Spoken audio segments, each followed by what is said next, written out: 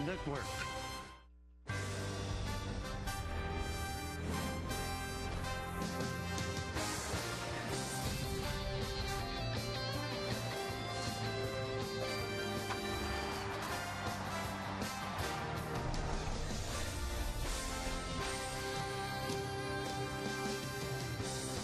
On a beautiful evening in New York City, a great day to go to the ballpark and catch some baseball. Maybe get a chance to see A.J. Burnett pitch tonight. Big crowd is expected, and when you walk into the stadium today, you were surprised. Some of the Yankees were greeting you. Ivan Nova said hello, and last night's starter and winner, Freddie Garcia, took some photos as well. And tonight, Kia Motors presents the Wednesday game of the week. It's the New York Yankees against the Kansas City Royals in the middle game of a three-game set from Yankee Stadium in the Bronx, New York.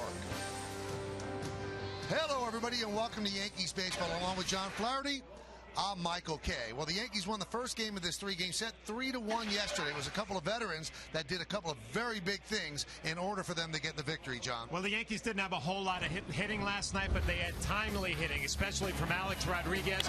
Gets a curveball with 2 strikes, just stays on and drives it right back up the middle. A couple RBIs, a couple of 2-out RBIs proved to be the difference in the ball game.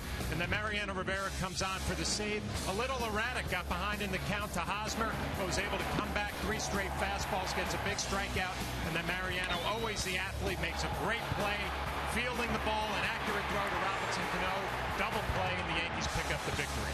The Yankees have been playing better of late. Check out the last 8 games and how we've split them up 4-4.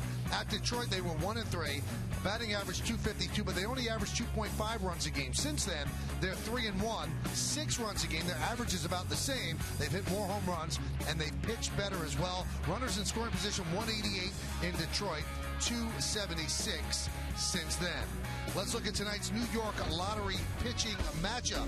Vin Mazzaro called up from AAA, 1-0, 4.97. He replaces Bruce Chen, who went on the DL. And A.J. Burnett will get the start for the Yankees, 4-2 with a 3.71 ERA. A.J. Burnett's done a good job so far this year. He also did a good job last time out against Detroit. We'll explore both when we return on segment 2 right here on Yes.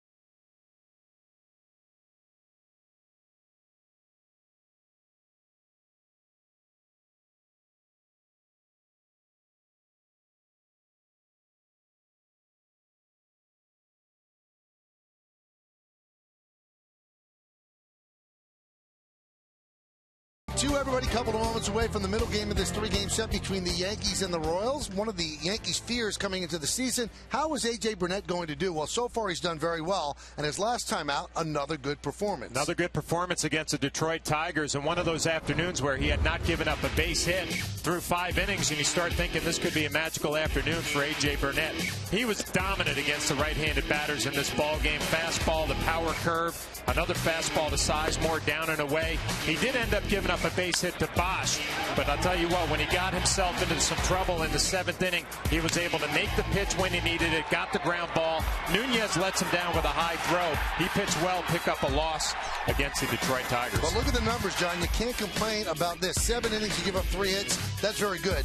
5 runs on his ledger, but only 2 of them were earned. Only 1 walk, 5 strikeouts, and he's only issued 1 walk in his last 13 innings. He threw 113 pitches against Detroit. Yankees won last night, but the Milkman delivered in his return to Yankee Stadium. He had a home run, but Alex Rodriguez had a bigger hit, a 2-run single.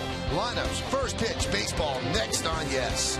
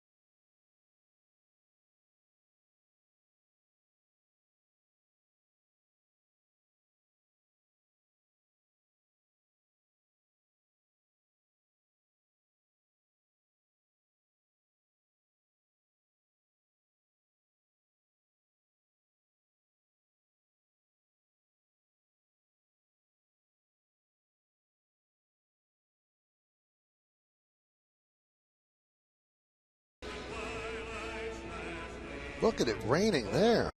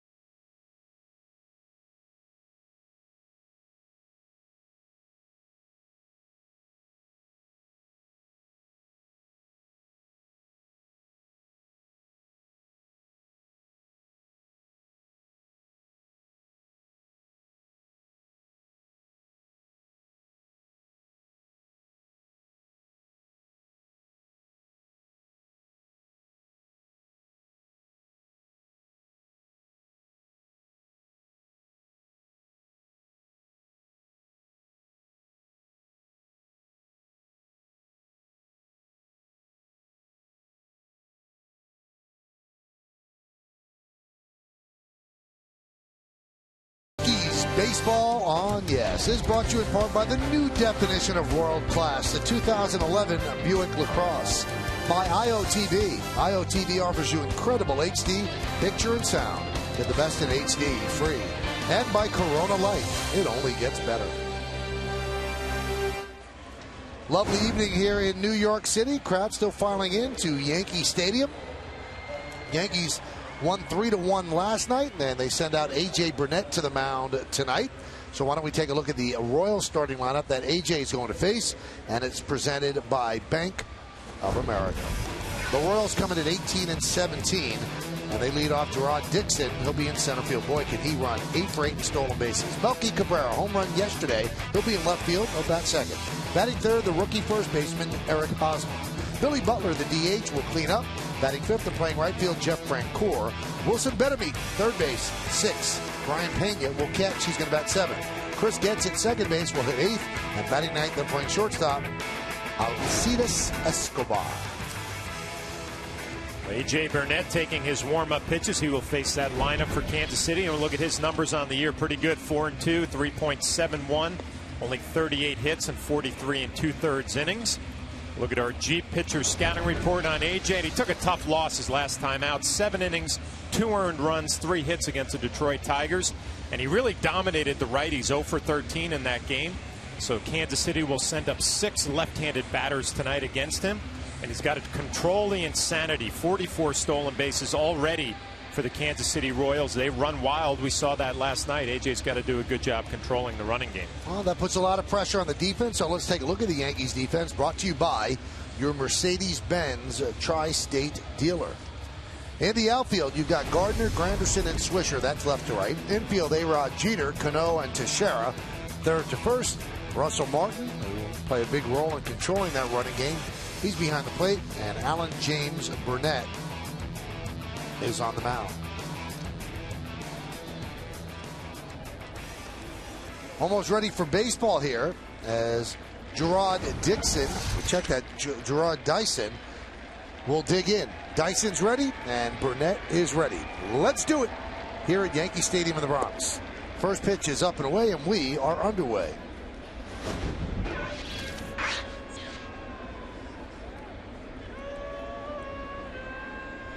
Dyson is almost the Royals' designated runner.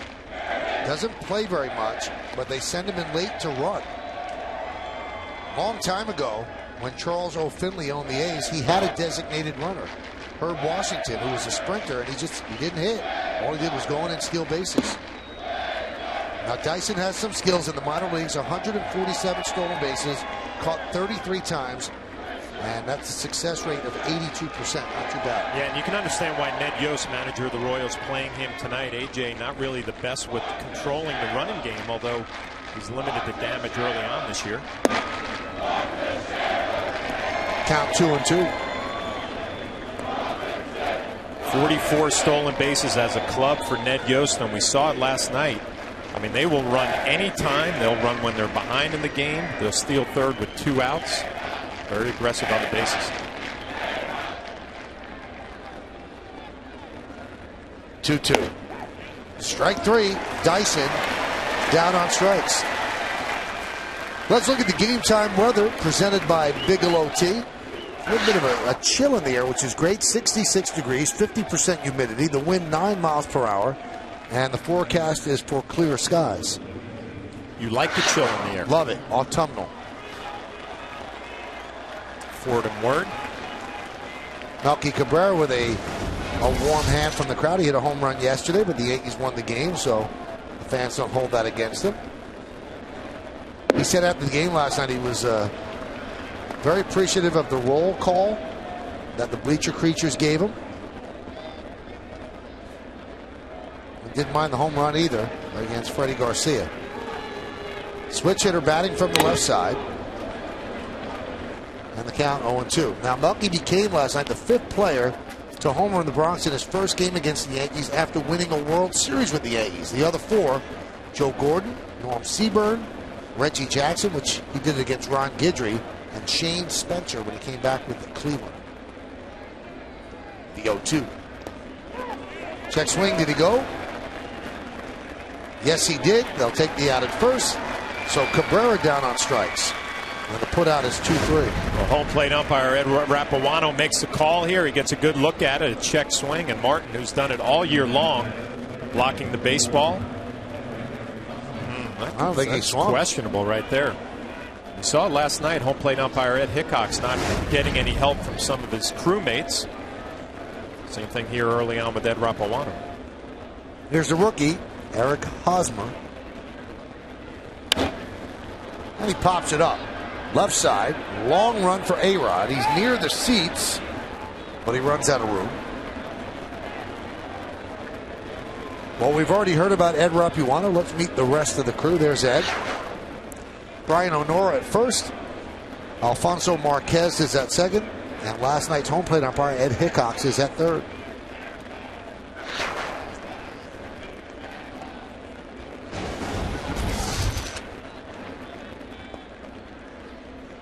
The 0-1.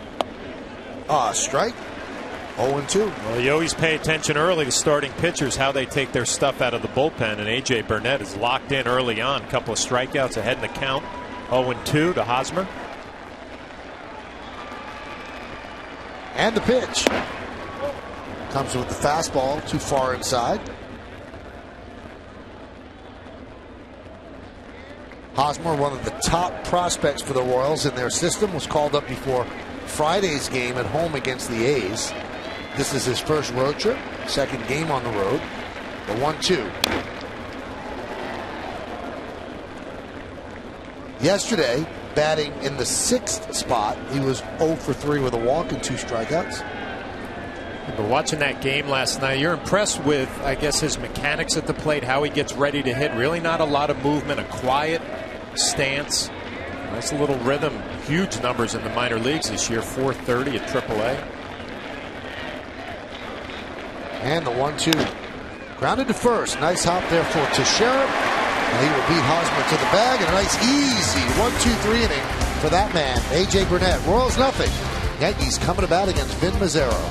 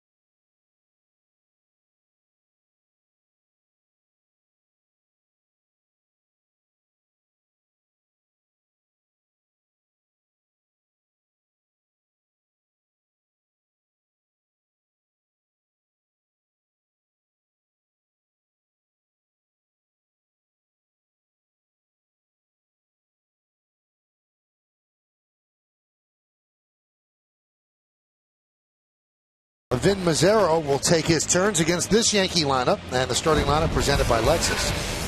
The captain, the shortstop, Derek Jeter, leads off. Batting second, playing center field, Curtis Granderson. Then it's Mark Teixeira at first, Alex Rodriguez at third, Robinson Cano, the second baseman. Nick Swisher is in right field batting sixth. The number 7 hitter, the DH, Jorge Posada. Then Russell Martin behind the plate, and Brett Gardner in left field batting ninth. The Yankees will face right-hander Vin Mazzaro, and we'll take a look at his minor league numbers for this year. Pitching at AAA Omaha, 1-0, 4.97, 31 hits and 25 1/3. And we'll take a look at our G pitcher scouting report. We remember Vin from the Oakland Athletics. He's going to be making his Royal debut tonight in a welcome home from Rutherford, New Jersey. And he's hoping the 4th time is a charm. He has faced the Yankees 3 times. It has not gone too well. 0-2 with a 9.69. He's hoping to reverse that trend tonight here in Yankee Stadium. Both of his losses at Yankee Stadium, 8 innings pitched, 15 runs, 13 earned, and 15 hits. And here's Derek Jeter. Jeter, 2 more hits last night. Takes a pitch outside.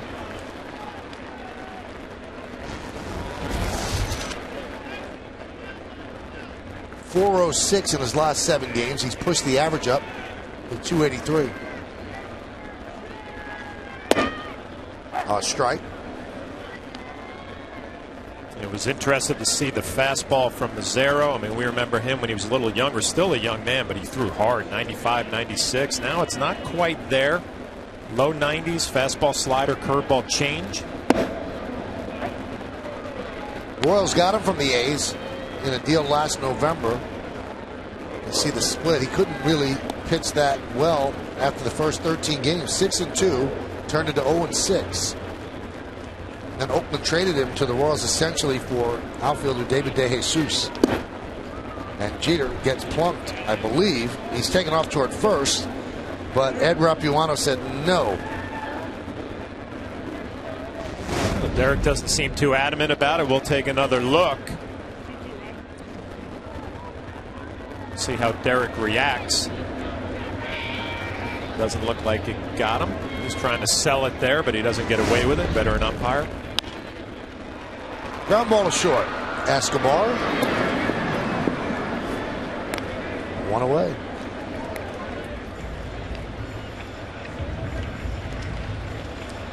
IOTV offers incredible HD picture and sound. Get the best in HD free. IOTV is the official HD service provider of Yankees baseball on Yes.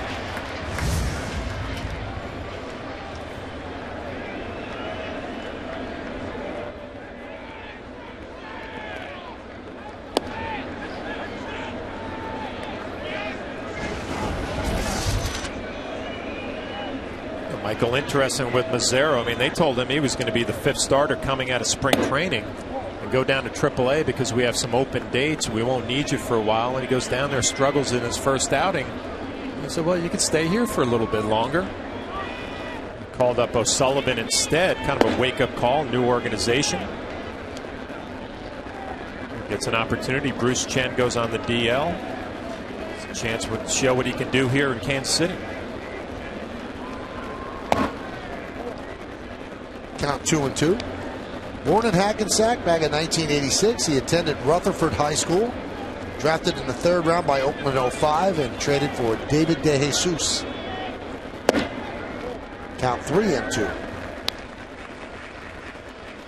Yeah, the velocity not quite what it used to be when he first burst on the scene, but he's got a little bit of movement now, a little two-seamer. Fouled away.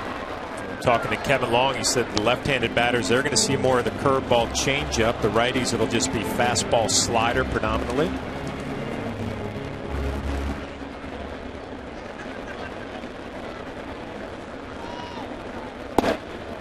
And Granderson works a walk.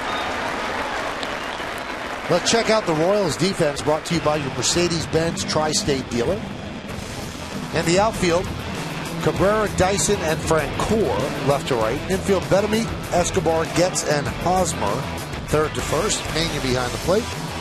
And Mazzaro's on the mound. Teixeira has good numbers against Mazzaro, 4 for 8 with 2 home runs. Pitch outside. John McEnroe at the ball game. It's an interesting Yankee hat, isn't it? Yeah, never seen that one before. This looks like a painter's hat from behind.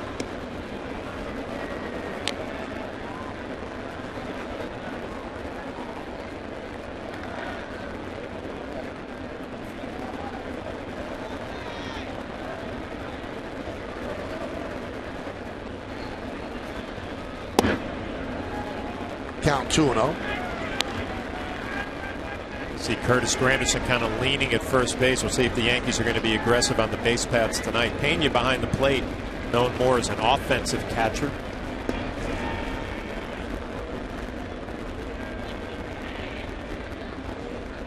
Runner goes.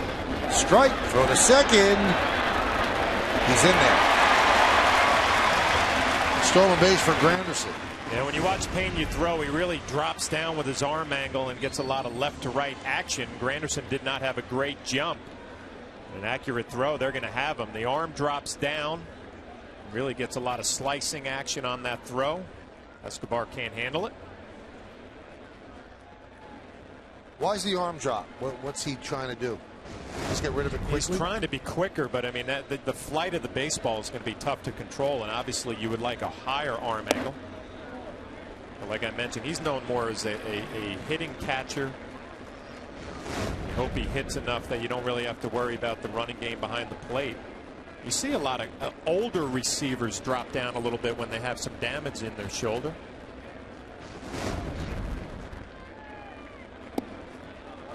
And Mark Teixeira works a walk, so 2 straight walks by Mazzaro, putting runners on first and second with 1 out for Alex Rodriguez.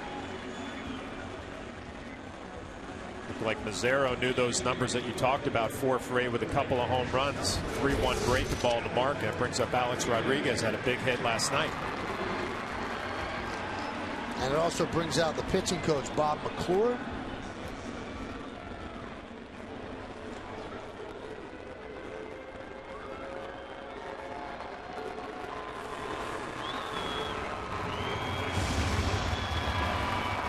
So Mazzaro in immediate trouble with a bout of wildness.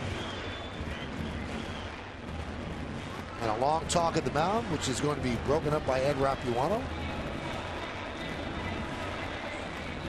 When you guys are in that conference at the mound, does somebody tell you, all right, he's coming, he's coming, he's coming? I mean, do you just make the umpire walk out there? No, you kind of feel him coming out there, right. You know, and obviously when you want to make a pitching change, you're not even going to acknowledge him because you want a little bit more time. I mean, early on in a game like this, you know you have to get your message across and get out of there. Alex, a big 2-run single that broke a 1-1 tie in yesterday's game. That was the difference in the game as the Yankees won 3-1. He has 7 hits in his last 26 at-bats.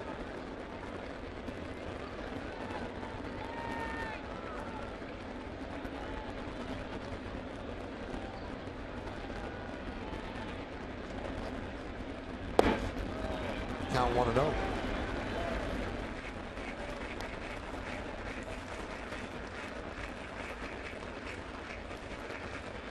Since April 24th, his last 15 games, he is struggling. 175 and 5 ribbies, 2 of them last night.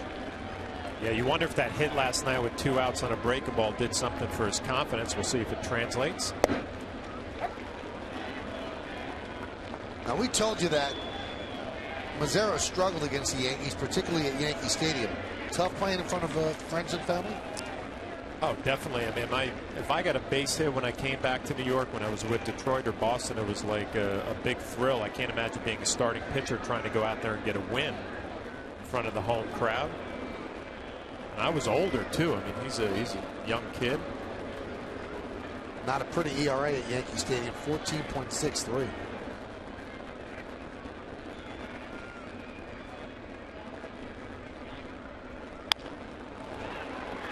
Punch the other way. And we heard Joe Girardi last night after the game on the postgame show saying, you know, Alex isn't really 100% there yet. And I think that swing right there is a good example. A slider that he had a good pitch to hit. And he was just a little bit quick, pulled off a little bit. It's usually a ball that he'll really drive the other way, but out in front and off the end of the bat. It's just not locked in.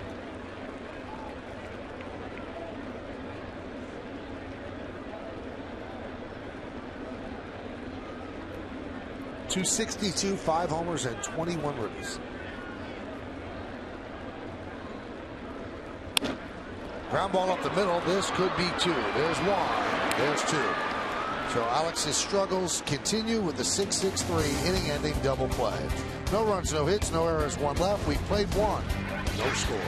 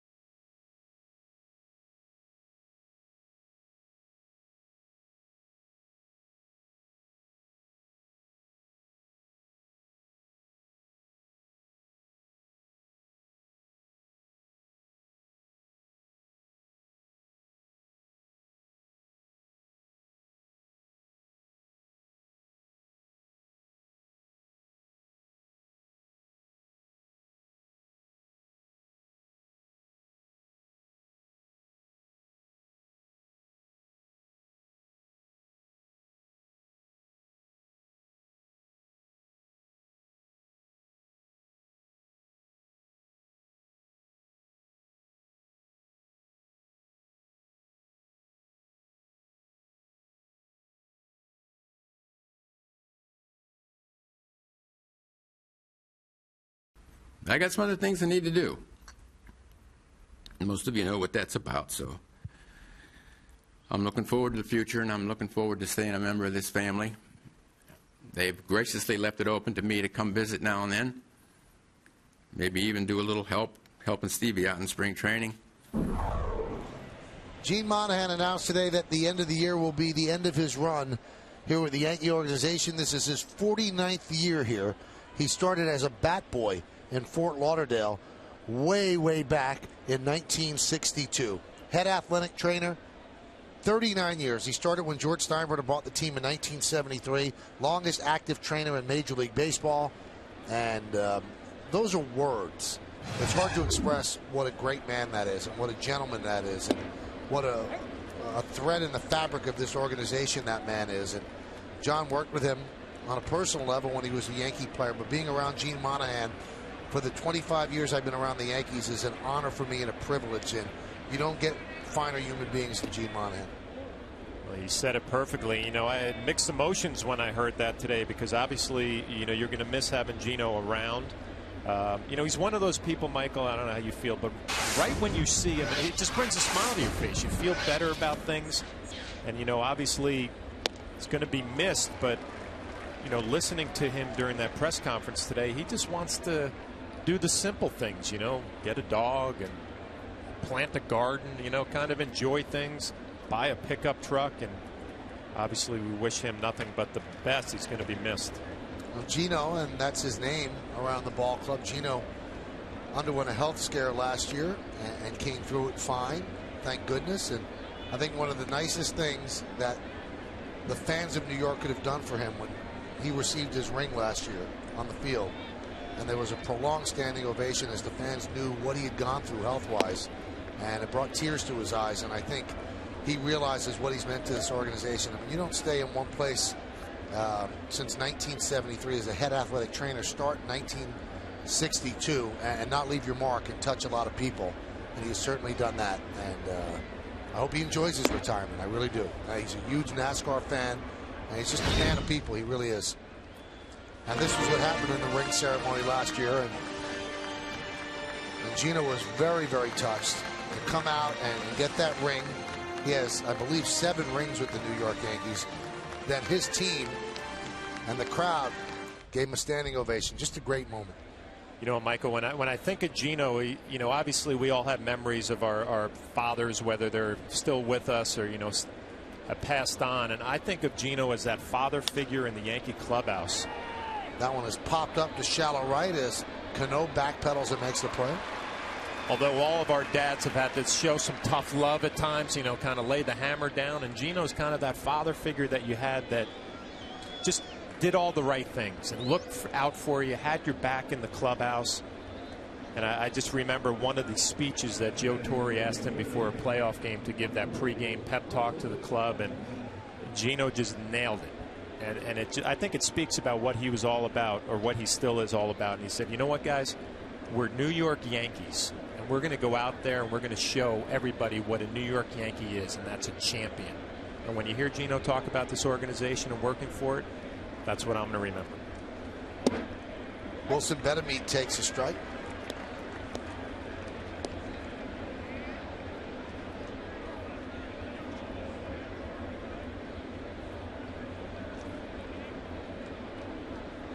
Betemit, a former Yankee. His run here was not what he thought it was going to be, but has since moved on. A valuable player off the bench. Takes outside. Butler walked, and Jeff Francoeur popped up to second. Yankees got him from the Dodgers for Scott Proctor. Over 2 seasons, 124 games, a .253 average, and then traded to the White Sox in the Nick Swisher deal. And Swisher helped the Yankees win a championship. He's a hitter who's always had plenty of power, a switch hitter, and gets himself into some fastball counts like he is right here. He becomes very dangerous. Kind of like Melky Cabrera last night. We noticed he's a little bit leaner. Betemit the same. Looks like he's in great shape and having a nice beginning to his season.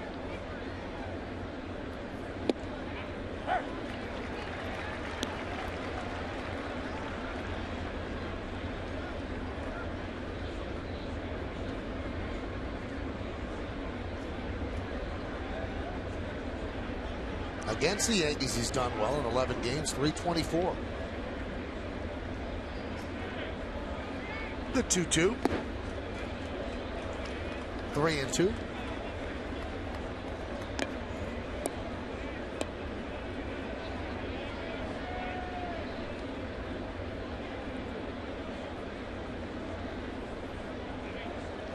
There's a team that likes to run. Will they send Billy Butler? Butler 3-2 and 1 out.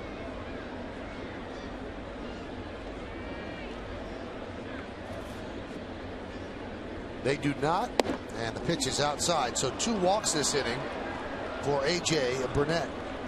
It's time for the Toyota text poll. Tonight's question is, which of these moments do you think was the biggest in last night's game? The choices are A-Rod's 2-run single, Robertson's bases loaded escape. That was in the 7th. Jabba's 1-2-3 8th. Or Moe's game-ending double play. You can text your vote to 58772. Standard text messaging rates apply. All big plays in that ball game last night. I think the one that impressed me the most was Jabba's performance. I was just thinking Jabba probably, he almost made it look easy. He was so dominant in the 8th inning, and looks like Soriano's going to get a few days off, so Jabba's going to play a big part. If you missed our pregame show, Soriano had an MRI, showed some inflammation, but the Yankees were saying it was a good result. They're going to shut him down tonight, probably tomorrow. Hopefully he'll be ready for the Red Sox series on Friday.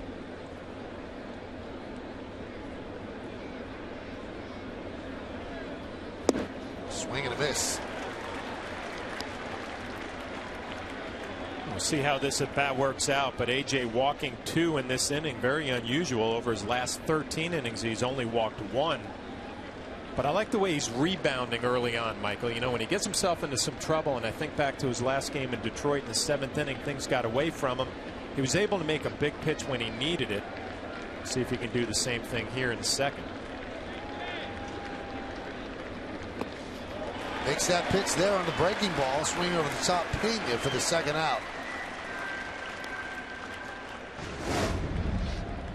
A good power curveball, and again, you have to have a lot of confidence in your catcher that he's going to block it. Russell Martin's been doing it all year. Pena swings right over the top. AJ has a nice rebound at bat.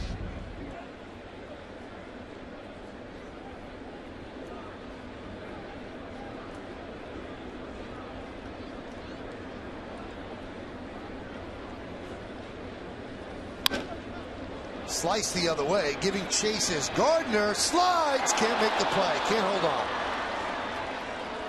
Boy, he eats up a lot of ground with those strides, but could not hold on. Yeah, Brett's going to be disappointed because he did everything right on this play. A nice angle, the nice slide before the wall, and he just can't keep it in his glove. You're right, Michael, covering a lot of ground with a nice catch.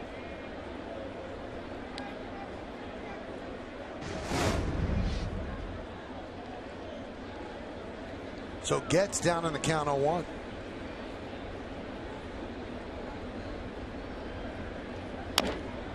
Nubbed in front of the plate. Martin. They make the out. A nice stretch by Teixeira, who might have gotten clipped by Getz on the way by. So the 2 walks do not hurt A.J. Burnett, but Getz kind of hurts Mark Teixeira.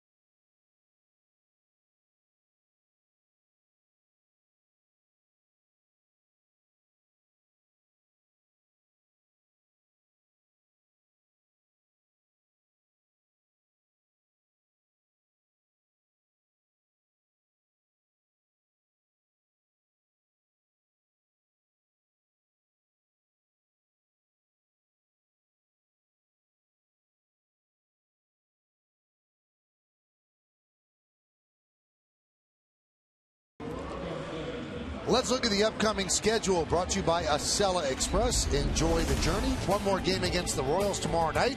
Then the Red Sox are in town Friday on Yes. Then Saturday on Fox. It's a night game. Sunday also a night game on ESPN. But we want to remind you, after those games on Saturday and Sunday, Yankees extra innings. Boom. right after the game, right on Yes. Wall-to-wall coverage. Yankees, Red Sox, all 3 games. And the Yankees hit the road. 2 in Tampa, 2 in Baltimore. And then back for the Mets. Oh, yeah, it's getting fun. Cano wraps one to right field. It's a base hit. It'll go one hop up against the wall. And Francoeur comes up throwing as Cano picks up a single. Robinson Cano aggressive on that first pitch. It looked like a little slider, maybe a curveball down. A little bit off balance last night, but a nice swing there under control and just drills it into right field. Jeff Francoeur, one of the best throwing arms in baseball in right field. You better be sure you can get there. Robinson Cano was not. He stayed at first.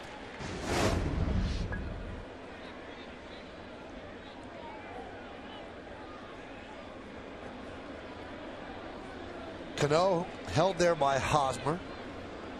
And here's Swisher. 1-0.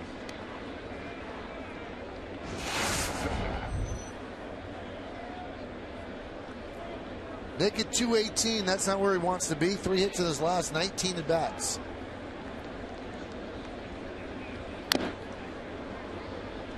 One and one.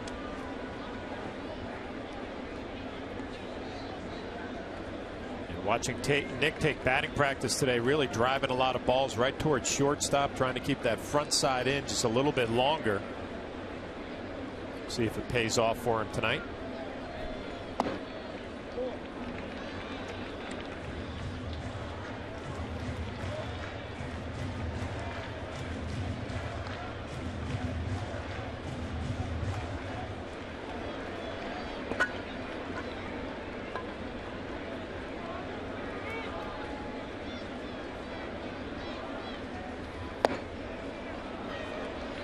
Yankees have a picture of Nick Swisher up on the scoreboard. I've never seen Nick Swisher without a huge smile on his face. That had to be taken about 7 in the morning after he woke up. That's a very serious Nick Swisher. Well, that's what they put when you're hitting 218. He's not happy, so that's the picture they're going to put up there. Once it gets to respectability, you'll see the big smile. So they changed the picture according to the average. I didn't realize that. The 2-2. Oh, no, that's a smile. He picks up a single, 2 in a row against Mazzaro. Yankees first and second, nobody out. Well, follow the Yankees with the MLB.com at Bat 11 app for your iPhone, iPad, Android, or BlackBerry. Get live audio, pitch-by-pitch tracking, video highlights, and more. Text @BAT to 31826 or visit Yankees.com for details.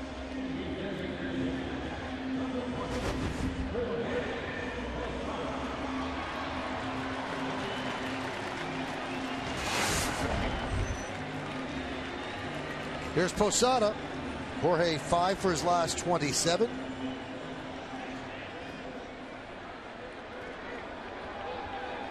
And on the scoreboard, they definitely have a 147 picture for him. He is not happy up there, and he has not been happy of late.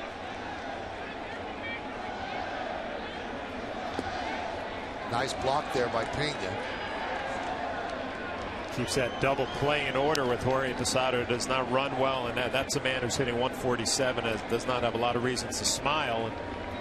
And yesterday Jorge was talking that first at bat of every ball game as a DH is just huge for him from a mental standpoint. You can have a good at bat, maybe get a base hit, carries over for the rest of the night.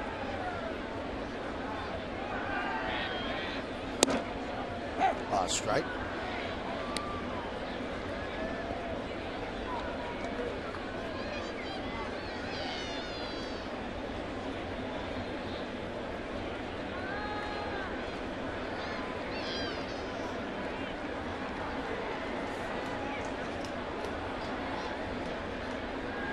The 1-1.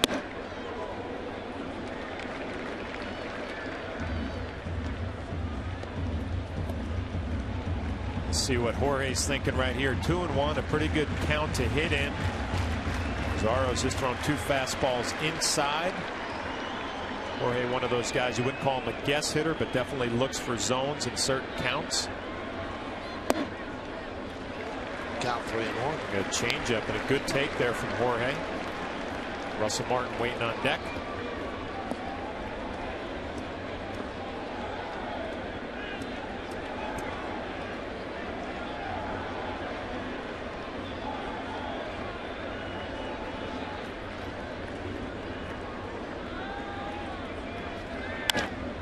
Grounded through for a base hit. Cano rounds third. He's coming home. Here's the throw. Here's the play. He's safe. Got the hand in. An RBI single for Posada. Yankees on the board, 1-0. Well, an RBI base hit for Jorge Posada, but you give Robbie Thompson, the third base coach, some credit. We talked about Frank Cora, what a strong throwing arm he has. Jorge gets on top of a fastball, hits it into right field, and this was going to be a bang-bang play and a pretty good throw.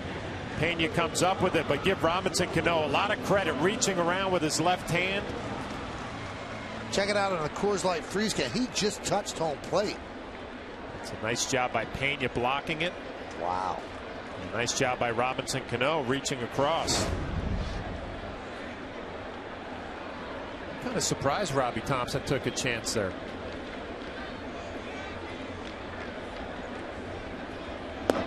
Frank Cora actually leads baseball with 85 assists since 05, so they tested him, and he made a very good throw. Made a great throw. Pena does a nice job blocking the plate. You just have to give Robinson Cano a lot of credit, and Ed Rapuano behind the plate making the call. He was all over it.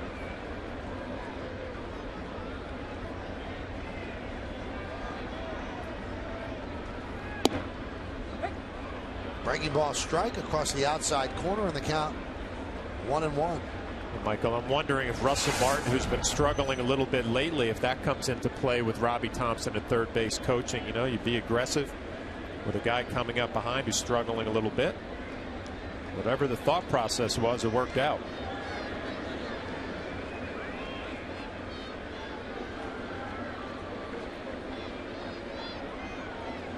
Russell's have been in a little bit of a slide lately. First 17 games, owning it. The last 12, he struggled.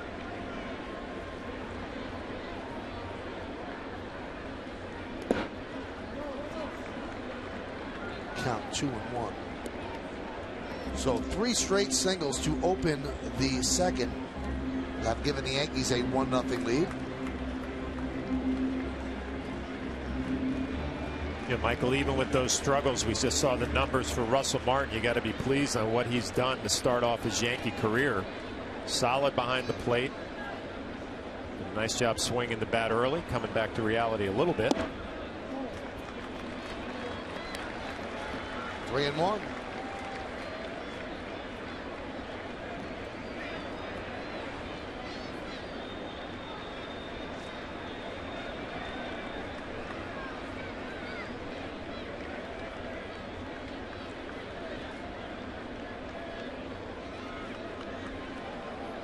And the pitch. Popped up, right field. Frank Cora there. And Swisher just draws the throw, and Frank Cora threw behind him. Well, he's got some arm. And Swisher got back just in time. Frank Cora settles underneath, and he's going to show off that throwing arm. And Nick Swisher, you're taught to fake the tag up at second, but gets right there. Tries to apply the tag, doesn't get away with it.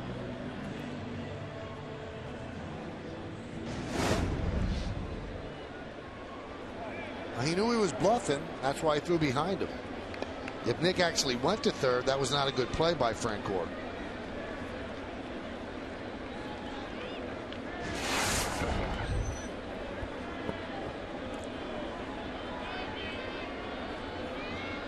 Brett Gardner, 14 for his last 31. His average slowly creeping up to 39 now.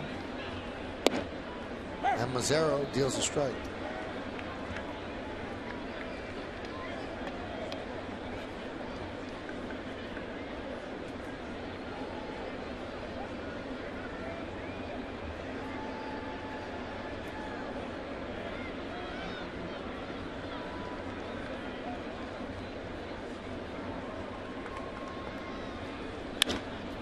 Served into left center field.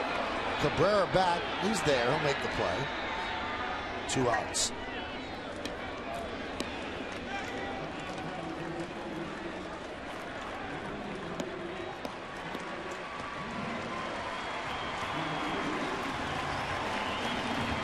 Now Mazzaro has to deal with Derek Jeter.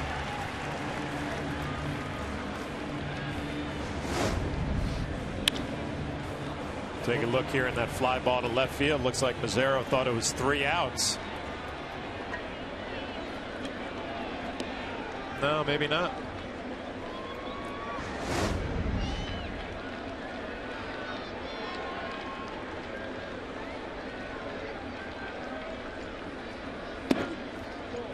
Pena getting a workout back there. You think back to last night's ball game. Derek Jeter got a big 2-out hit. It was backhand by Pena. Alex Rodriguez a big 2-out hit, 2 RBIs. Derek finds him in the same situation here in the second inning.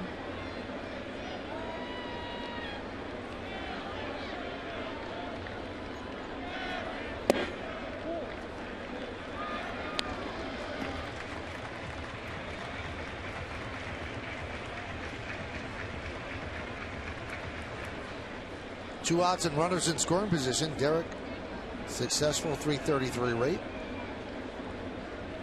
Swisher at second. Posada is at first.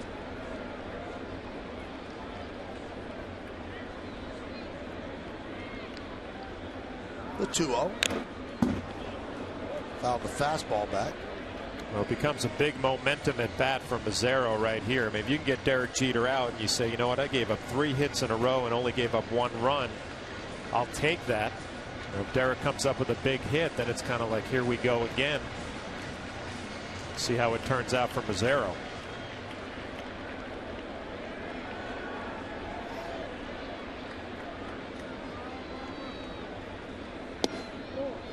Missed outside.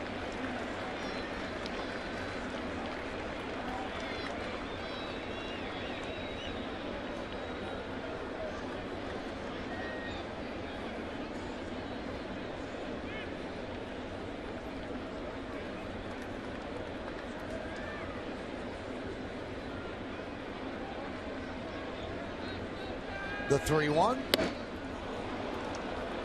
3-2. Well, that's going to release the runners. 3-2 with 2 outs. Well, you can see some movement on this fastball. It starts middle and then runs in on the hands of Derek Jeter, and a good look on Yesmo.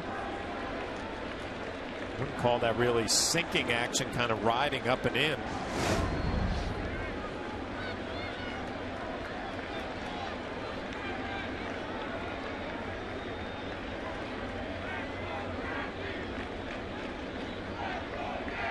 Runners go. Foul back.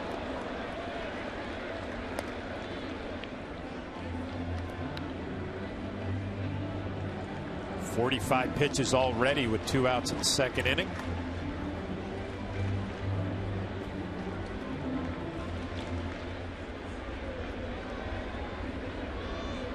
.21 in the first, so 24 here in the second.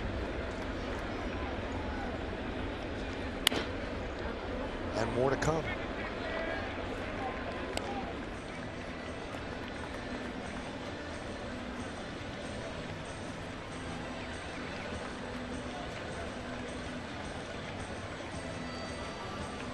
Wind is blowing straight in. See the flags over the grandstand in left field and the ones out over the bleachers in left.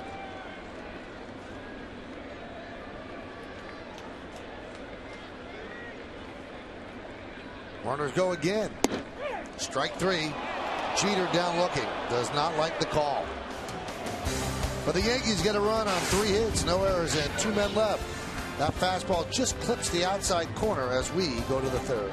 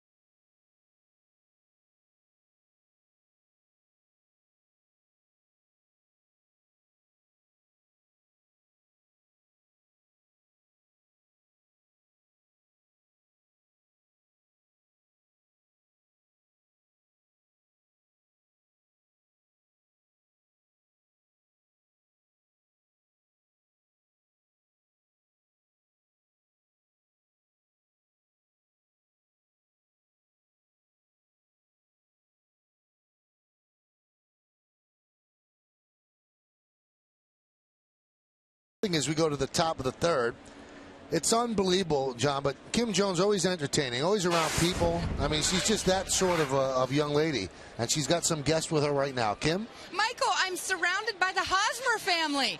The family and friends of Eric Hosmer, first baseman for the Royals and 21-year-old. His brother, Mikey, next to me, and cousin Jay on Mikey's lap. And, Mikey, how proud are you as you watch your brother as he in his 5th day as a major leaguer?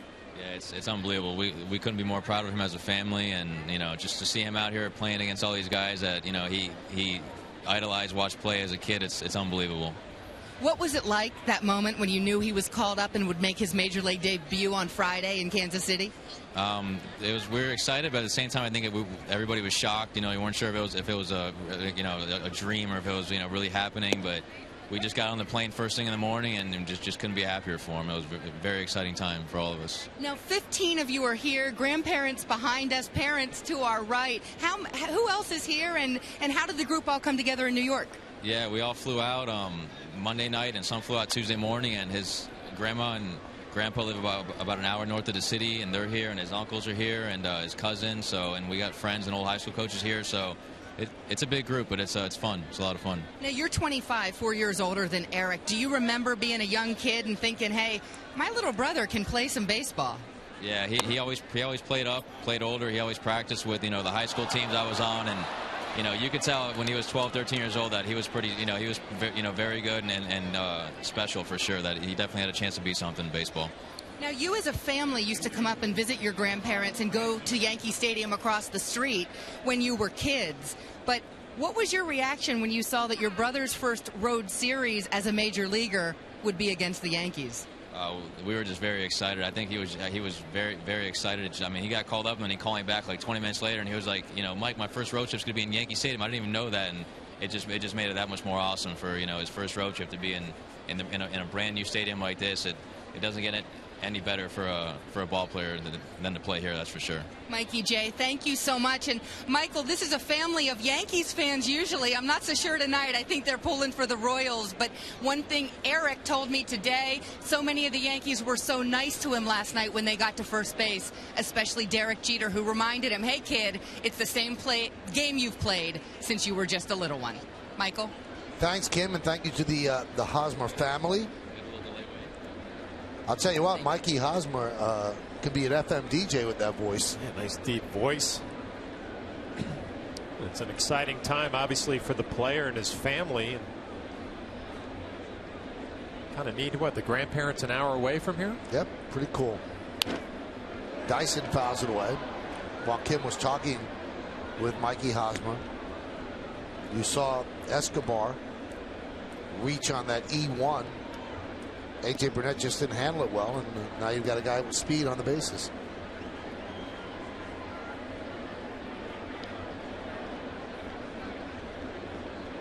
There's Eric Hosmer.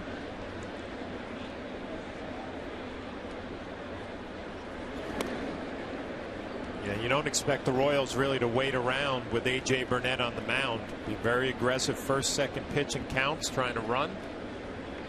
Hit and run. Well, we've seen it all last night in the game against Kansas City.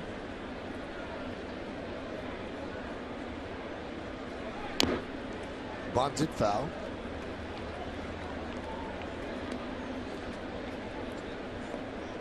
Dyson with that 176 batting average. You can see base stealers successful 15 out of the last 16, which goes back to last season as well. So some pressure on Russell Martin behind the plate. Pressure on A.J. to keep the runners close.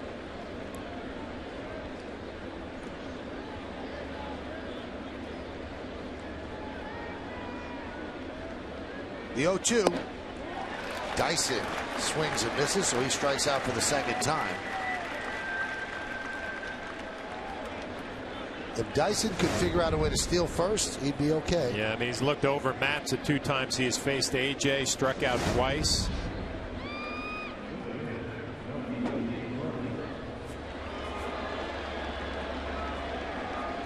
So runner remains at first with 1 out.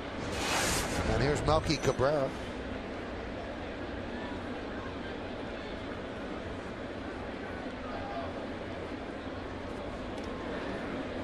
would like to take this time to offer condolences to the family of Bill Gallo. Most of us grew up with Bill Gallo. He was part of our mornings. We'd pick up the Daily News, and Bill Gallo's cartoon would pretty much summarize the important story of the previous day. Some writers spend 1,000 words trying to articulate what went on. Bill Gallo could do it in one picture, and he was amazing. The way he could encapsulate an entire event with just a beautiful stroke of his brush. And he wasn't mean-spirited. He got his point across, and he got it across in a classy and dignified way. And I had the opportunity to work with Bill Gallo when I was at the Daily News, and you could not meet a nicer, more dignified man. And everybody loved him. Athletes that he covered and wrote about, they would come by and visit him. You could walk by his office at the Daily News, and Joe DiMaggio would be sitting there. Wow. And that's the kind of power of Bill Gallo. But never would he flaunt his fame or the fact that he was so important to that newspaper. He started there in 1940. He walked into the news building on 42nd and 2nd and has been a fixture ever since. He started being the main cartoonist in 1960. And again, he's been part of our lives growing up. And he passed away last night at the age of 88. A great man who served his country in the Pacific Rim during World War II. And just a joy to be around, and he is going to be greatly missed by this city because he was able to bring everything right to that page in the paper and do it with his style and grace. Just amazing man, and he's going to be missed. High fly ball to Granderson for the second out. Yankees managing general partner Hal Steinbrenner released this statement on the passing of Bill Gallo. Through his work as a cartoonist and columnist, Bill Gallo was the voice of generations of New Yorkers. My father was a frequent subject of his work, and he had tremendous respect for Bill's talents. My family and the entire Yankees organization offers our condolences to his wife Dolores and the Gallo family.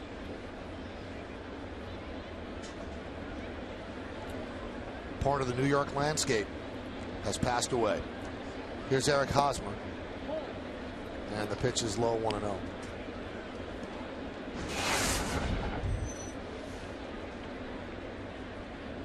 Did Bill ever draw a picture of you, John? No. No? No. I mean, I was just like you. I mean, you getting to meet him and work with him, obviously a big treat. I just was pick up that paper every morning and flip through it and saw his illustrations and what was on his mind.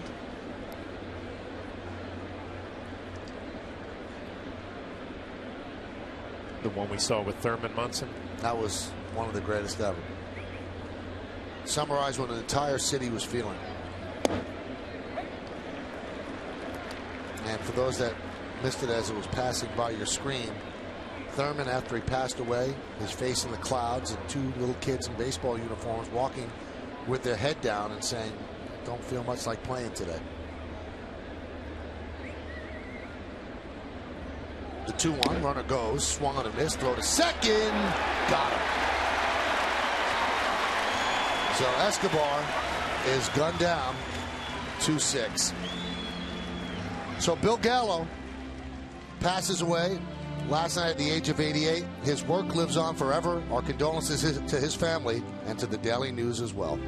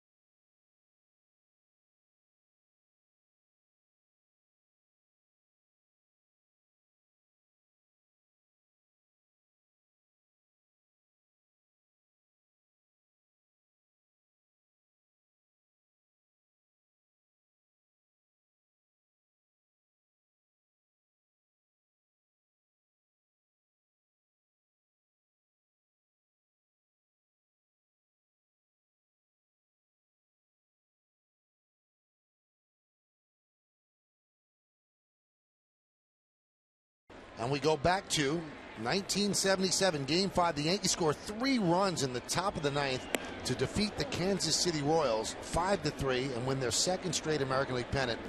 And back in the late 70s, the Yankees and the Royals were unbelievable rivals, and the Yankees always seemed to come out on top and head to the World Series. But in 76, 77, and 78, classic matchups. Well, what's the highlight I'm thinking about when Willie Randolph got taken out at second base? Was that Hal McRae? Yep. Wow.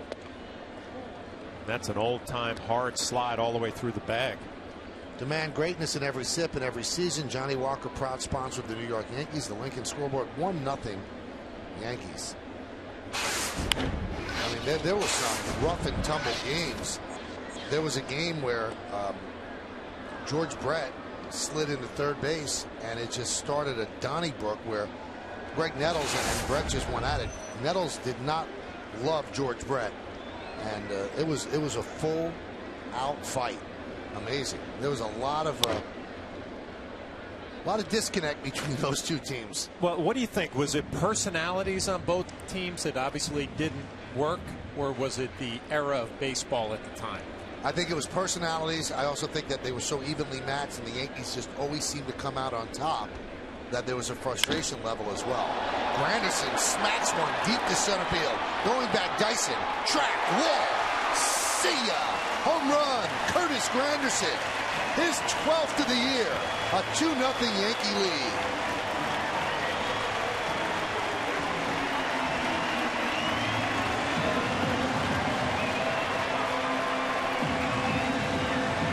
Home runs for Curtis Granderson. We're used to seeing Curtis hit a lot of balls in the right field seats, and he hits this one pretty much dead center, a little opposite field. Dyson turned around, did not have a play. Actually came back on the field. I think Curtis was a little confused on whether it was a home run. It's impressive going opposite of center field. 12th home run of the year.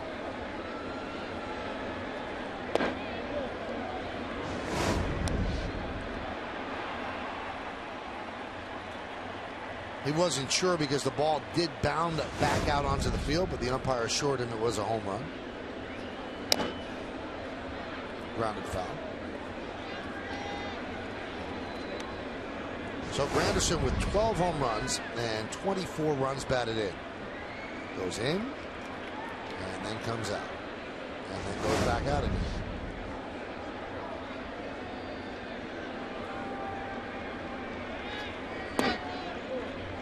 So 2-0 Yankees here in the bottom of the 3rd inning. How about that? Curtis Granderson leads the majors with 12 home runs. As Mark Teixeira works a walk.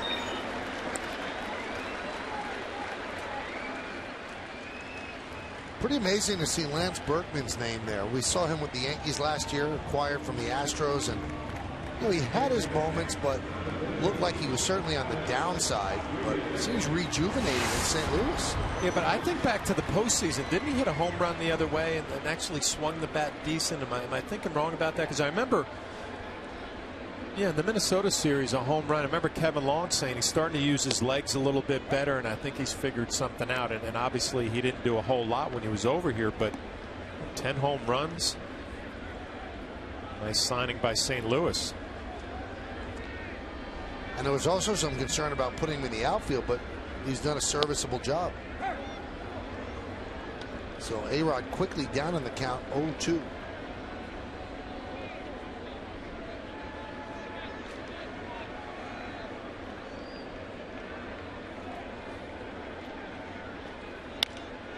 Fouled away.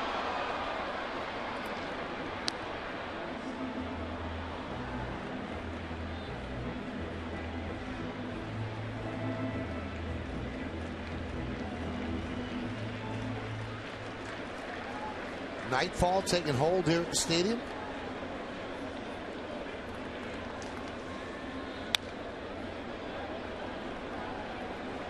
And A-Rod battling.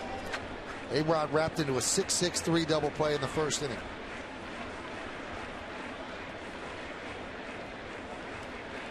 Royals have their bullpen going. Nathan Adcock, a right-hander, is throwing.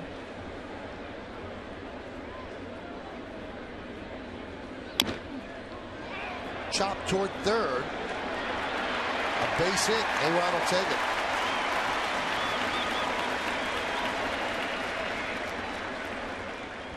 Well, just a nice little infield chopper to keep you going if you're Alex Rodriguez. Right off the plate.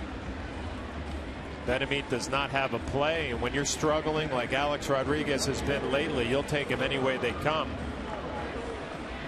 Pretty good sinker down in the zone. Alex just rolls right over the top of it. It's a line drive in the box score tomorrow afternoon.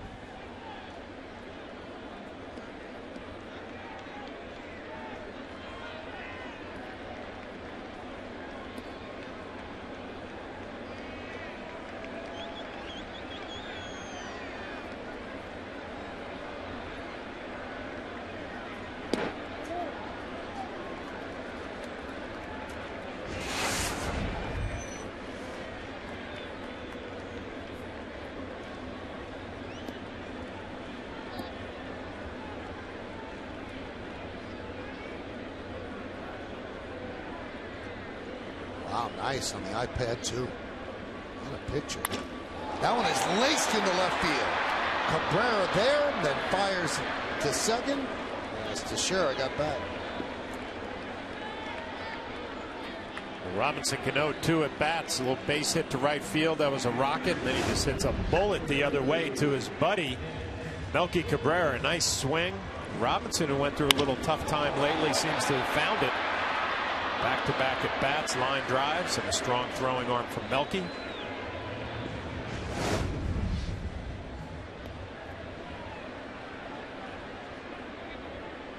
Oh, they got a little smile for Nick after his base hit in the second inning. It's a little smile. Now, if he picks up another one, maybe a home run, it'll be a bigger one next time.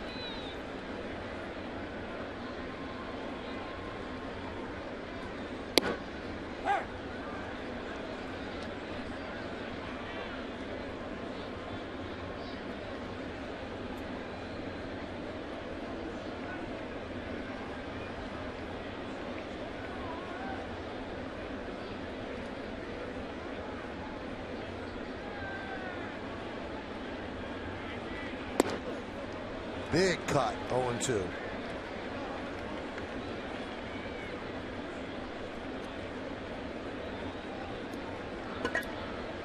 It's a lot like his first at bat. Nick took a bad swing, was kind of shaking his head, and then he kind of shortened up with 2 strikes, was able to pick up a base hit.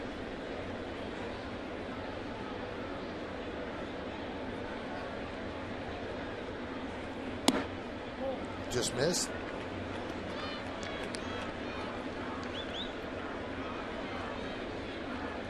Now they got him smiling bigger. I don't know if he should be smiling that much at 1-2, maybe 2-1.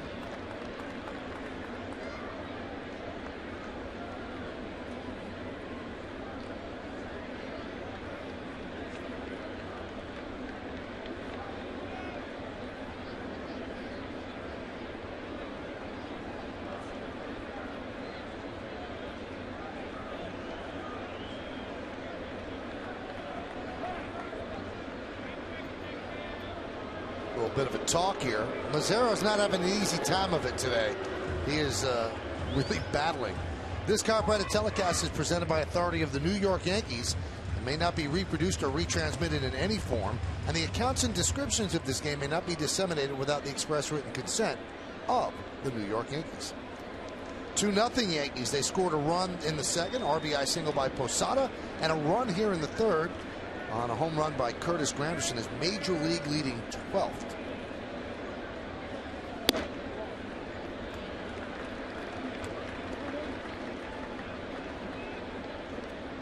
I don't know what they're doing at the scoreboard, but I'm telling you, the grin is getting bigger. It's actually spooky right now. Now it's back. Now it's back to. Let's see if they make it. Come on, make it smile again. They got to be listening.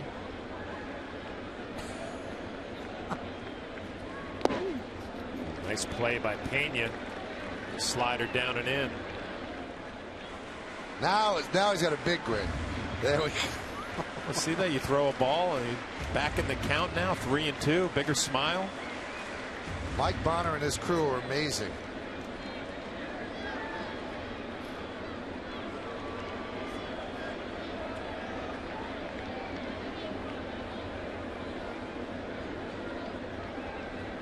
And the 3-2. High pop-up. Shallow right. Gets is there, and he'll put it away for the second out. Smile's gone. In real life, too.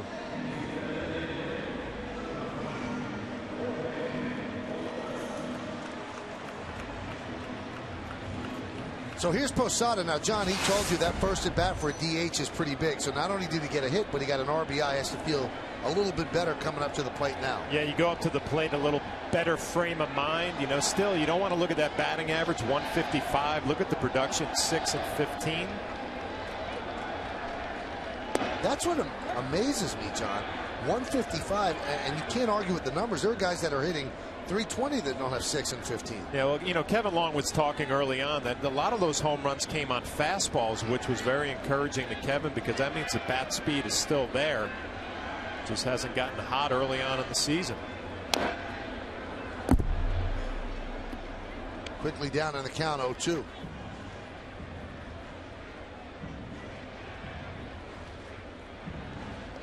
Nate Adcock continues to throw.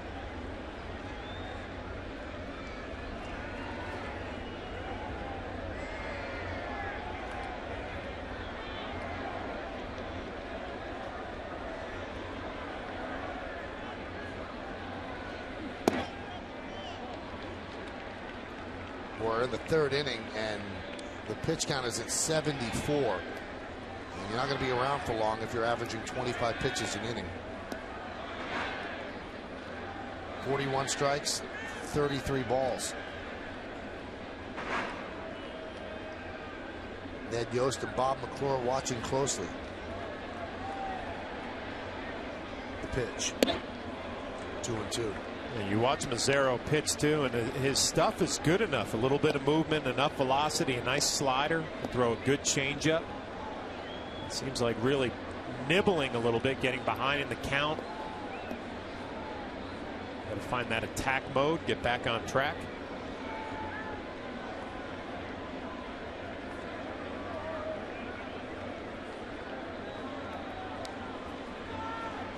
The pitch. Just missed, so that's going to release the runners. 3-2 with 2 outs. Great numbers against Mazzaro, 5 for 9. We'll see what Mazzaro does here. He threw him a 2-2 backdoor slider. You'd expect him to throw at 3-2. Mentioned earlier, Jorge, a hitter who will sit on a pitch in a zone. See if he's looking for an off-speed pitch. Where it goes, and a walk. That's going to load the bases. Fourth walk issued by Mazzaro. And McClure jogs out. As Mazzaro will face Martin.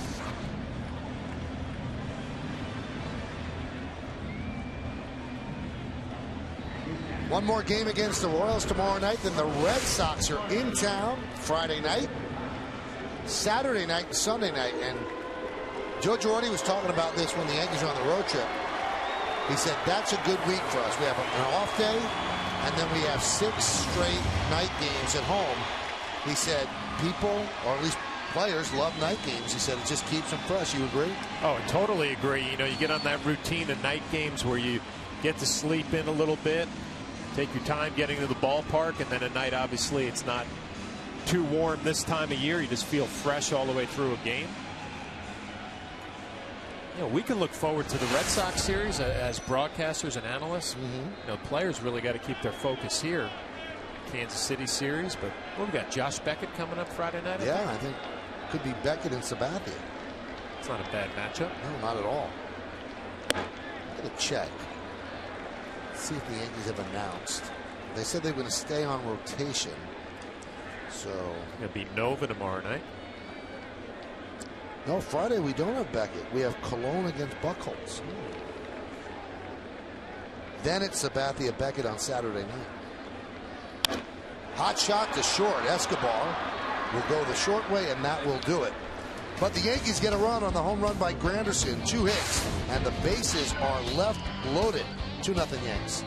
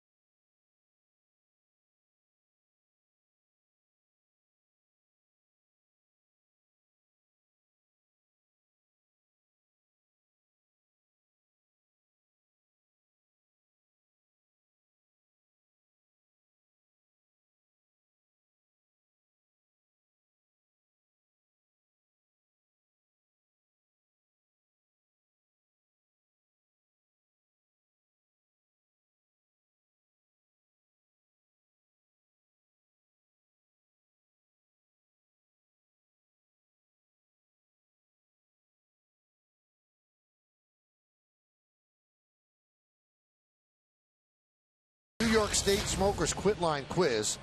George Brett won 3 of the 4 Royals batting titles. Who won the other? I know the answer to this. I actually know it. You know the other 3? No, he won 3. He won 3 or 4. You know the other 1. Yeah, in the ballpark right now. Ooh, that. I'm thinking of 2 names then.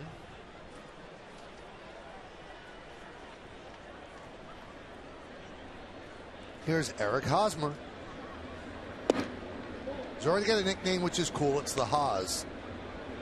I like that. I like it because it just reminds me of how to say his last name, Hosmer.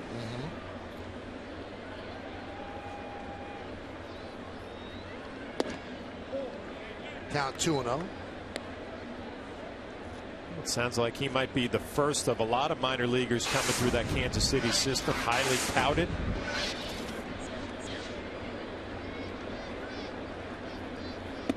I was talking to Jeff Francoeur today, and he said Hosmer obviously is really good. Moustakas down there at third baseman. He said, but wait till you see the pitchers they have come up. He said those are the guys that are really going to change this franchise. One of them's name is Mike Montgomery. There used to be another Mike Montgomery that pitched as a reliever for the Royals, but they really like him. They have a couple of lefties coming up, and that's what a smaller market, low payroll team has to do. You have to produce your own pitchers, so you have no chance. I guess they're kind of in an interesting dilemma now. I mean, playing pretty good baseball, 1 game over 500 coming into this game tonight. No rush to bring the kids up from the minor leagues, let them develop. That one is drilled deep to right field. There it goes. See ya. A long home run for Eric Hosmer. That's his family. His first big league home run. And the first run on the board for the Royals. Yankees now lead 2-1. And he's going to get the ball as it was thrown back to the field. And they throw the ball into the dugout. Does Robinson Cano. Well, he hit .430 in AAA before being called up. I think he had 3 home runs, and they say he's more of a gap hitter, line drive hitter. Well, he gets some backspin on this fly ball, and it goes deep into right field. First career home run for the Haas. Billy Butler hits one deep to center. Going back, Granderson on the run. He makes the play. Granderson covering a lot of ground. Hauls it in on the warning track.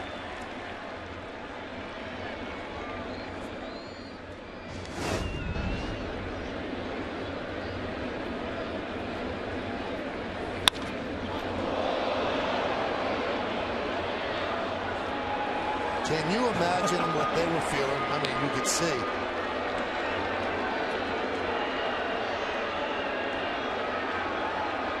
That's a once-in-a-lifetime moment. Here's Jeff Francoeur. Now they're watching it.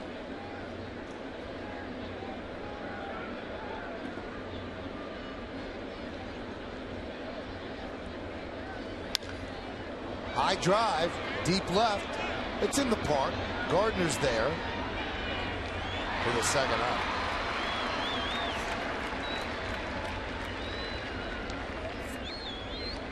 You always remember that first home run, second deck, Yankee Stadium. And he got the ball back.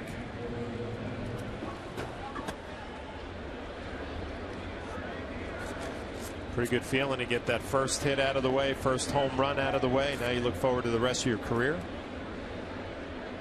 Took me 2.5 years to hit my first home run. Did you get the ball back? Not sad. 2.5 years. You're a big league player. Nothing sad about it. Hot shot, foul ball. Did you get the ball back? I did. It was, I was a Tiger player when I hit it off of Pat Hankins, so a brand name. Brand name, Cy Young winner. But lucky enough to hit it at the old Tiger Stadium, so they were able to get the ball back for me. Proudly displayed in the bar in the basement. May 20th, 1995, so we're coming up on the anniversary. It's not good when you get called up in '92. Fly ball deep right, going back. Swisher on the track. He'll make the play right in front of the wall. Boy, 4 well-hit balls here in the 4th inning. But the best was up the bat of the Haas. A 3-2 pitch with the family watching.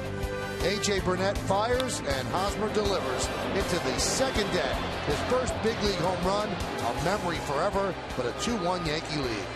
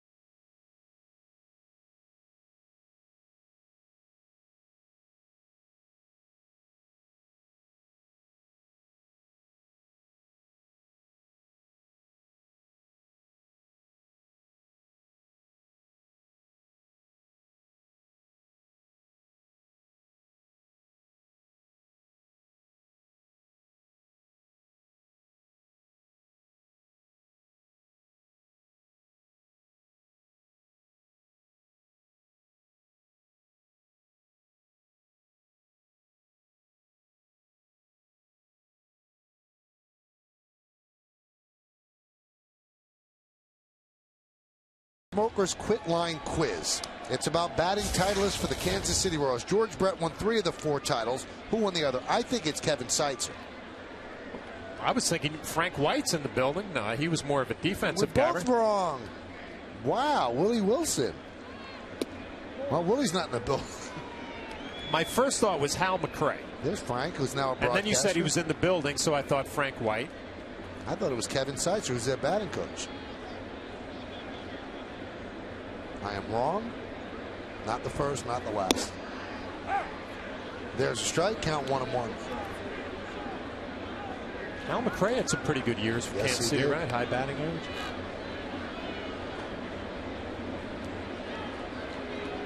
Willie Randolph, not a fan. Oh, no? Oh, took him into left field on a slide in the playoffs. Well, you know, you wonder, though, if you thought it was a clean play. I mean, obviously the slide was late. I think they changed the rules because of that. You can't go instead. You can't do roll blocks like that. No, the Yankees were very upset with that. So was Willie. The 2-1. I asked you that question a couple innings ago about personalities on ball clubs because, you know, I remember the 2003-2004 Red Sox Yankees with Kevin Millar and the Cowboy Up and Curt Schilling. All those things. There was a lot of personalities that just did not get along between those two teams. I'm sure the same way with Kansas City and the Yankees back then.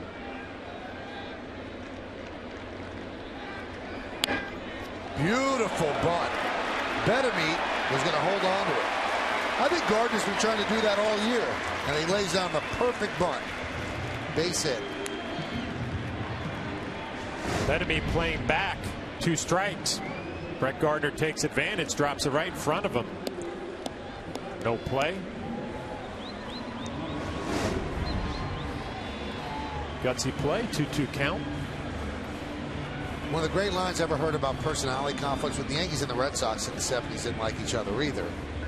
And one of the, I think Bunky was telling me, Nettles didn't like Lee. Munson didn't like Fisk, right? And everybody hated Lou. Lou being Lou Piniella, and Lou was a former Royal, and it was one of the great deals that the Yankee organization ever made. They got Lou Piniella from the Royals for a pretty good relief pitcher named Lindy McDaniel, and Lou Piniella became such an important part of those championship teams in this organization as a GM, a broadcaster, a manager. Jeter shows bunt. 1-0.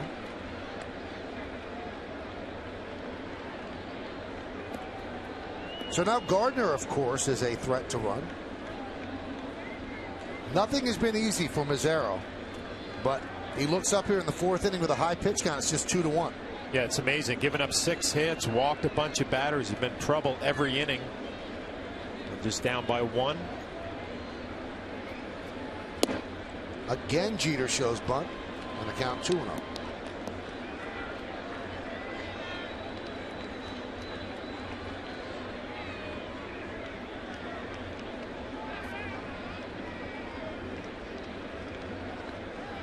Mazzaro quick to the plate as well. Brett Gardner not being able to get a good jump.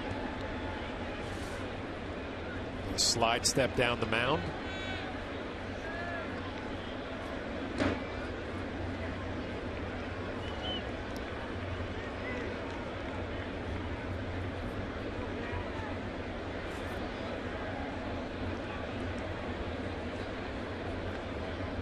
I like the gun half in, half out look.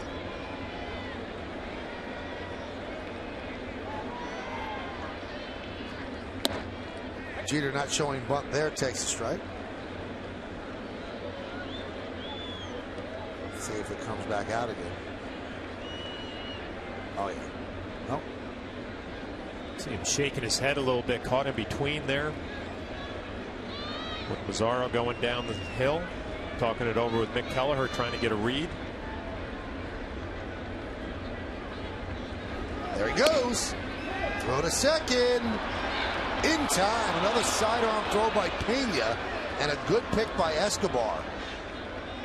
Well, you give Escobar some credit, you give Mazzaro some credit because he is quick to home plate. Gives Pena some time to make his sidearm throw. You see, it's not a great jump, but Mazzaro's so quick. Pena has a little time. Escobar, a nice pick and a tag.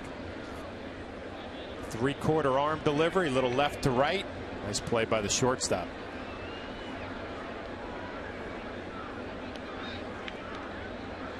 Good call by the second base umpire, Alfonso Marquez.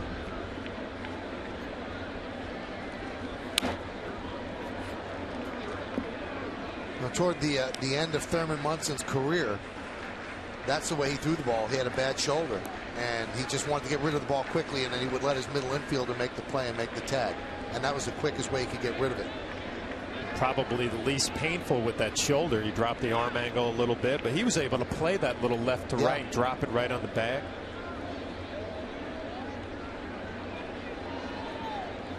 Three-two. Chop toward short. Escobar gets Jeter for the second out.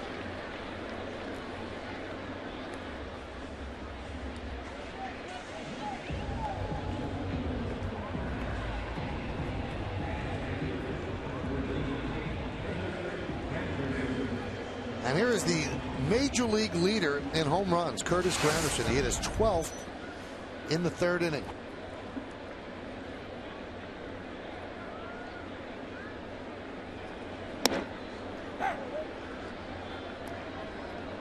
It's amazing how that change that Kevin Long made last year, really eliminating a lot of the movement, keeping 2 hands on the back, has simplified the swing for Curtis. I don't know if we all thought it would roll over into this year. I mean, 12 home runs, leading the major leagues.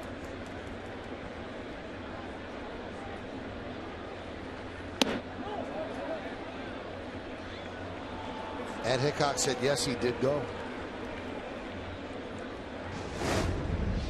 Get another look from the side. Again, borderline.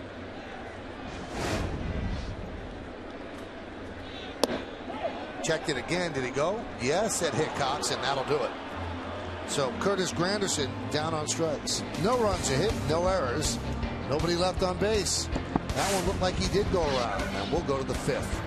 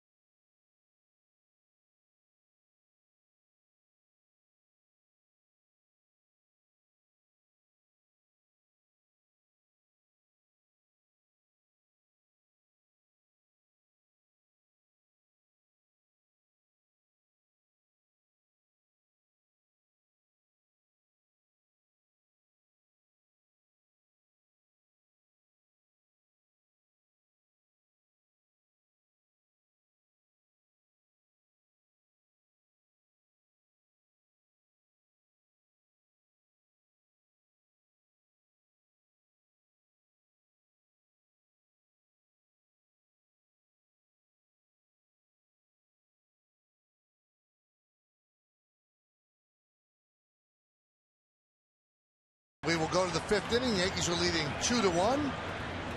Right here on the Kia scoreboard. Yankees have had their opportunities, as John said. 4 walks, 6 hits, just 2 runs, 2 6-1, leading 1-1-0. Bottom of the order for AJ, starting with Pena. Pena gets, and Escobar fouled away.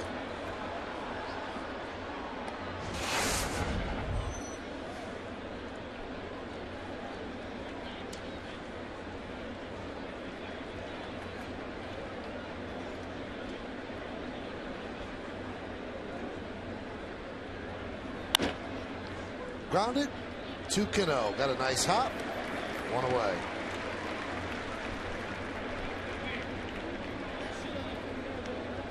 Let's check out tomorrow's starting pitchers. Brought to you by Verizon Fios. Get the ultimate in entertainment on the Ultimate Network. Fios a network ahead.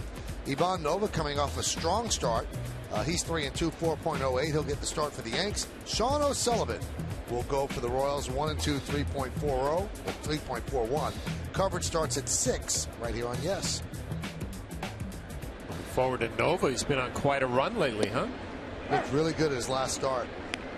Giving them innings, stretched out. Yeah, that's the biggest difference, kind of clearing that hurdle in the middle of ball games, starting to get into the 6th and 7th. Yeah, the last time he pitched and pitched well, that was against the Texas Rangers in that ballpark. And that's not an easy assignment.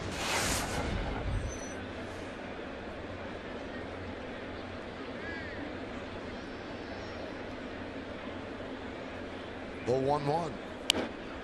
Foul back.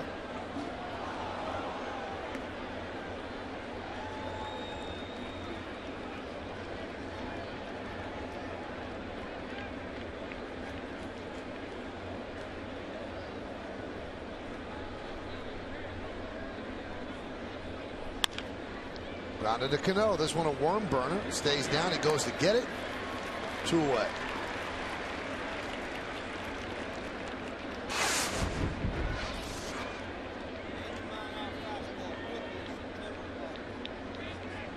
Now here's Escobar. He reached on an error by A.J. Burnett leading off the 3rd inning, but he was caught stealing. Burnett pitching another pretty good game, just 1 hit and 4 2/3. It's kind of a trend now for AJ at the beginning of the season. I mean, the 4th inning he gives up the home run to Haas, and then he's a couple of long fly balls that make you think he's losing it a little bit, and then he comes back here in the 5th against the bottom of the lineup. A couple of weak ground balls. That's the biggest difference for me, Michael. I don't know how you feel about it, but last year when things would get away from him, it would just snowball, and now it seems like AJ has it under control.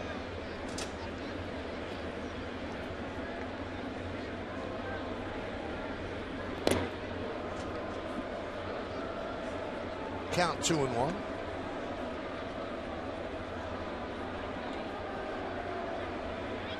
Think back to last year for AJ. He got off to such a great start, and then it all fell apart. This looks different to me out on the mound with his body language. See if he can keep it going all year.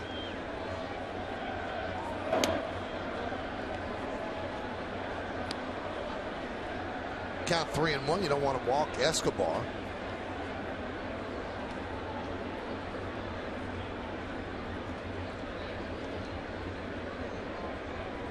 And Burnett deals. And he walks Escobar. So a 2-out walk. And that's going to bring up Gerard Dyson.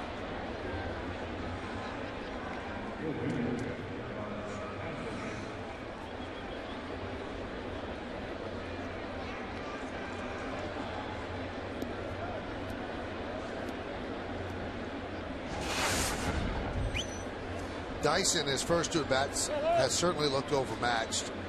2 strikeouts against A.J. Burnett.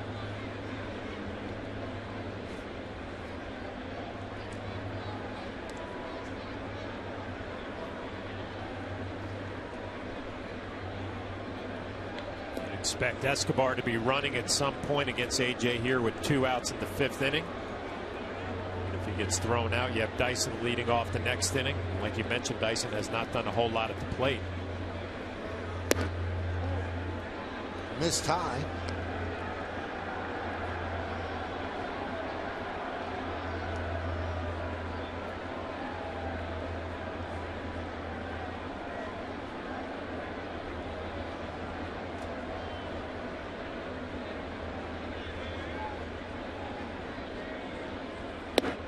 There's a strike, and the count 1-1. Burnett allowed the most stolen bases last year in the American League, gave up 37. Surprised in our G pitcher scouting report, I mentioned that AJ would have to do a good job controlling the running game, and he has, but Royals don't seem as aggressive on the bases tonight. Yesterday running wild in weird counts, weird situations, hard to guess along with them, but today they're pretty much anchored. You wonder if AJ's doing a good job being quick to Russell Martin. Maybe they can't get a good read on his delivery. Obviously, scouting report coming in. Pay attention.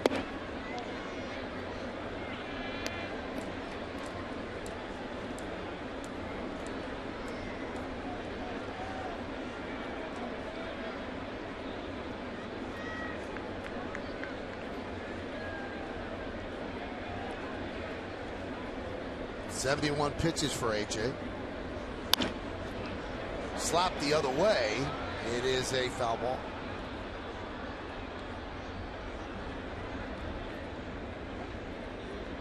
Probably expect Brett Gardner to take another step in. He's playing shallow in left field, but Dyson doesn't look like he can drive a ball over his head. Swing right there, just kind of pushing it the other way.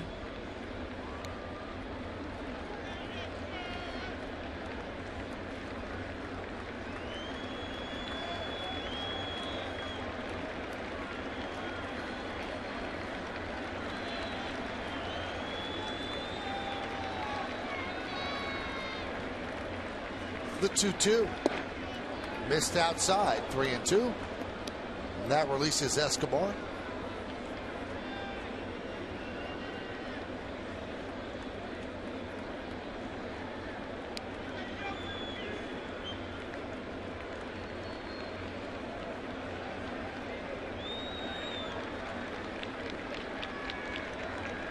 Runner goes.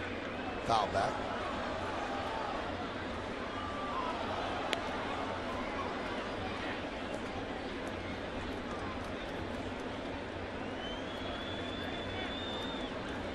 Top of the 5th inning here at the stadium. Yankees lead the Royals 2-1. 2-6-1 leading 1-1-0.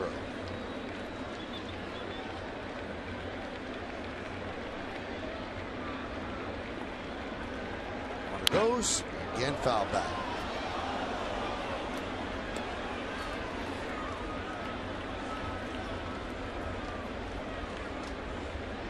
AJ just going at Dyson with those fastballs away.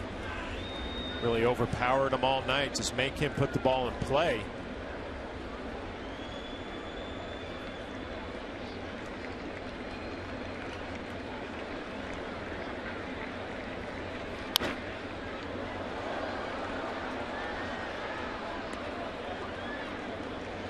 Eight pitches so far in this at bat.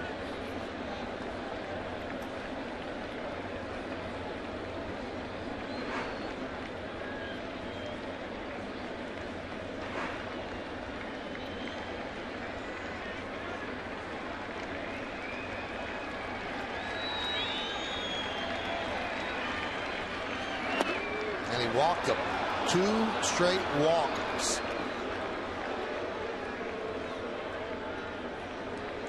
And that's going to bring up Melky Cabrera. Melky being back brings back some memories. Look at this catch against Manny Ramirez and the Red Sox. Best part of that was Damon.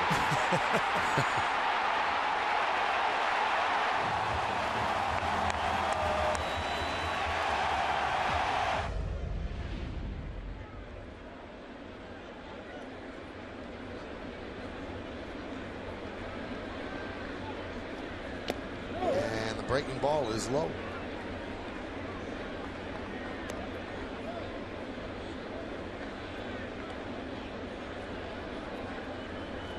Remember Melky from his Yankee days. I mean, he can hit that slider down and in with a little power. He showed last night he could take a fastball up out over the plate, drive it dead center. You want to stay down and away or pitch him up and in if you're AJ Burnett. Fly ball left field. Gardner is there, and AJ works into and out of trouble. No runs, no hits, no errors, and 2 men left. The end of 4.5. We're halfway through. 2-1 Yanks.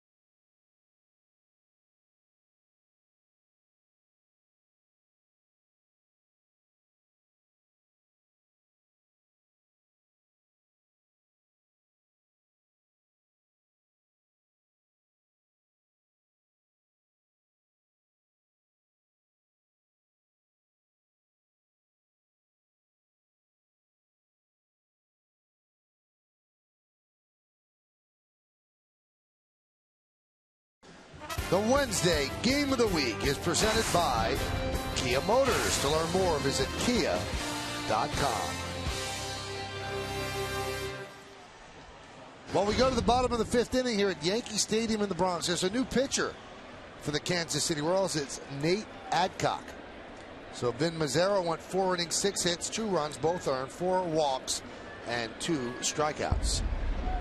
Ned Yost seen enough as he makes the call to the bullpen. Brought to you by AT&T.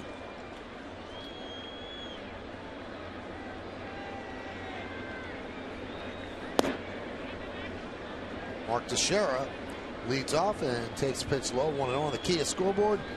2-1 Yankees over the Royals. Yesterday, not a high-scoring game. 3-1 Yankees won.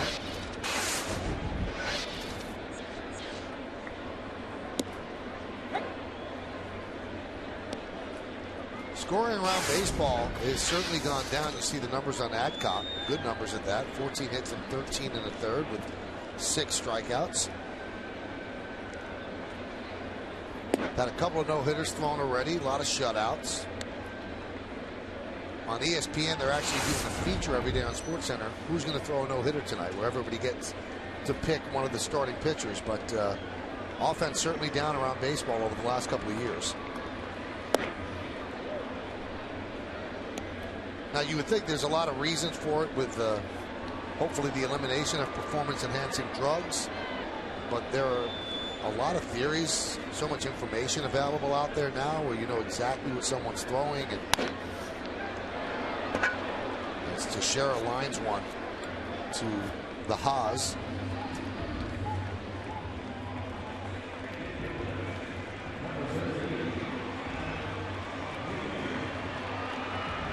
What do you think it is, John?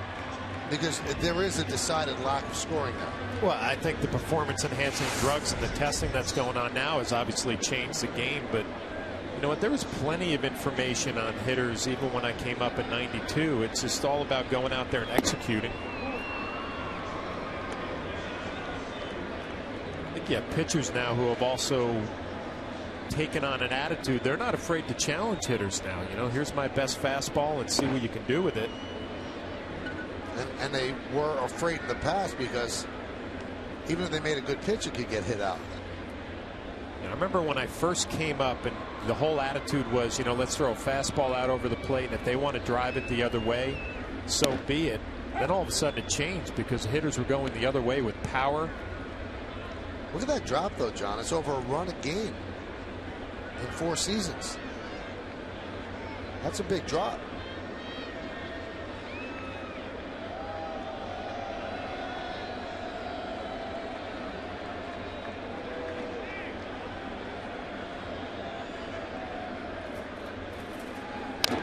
And I think it begs a bigger question. Obviously, the game needed to be ridding itself of performance-enhancing drugs.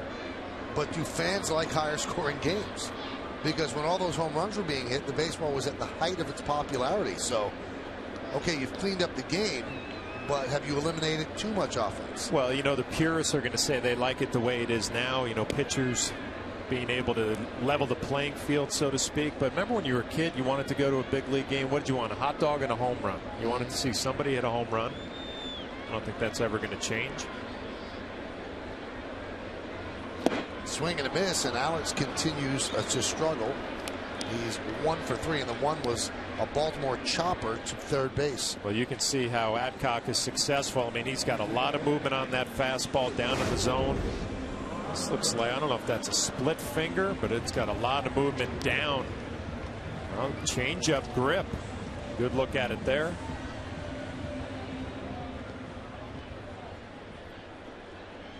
Michael, I really think that the mentality of some of the pitchers now has really changed, because there was a time where pitchers would not give in. They'd rather throw off-speed pitches and fastball counts and pitch off the plate.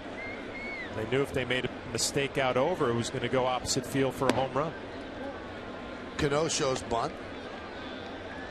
Just taking a look at what Adcock is throwing.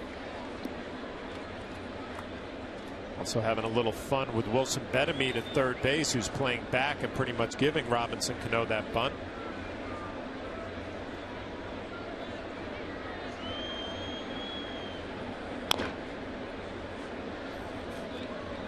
You could still get that hot dog and a home run here, as the Yankees lead the major leagues in home runs.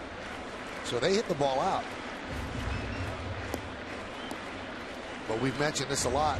Much of their offense is predicated on the long ball. Well, the difference tonight, I mean, the Kansas City Royals do not have a lot of power, although the Haas has gone deep, his first career major league home run. Oh, wow.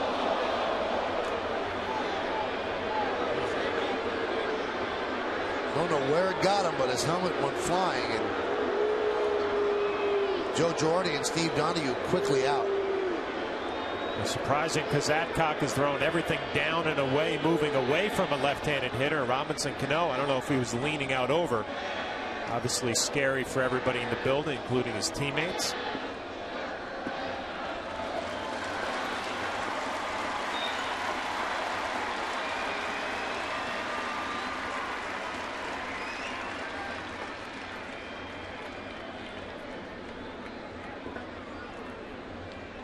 Donahue's going to shine the light in his eyes, see if he's okay.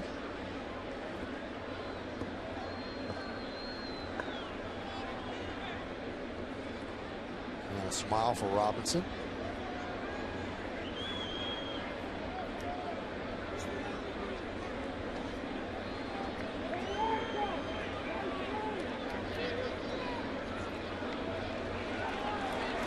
And Cano looks like he wants to stay in the game.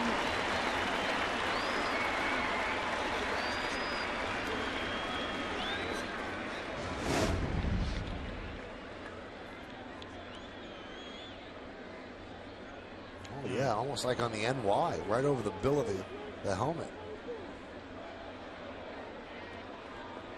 See Pena setting up inside. They're going to take him out of the game. They took the walk to first base, and they decided to take him out of the game. You see the smile on his face, and obviously Robinson feels like he is okay, but you know, they don't play any games now with all the information they have on concussions and playing it safe here. Stevie Donahue and the staff.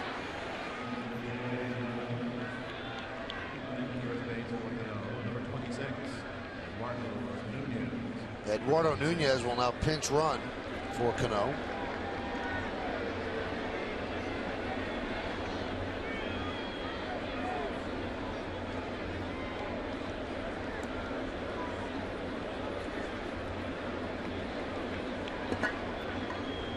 Adcock has been pacing around as they were tending to Cano. And here's Nick Swisher.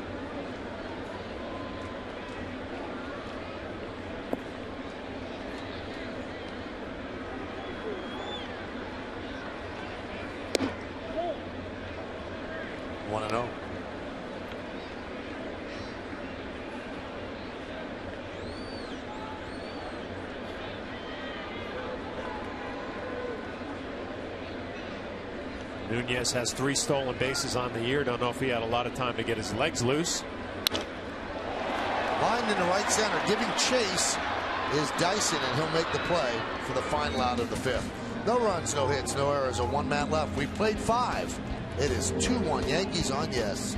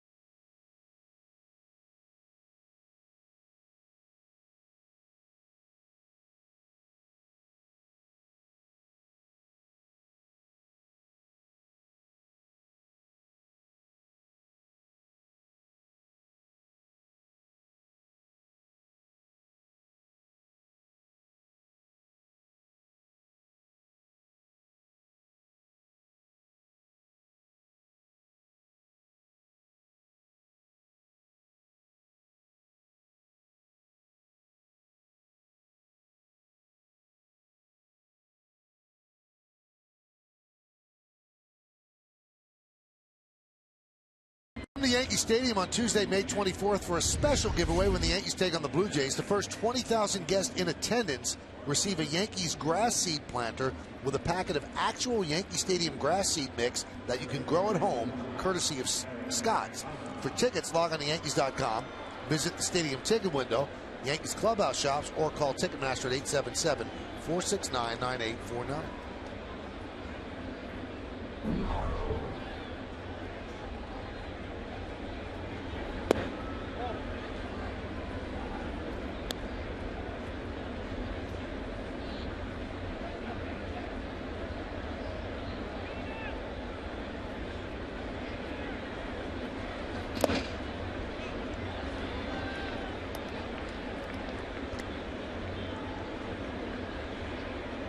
2-1, Yankees lead. The only run off the bat of the man at the plate, Eric Hosmer. His first big league home run on a 3-2 pitch from A.J. Burnett. That was in the 4th inning.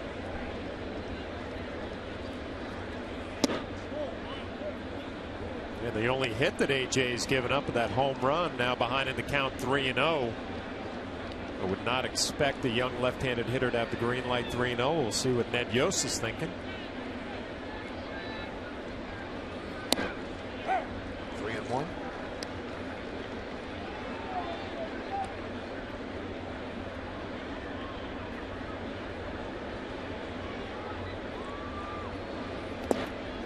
And Hosmer walks.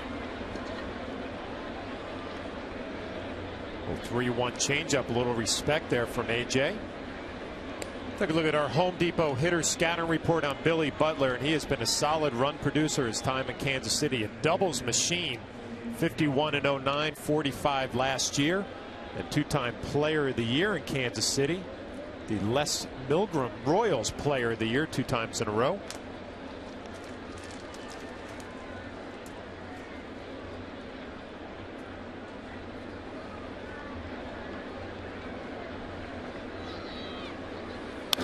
Last time up, Butler hit one deep to center field. A really nice play by Granderson, and that followed Hosmer's home run. In fact, all of the balls in the 4th inning hit quite well, but Hosmer's found the seats.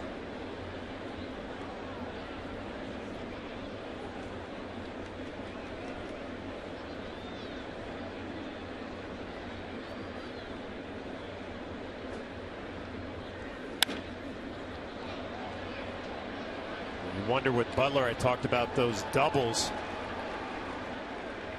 51 in 09, 45 in 2010. You wonder if eventually those are going to start turning into home runs. Career high 21 in 09. Really a gap-to-gap doubles hitter.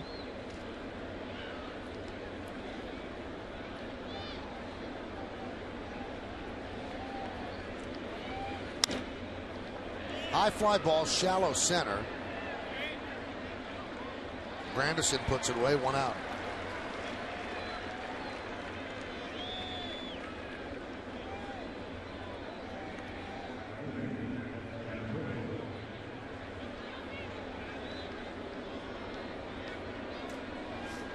Place looks great on a Wednesday night, New York, as Jeff Francoeur digs in. Jeff Francoeur made some pointed statements about the size of Citi Field. Remember, Jeff played with the Mets before being traded to Texas, and he said it's just too big. You see Jeff Francoeur's numbers with the Braves and the Mets and Texas. He said it hurts David Wright and it hurts Jason Bay. He said guys can come in there for 3 or 4 games and hit home runs. He said, but when you have to do it for 81 games, it wears on you. He said you can't hit a ball 415 feet to right center and not be rewarded with something. It takes something out of you. He said they've got to lower the wall in left field and they've got to bring in the fence in right center.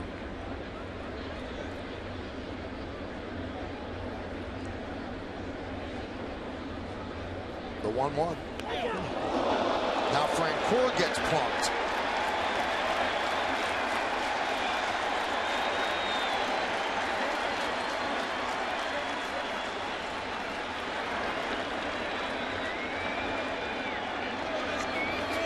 Now the Yankees have been warned.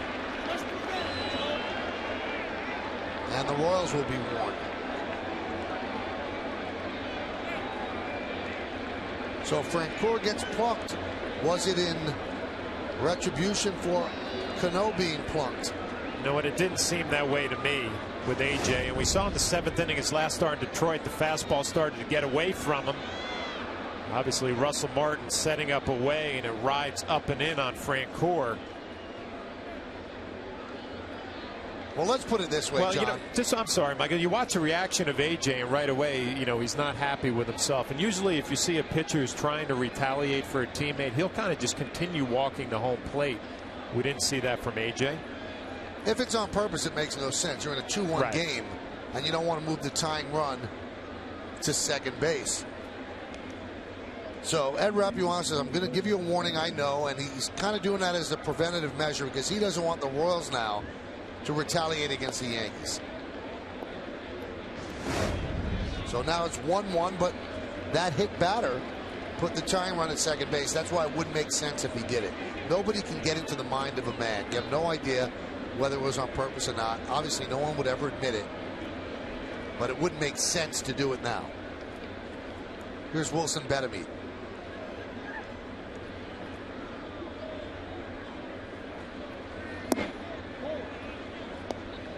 Very strange game from the Yankees standpoint. I mean, they had Massaro on the ropes 4 innings, couldn't really get that big hit against them. And here the Royals only have 1 hit, a home run. Now they're in business here in the 6th, 1st and 2nd, only 1 out with Betemit, who's having a pretty nice year.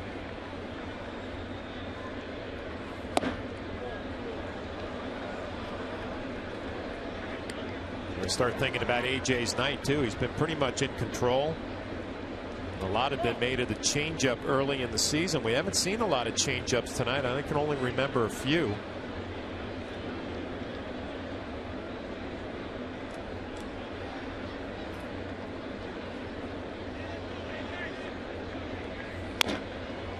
Count 2-1.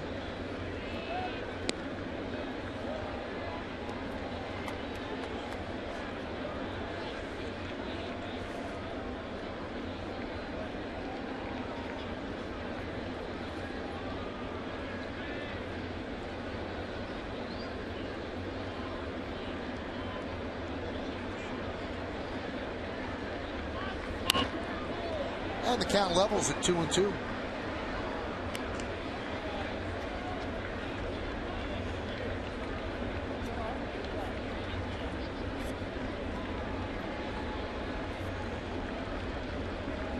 AJ 94 pitches here with 1 out in the 6th inning.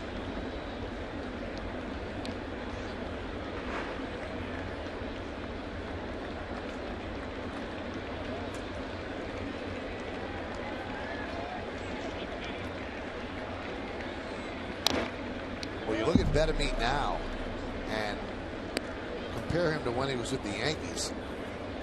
He was so much bulkier with the Yankees. Now he seems lean. Just a different body type completely.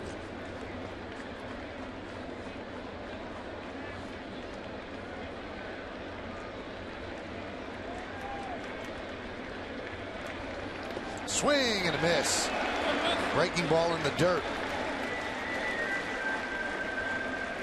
Time for another look at tonight's Toyota text poll. Once again, the question, which of these moments do you think was the biggest in last night's game? You've been voting at 58-7-7-2.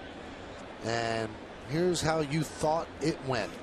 You think Robertson his escape from the bases loaded jam was the most important. Then A-Rod's single, Mo's game-ending DP, and Jaba's 8th inning. Now, we did not influence the voting at all, obviously, John, because we thought Jaba's 8th inning was pretty important. Jaba made it look too easy. David Robertson got himself into trouble, and it's amazing how he can get out of those jams. And AJ gets out of a jam as he gets Pena to ground to second with Nunez there replacing Cano. No runs, no hits, no errors, and 2 men left. We go to the bottom of the 6th.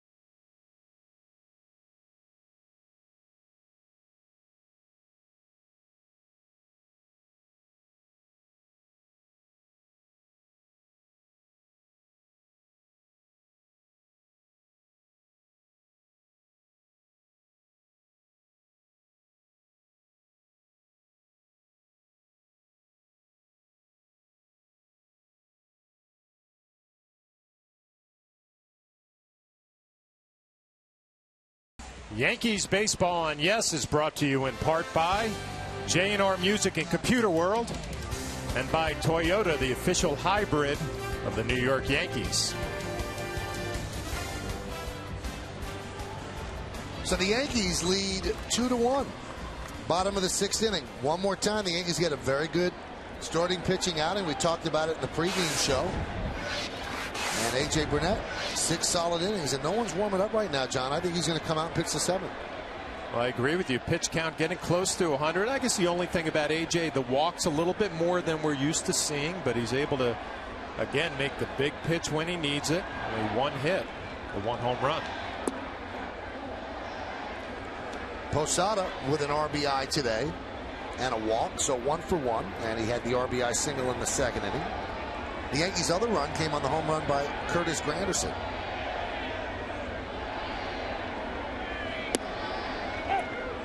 And there's a strike.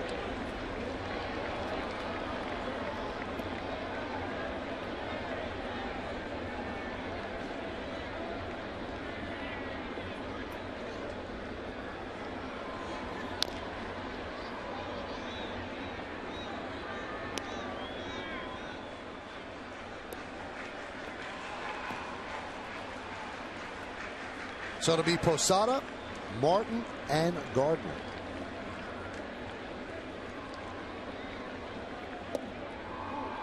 One more game against the Royals. That's tomorrow night. And then the big weekend against the Red Sox. And a big weekend on Yes as well.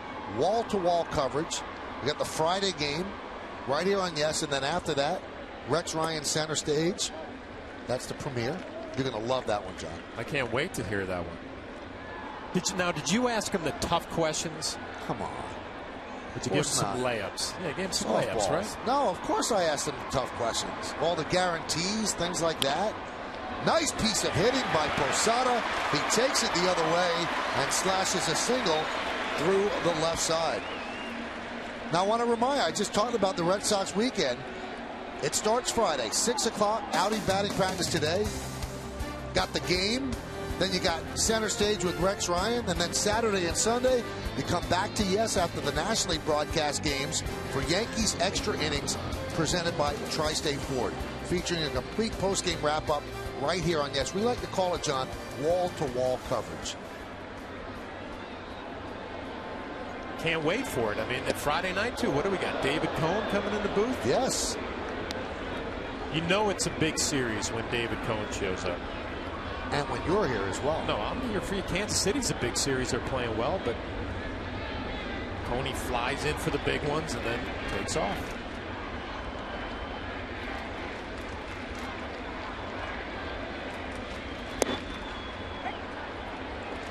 Be a tough at bat right here for Russell Martin from Adcock. We've seen all the movement running away from lefties in on the righties. Jorge Posada able to slap it the other way.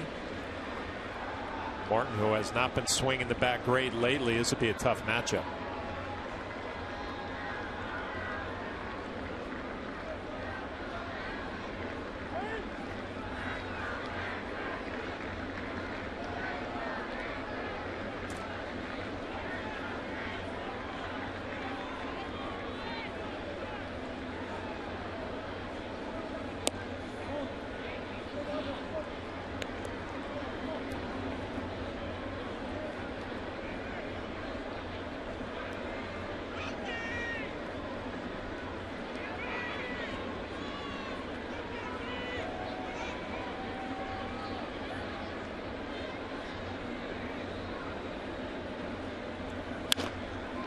Grounded foul.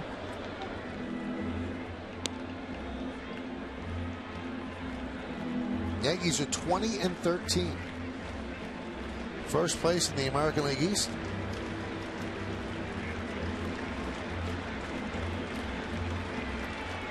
(20-13). They really haven't hit yet. Right, Posada hasn't done a whole lot. Swisher. Jeter starting just now to hit. Alex Rodriguez in a dreadful slump. Those are the standings in the East. Rotation is outperformed. I was talking about this earlier, John. The whole thing is topsy-turvy from what, remember when we did the preseason special? Yep. We kind of thought the Yankee hitting was going to carry their pitching through until they were able to acquire another pitcher, and it's been the complete opposite, where all the starters seem to be giving really good efforts every single time. The bullpen's done a good job, and they've kind of supported the offense. Although the offense leads the American League in runs, it's somewhat skewed because there's some big number games in there. Yeah, we were talking in that pre-season special how Phil Hughes, 18 wins last year, and he's been a non-factor. Bartolo Colon kind of filling in for him, doing a nice job. And Phil Hughes, I guess some good news, probably start throwing tomorrow.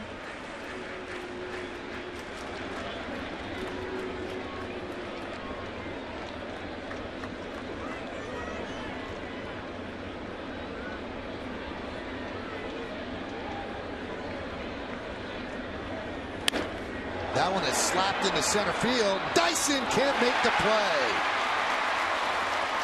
As Posada advances to second. So a base hit for Martin. A really nice at bat for Russell Martin right there against Adcock, running everything in, and he gets a slider out over the plate. We've heard so much about Dyson and his speed in center field. Not able to make the play, but keeps it in front. Jorge Posada not able to advance to third base.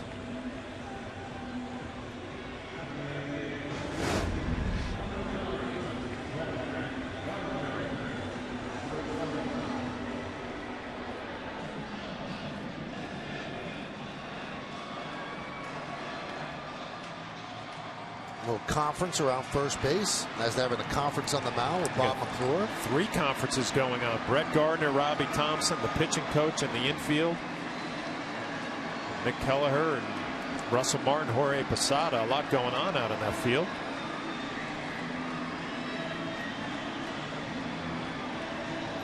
Is everybody expecting that sacrifice bunt from Brett Gardner?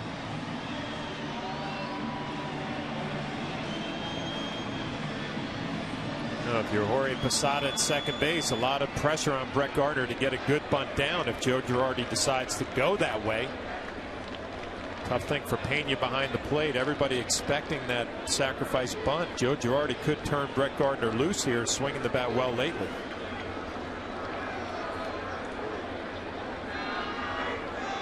And they do turn him loose. Now, they tried to bunt in Texas with Posada at second base, and Jorge is simply not blessed with speed, and they got the force at third base. So it's a very difficult maneuver to pull off, and I think that that's probably playing against them bunting here. And the bunt was actually made to Adrian Beltre in Texas, but the shortstop beat Posada to third. They had the wheel play on. Here the wheel play is not on, and Betemit is actually coming in from third. So without the wheel play on, if you bunted to third, Posada would get over. And the wheel play is the third baseman charges and the shortstop tries to beat the runner to third base. Well, Brett has not shown any signs of bunting now. Heading to count 2-0. You would fully expect him to have the green light to swing away.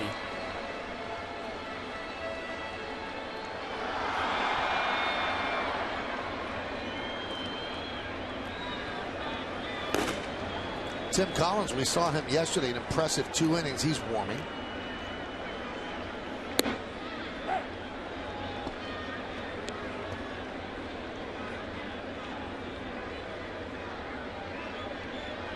Brett, a good look down to Robbie Thompson, third base coach, putting the signs on.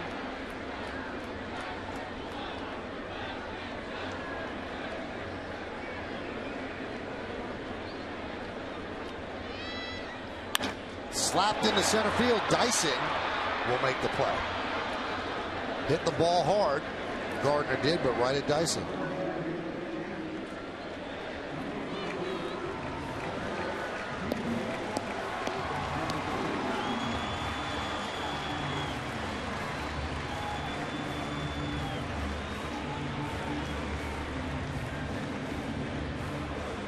Tough at bat for Brett Gardner. You do everything right. You get ahead in the count. You get a sinker up in the zone. You stay on it. You drive it the other way. Nothing to show for it.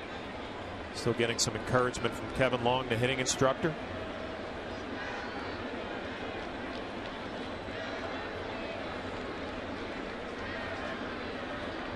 Here's Derek. Derek's 0 for 3 today.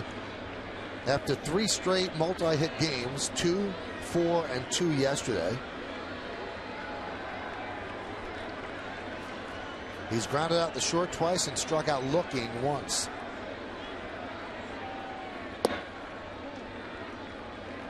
Pitch is low from Adcock.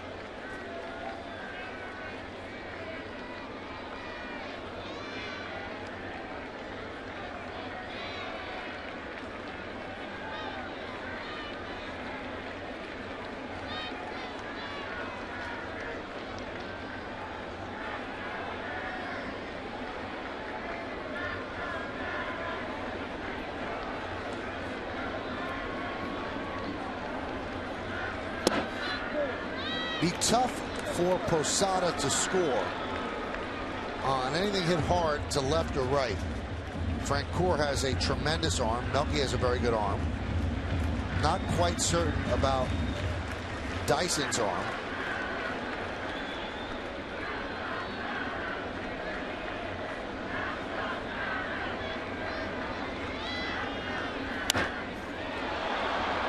Fly ball right center. Francoeur calls up Dyson, so we know what Dyson's arm's about for the second out.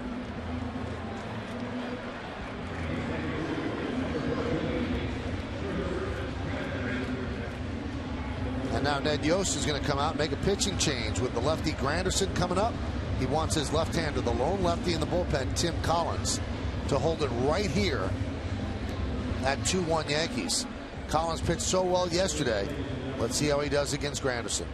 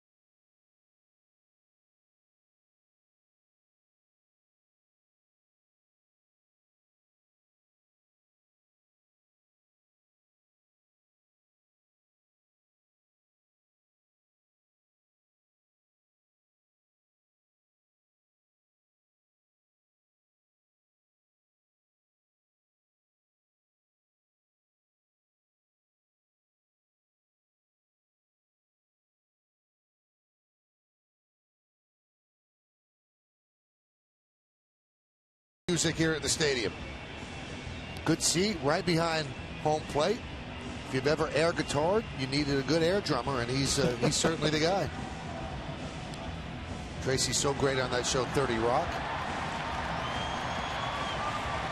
Enjoying a night here at the ballpark.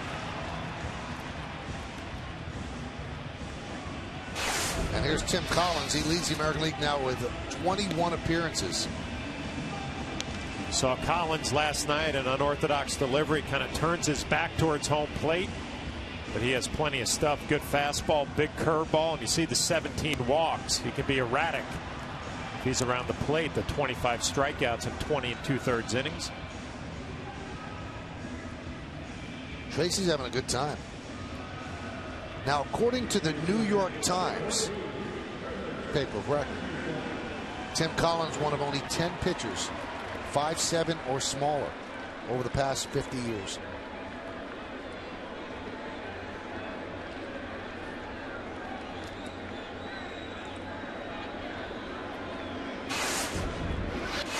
So Granderson, with a home run tonight, faces Collins. Pitch outside, 1-0.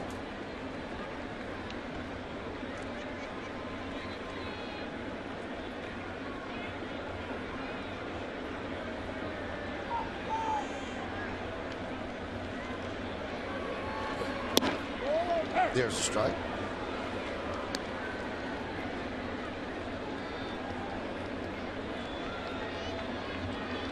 It has to be tough to pick up the baseball being a left-handed batter the way he sets up. Looks in for the sign, then turns his back towards Curtis Granderson. High leg kick. Good stuff to go with it. Nice fastball, curveball, little changeup.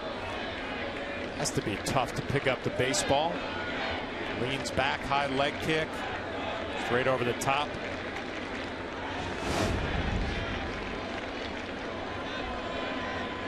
Two one. Well, he's worked himself into a good hitter's count now, 3-1.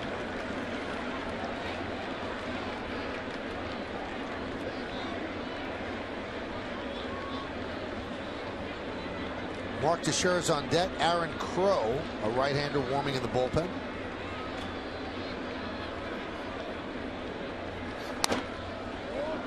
Now it's 3-2, releasing the runners. 3-2 and 2 outs.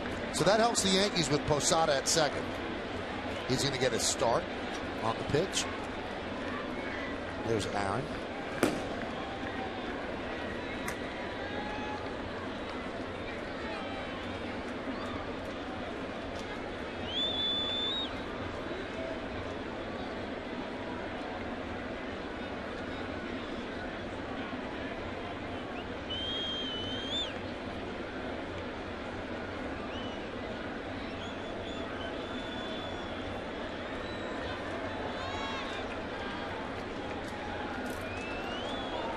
time is called.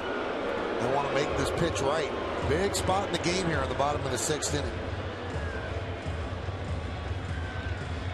Well, obviously, Curtis Granderson leading the major leagues with 12 home runs. You want to be sure, you're Pena, you want to make sure Collins can throw a strike, whether it's a breaking ball or a fastball. Be surprised if they do anything inside Curtis Granderson.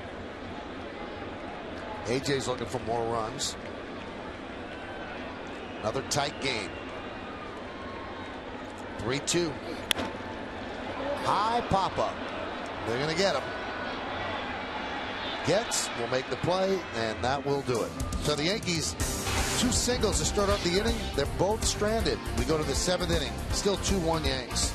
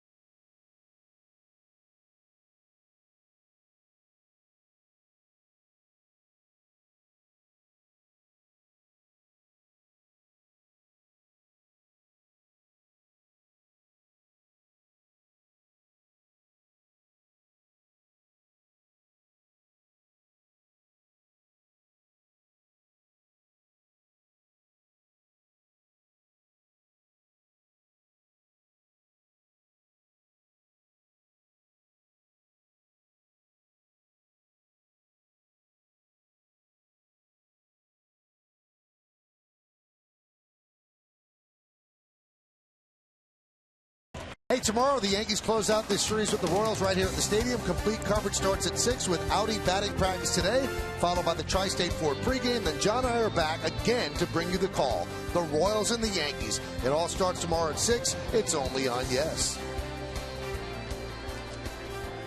Well, the Yankees again waste opportunities with runners in scoring position. In fact, 3 straight opportunities. They could not get a base hit. So now A.J. Burnett carries a 2-1 lead into the 7th. And the pitch is high to Chris Getz. Cadillac scoreboard 2-8-1. Kansas City 1-1-0. A.J.'s pitching a 1-hitter. That only hit a home run by Eric Hosmer. 1 hit. Did he have a no-hitter in Detroit? Through five, I think. I think we started talking about it in the 6th inning. Obviously, we jinxed it. It was our fault, Bob Lorenz and myself.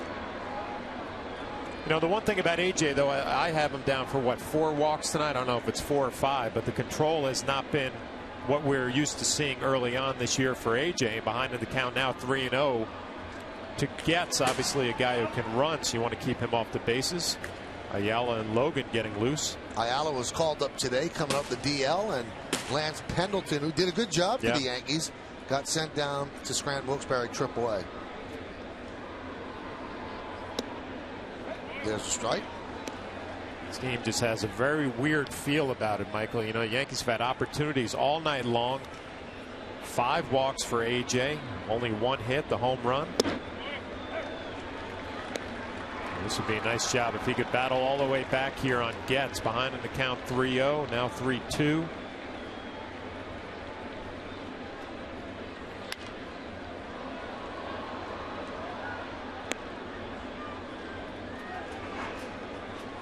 That's the pitch breakdown. He had the 120-plus pitch inning in the 5th when he walked 2. Getz battling.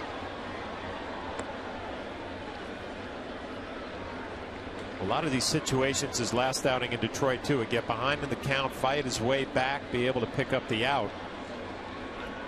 See if he can do it here to Getz. Fly ball left field. So he did come back from 3-0. A good battle, and Gardner puts it away for the first out.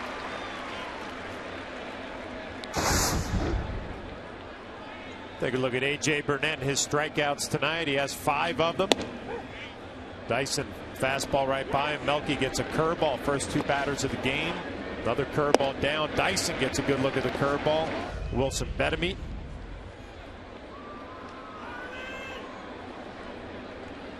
There's Escobar, pitch outside. You know, Getz, Escobar, and Dyson 8-9-1, and if you can even include Pena, they're not exactly shaking your boots with that offense down at the bottom of the order. Wow, that one knocked the mask off of Russell Martin.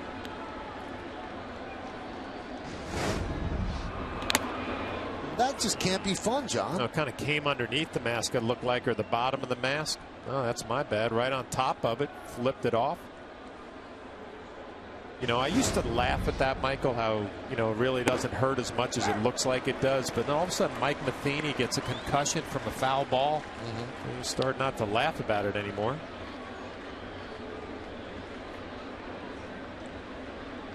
Mike Matheny was forced to retire because of the concussions. The 1-2.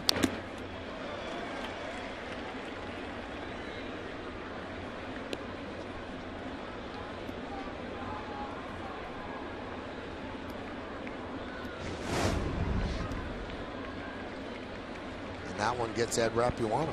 That's the one you always worry about, the one that bounces off the dirt and then comes up underneath. Possibility of getting your throat, but it didn't look like it got Ed. That throw protector in front.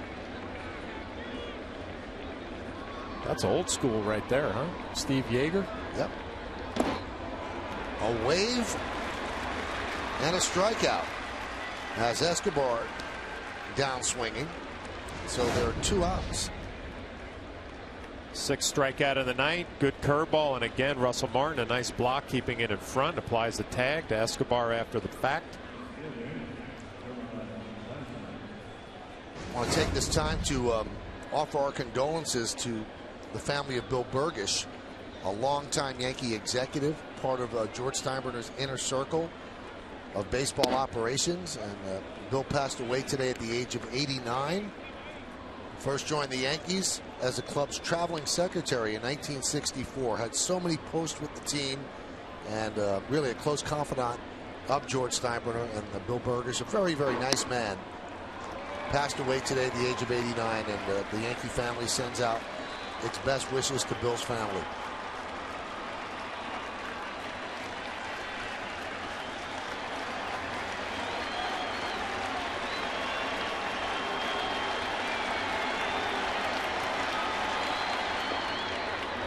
Count 1-2 to Dyson.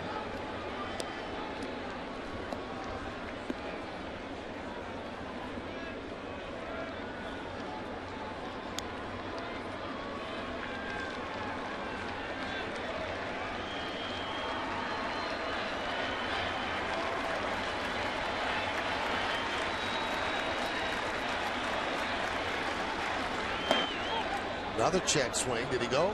No. Said Ed Hickox. 114th pitch, and we get a look from the side. Dyson clearly holds up, and that's a new season high in pitches for A.J. Burnett. Through 113 his last time out against the Tigers. High fly ball. Shallow right center. Granderson makes the play. What a strong finish for A.J. Burnett. He has been outstanding, pitching a one-hitter through 7 innings. At the end of 6.5, time for the 7th inning stretch here at the stadium. Yankees are leading 2-1, but will stay right where we are to honor America in the Bronx. Serving our country at home and around the globe. Thank you. Now join in Kate Smith's rendition of God Bless America.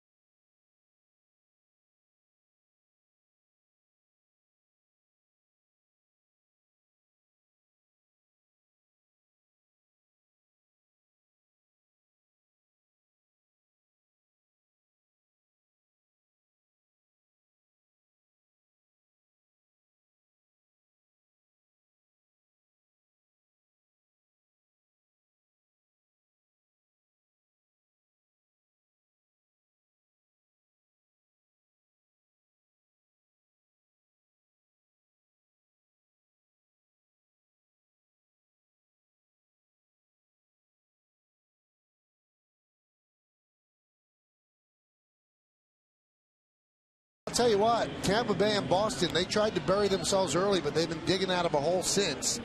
And Tampa Bay is playing very good baseball. So are the Yankees.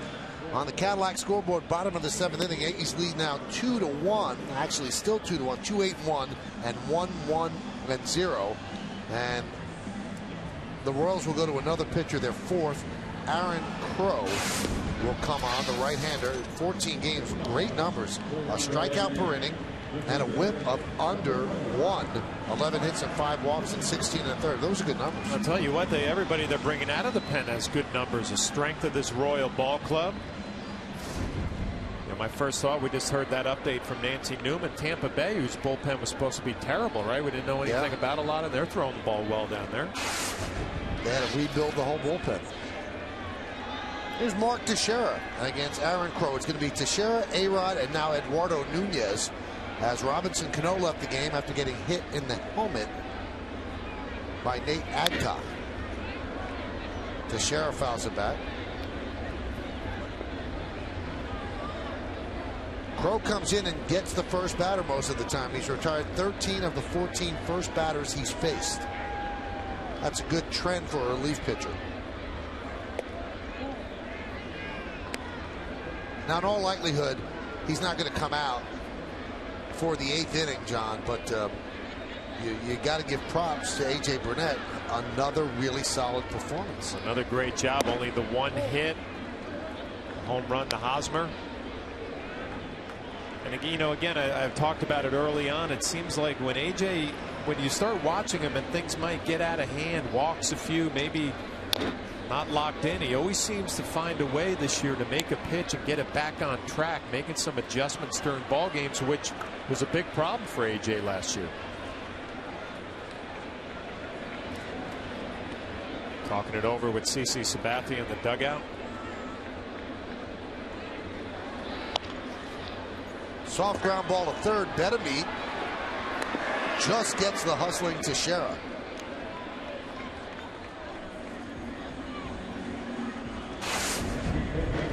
Well, tonight throughout the Yankee season on Yes, we're asking you to vote along with us for the Chevy Player of the Game. You text your vote to 58772 or vote online at yesnetwork.com. Tonight's candidates are A.J. Burnett, Curtis Granderson, Jorge Posada, or Eric Hosmer. Vote now, make your voice heard. Standard text messaging rates apply.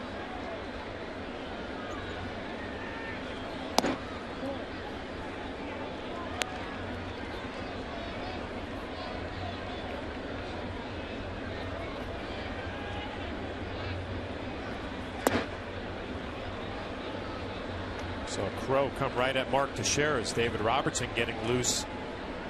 The Yankee pen. Interesting last night that Jabba Chamberlain pitched the 8th inning.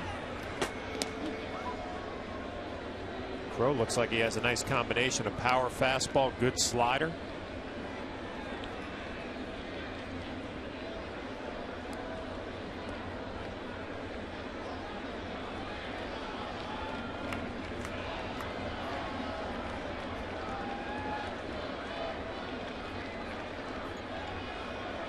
The 2-1.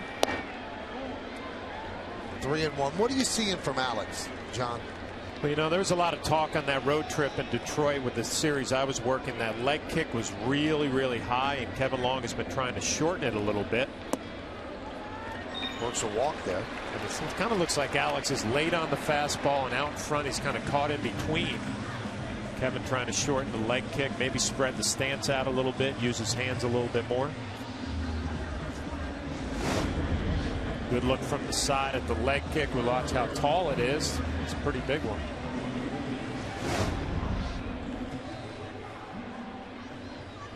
Ideally, you just want to lift it just a little bit, almost as a triggering device. Well, Alex is so strong, he could do that.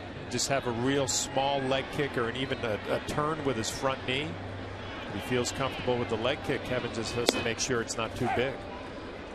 Here's Nunez, and he takes a strike. 96-mile-an-hour fastball. Nunez took over as a pinch runner after Cano got hit by a pitch in the helmet with 2 outs in the 5th inning. We haven't gotten any further word, but he walked off under his own power and had a big smile on his face in the dugout. Stick around for the postgame show. I'm sure that Kim Jones and Nancy Newman will give you the latest news on Cano. Nunez has had his problems in the field, some throwing errors, but he's done a nice job at the plate. Batting average of .357, not easy to do, not getting consistent at bats.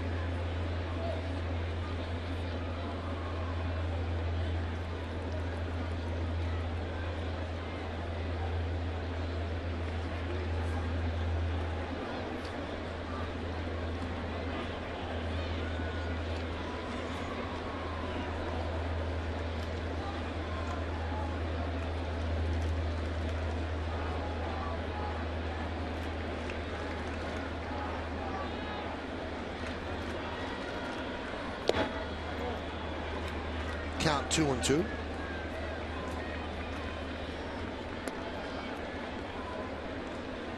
Royals are trying to break a disturbing trend for them. They are 8-37 in the Bronx over the last 12 seasons.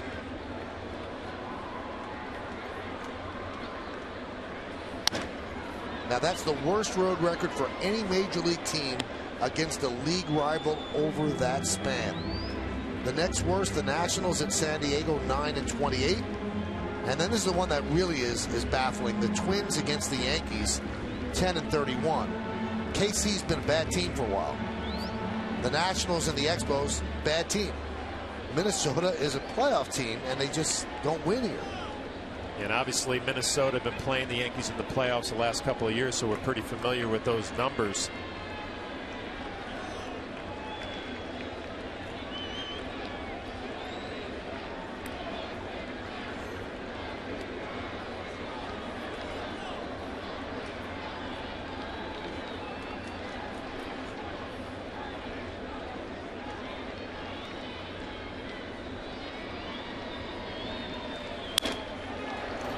Line drive off the glove of Getz.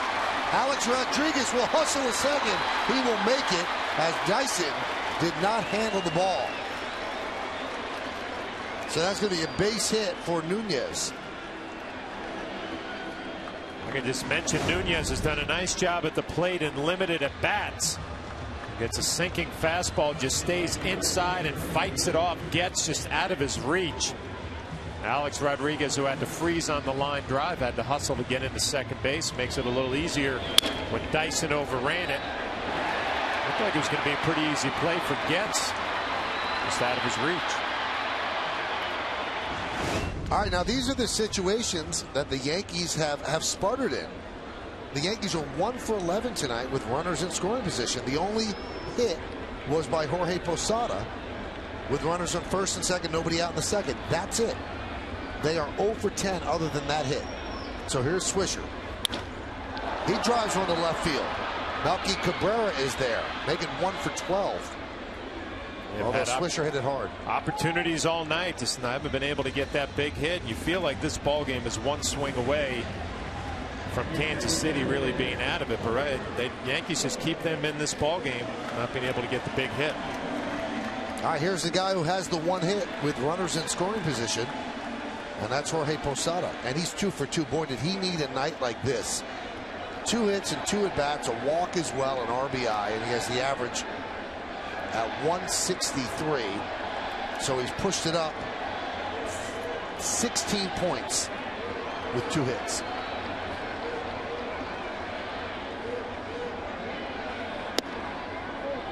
Inside. Looking to give the Yankees a little bit of breathing room in this ball game. Royals have not done the job either, although they've had far fewer opportunities, 0 for 5 with runners in scoring position. Good pitching, though, as the Yankees in the lead, 2-1.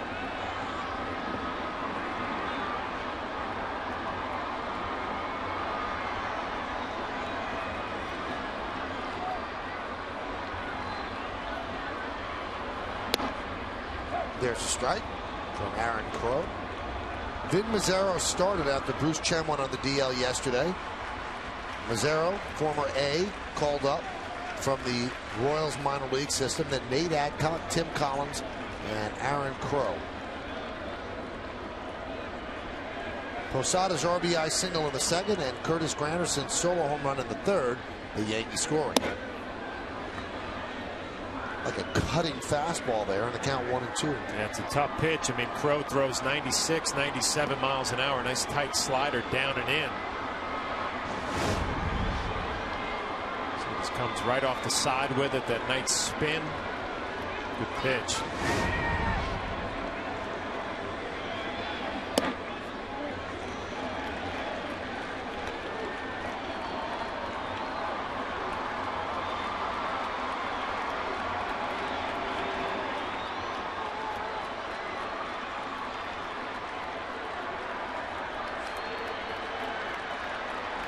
Two balls, 2 strikes, 2 outs, 2 on. Yankees lead 2-1.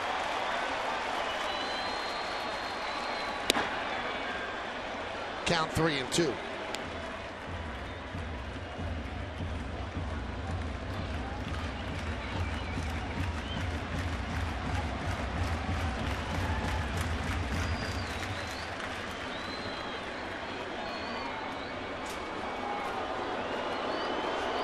Pena goes out and talks with Crow.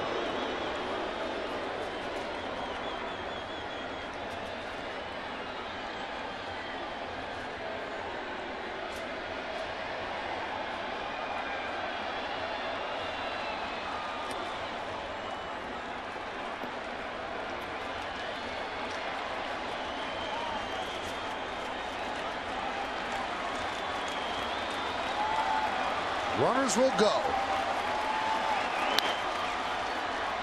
They'll do it again.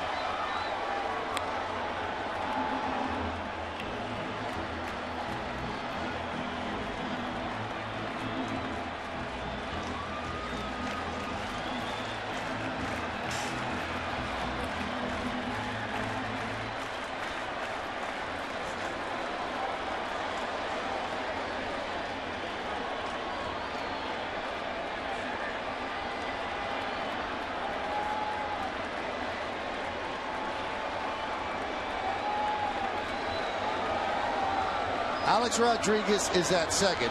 Eduardo Nunez at first. They'll both be going on the 3-2 pitch and 2 outs. Yankees lead 2-1, looking for more. With 2 outs and runners in scoring position this year, the Yankees hitting just .201.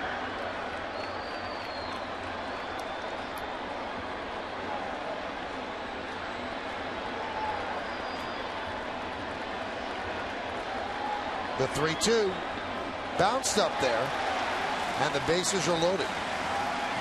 So Posada on base for the 4th time tonight.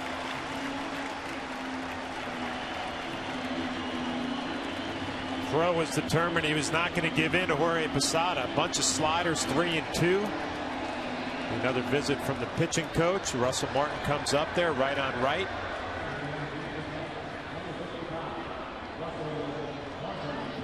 Take a look at that last pitch again to Jorge Posada. Crow has a fastball 96-97. Decided to go with the breaking ball down, not even close.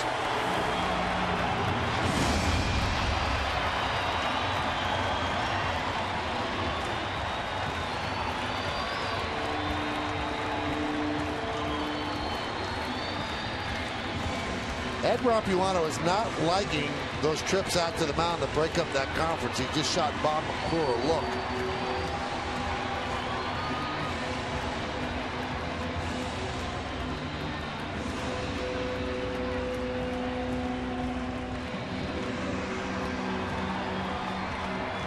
Here's Russell Martin.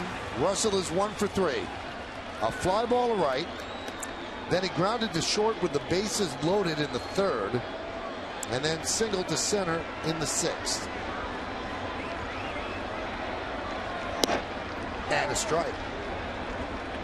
Kid's got a live arm, 95 miles an hour.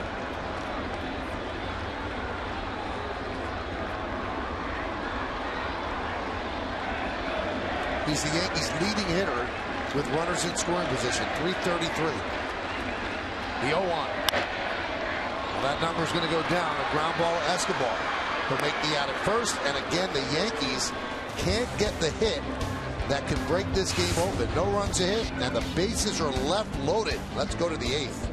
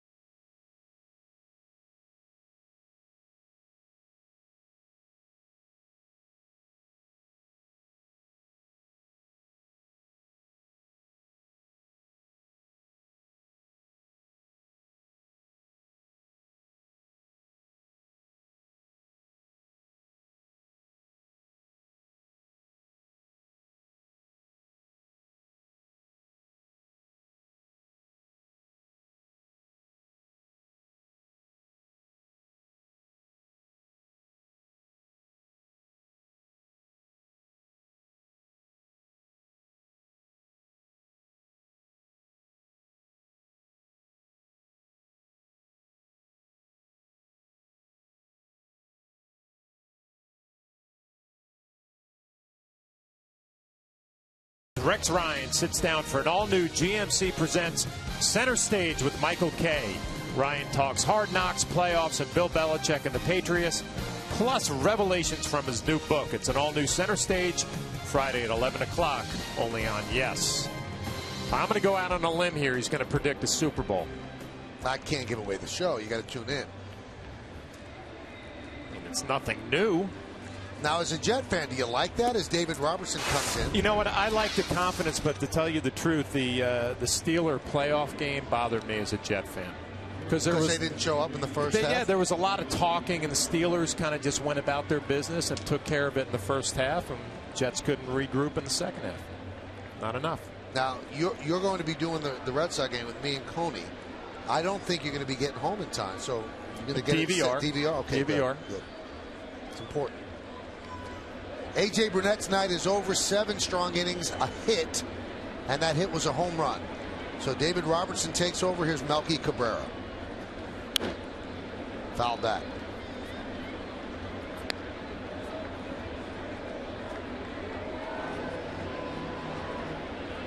Yankee bullpen a little short because Rafael Soriano not available. He wasn't available last night. He had come and had a bad elbow. Said his elbow was barking just a little bit. And the Yankees, just to make sure, hey, let's go for an MRI. He went today, and they found some inflammation there, but they said it was a good result. So there's no DL, and he's out tonight, probably out tomorrow. They want him ready for the Red Sox, which they think is certainly doable. All right, Michael, I have to ask you a question. Last night, Jabba Chamberlain pitched the 8th inning. Right. Lights out. Dominant. David Robertson pitching the 8th inning right now. And obviously, David Robertson had a good night last night, too. A walk, a couple of strikeouts. Nice luxury for Joe Girardi and Larry Rothschild. A couple of power arms can move into that 8th inning until Soriano gets back. Are you wondering why and not Java? Well, I'm thinking back to last night is probably the, you're not going to say it's the most impressive inning you've ever seen Java pitch, but it was clearly, here it is, try to beat me. Thought he'd be coming back out here for the 8th inning.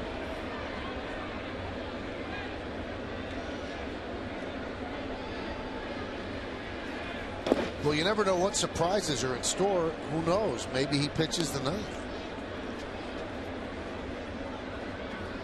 Mariano certainly has been overtaxed of late, but boy, they've used him a lot. He's had a lot of save situations. He has 13 saves and 15 opportunities, and that's a lot for him this early in the season. He had Monday off, had an off day on Monday, and obviously pitched in last night's ball game. He did not pitch Sunday. He did not pitch Saturday.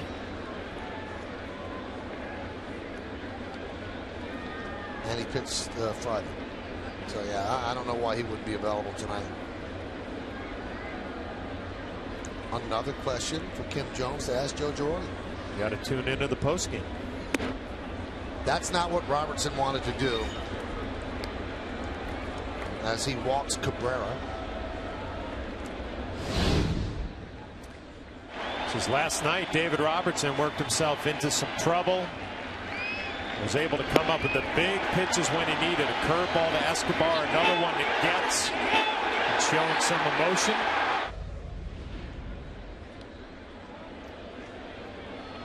And now he faces the Royals offense tonight in Eric Hosmer. Hosmer with his first big league home run, a long shot into the second deck and right.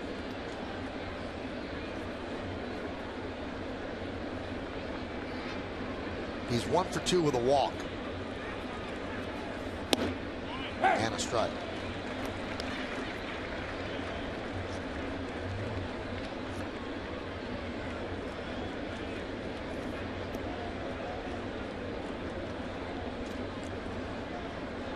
Robertson joked last night after the game, I always seem to make it interesting. And he certainly did last night with the bases loaded. And by walking Melky, that also makes it somewhat interesting.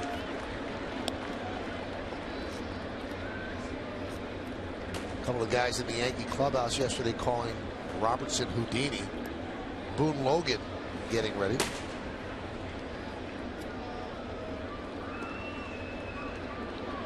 And a little surprised Melky kind of hanging around at first base. Has 3 stolen bases on the year. Royals not running as much tonight as we saw last night. Hosmer's trying to go deep. Instead, he strikes out for the first out. We talked about Robertson being Houdini. The only way you can do it is if you have good stuff. A power fastball, good curve down. Hosmer swings right over the top. Good look at the rotation on Yesmo.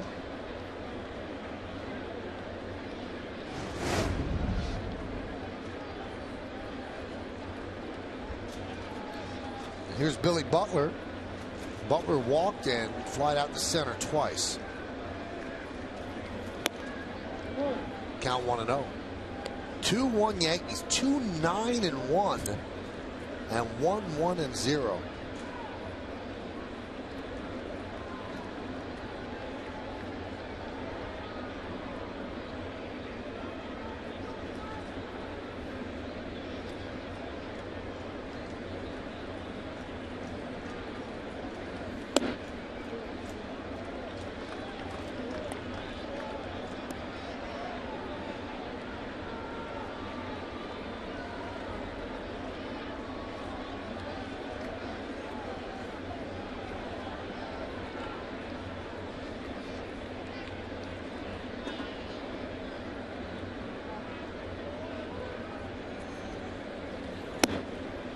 Now 3-0. This is what we saw from David Robertson last night, kind of working underneath that fastball, pushing it up in the zone. Talked about Billy Butler early on our Home Depot hitter scouting report. He's a doubles machine. You groove a fastball in the hitter's count, he's got plenty of power to go deep.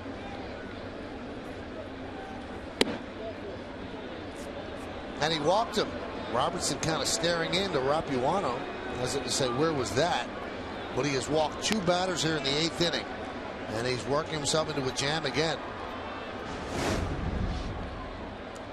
We'll take a look at the 3-0 fastball, and it's up. Martin tries to bring it back. The problem is when you miss with the first 3, you're probably not going to get the close one when you've been a little erratic. Mitch Meyer is going to pinch run for Butler.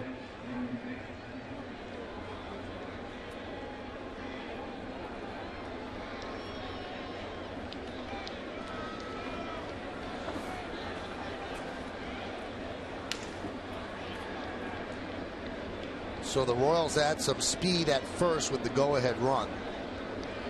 That's going to bring up Jeff Francoeur. Francoeur had an offer from the Phillies, but decided to sign here with Kansas City. Knew he'd get some significant playing time. He's trying to right his career after a real strong start. Kid from Georgia playing for the Braves, and it's all kind of fallen apart, but he's put up good numbers so far. 304, 8 homers, and 24 ribbies.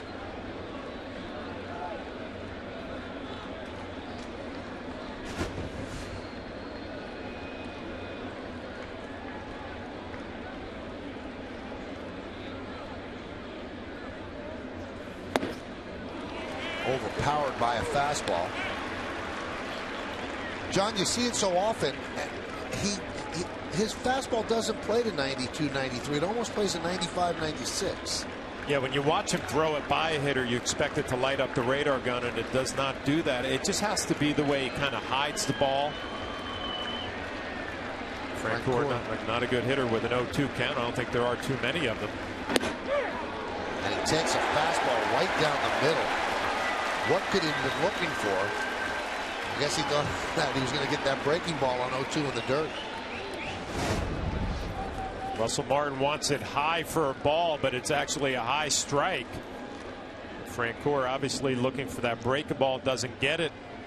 David Robertson, kind of like last night, working himself into some trouble, but the ability to pick up strikeouts to get himself out of those jams. A little more work to do with Wilson Betemit. Kansas City now 0 for 6 with runners in scoring position, and Betemit fouls it off.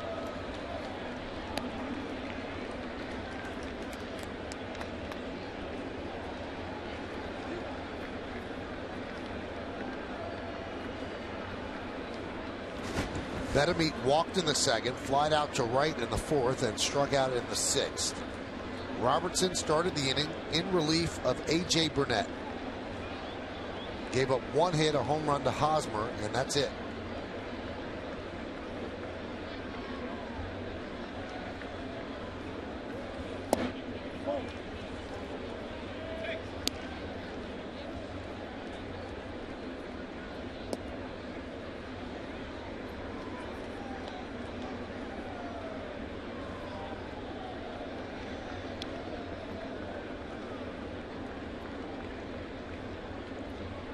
Crowd very, very quiet, almost holding its breath.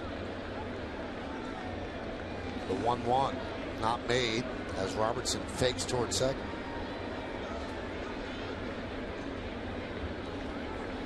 Betemeat is the Royals' leading hitter in these situations, a .400 batting average.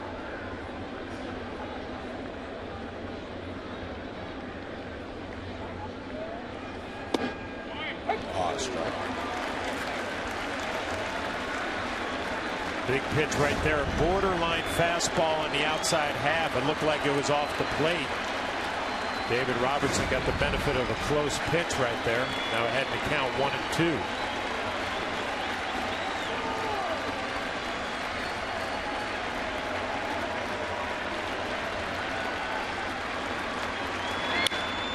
Lined into right center field. It is a base hit.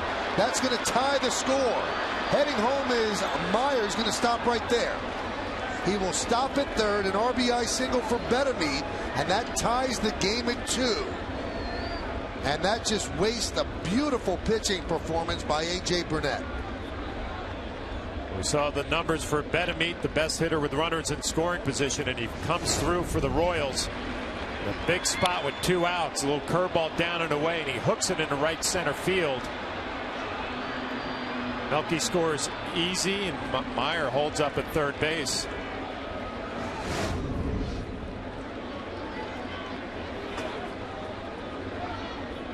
Well, Joe Girardi wants to bring on his left-hander after they announce Alex Gordon to pinch hit for Pena. And that's going to do it for Robertson. You can only tempt fate so many times before you get burned. Keep walking batters, putting them on base. Occasionally, a big hit will be made.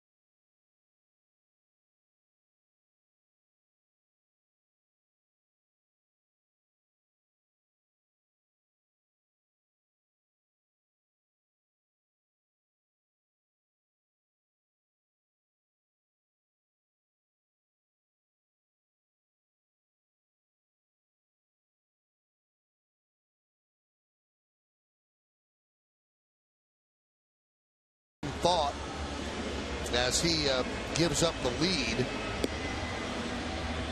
Tie game now after that RBI single by Betemeat. They bring in Boone Logan to face pinch hitter Alex Gordon. 10 hits and 8 in the third, and Alex Gordon, a pretty good hitter against left-handed pitching this year, .326 with 1 home run. Kind of strange that Gordon wasn't in the starting lineup today against the right-hander A.J. Burnett. You see against lefties hitting .326.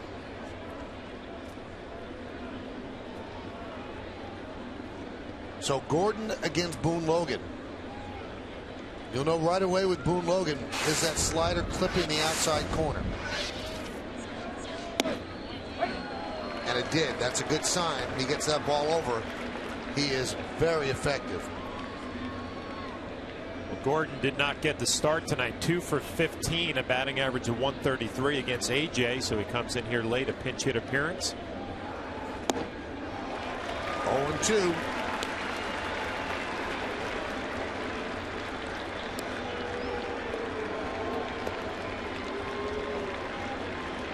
Luis Ayala is ready.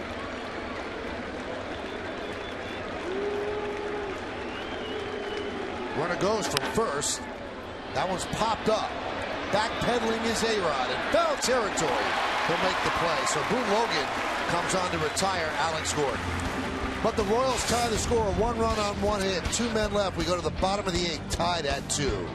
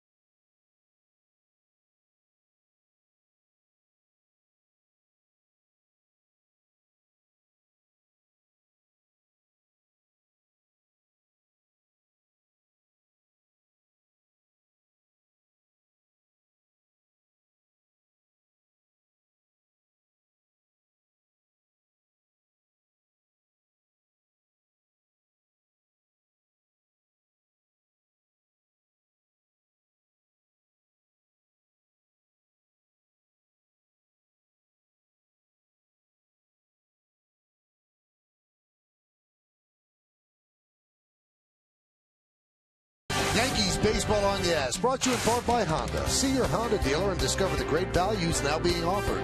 By Blimpie, America's sub shop. And by BMW, the ultimate driving machine.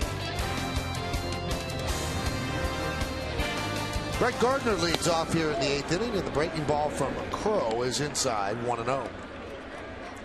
2-2 as we go to the 8th, bottom of the 8th.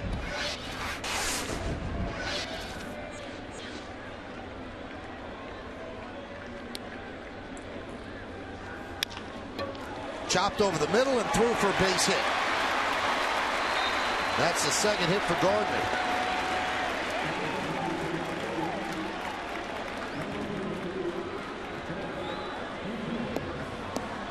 Now you would think that Jeter's going to bunt, right? Yeah, after a disappointing top of the 8th, Brett Gardner leading off and slapping one right back up the middle. I mean, there are a lot of options here. You know, Derek Jeter can bunt. Can trust Brett Gardner here to try to steal a base. We got a new catcher and trainer in the game, so I'm sure his arm not 100% loose. Really a lot of ways Joe Girardi can try to play it right here, but after a disappointing top of the 8th, Yankees would love to manufacture at least 1 run here in the bottom of the 8th. You know, Michael, eventually Brett Gardner's got to get to that base runner where he can just force the issue and steal a bag, where you don't have to worry about a sacrifice bunt here. Let him steal second, then bunt him over to third. Mentioned trainer going in as a defensive replacement, not an easy thing to do, and come in and throw a runner out.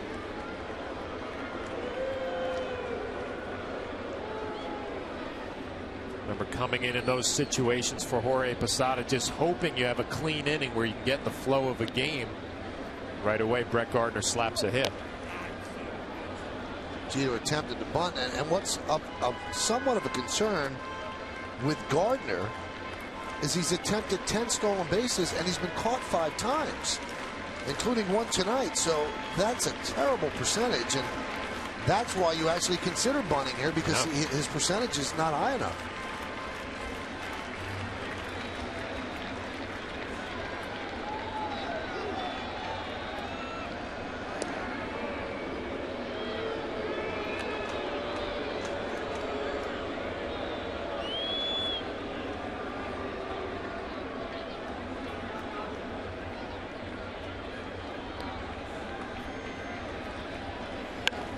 Jeter bunts it straight up in the air, and it's caught by Hosmer.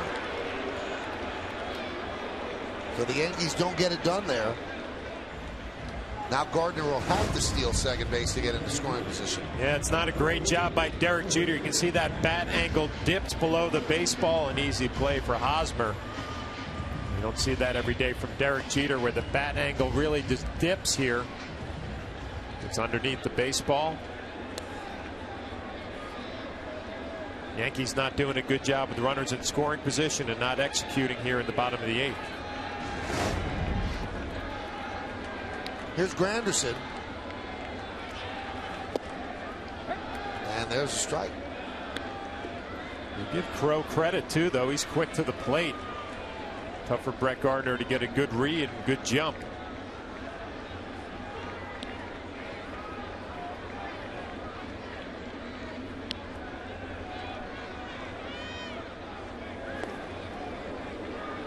Tampa Bay has already beaten Cleveland, and Toronto beat up on Boston. So the Yankees would like to grab this one, build up a bigger lead over the Red Sox, and keep their lead over Tampa Bay. Mariano's waiting for a Yankee run to be scored. That one's right back to Crow. There's one. On to first, they doubled up to the fastest Yankees. 1-6-3 double play off the bat of Granderson. This game will go to the 9th inning, and we are tied at 2.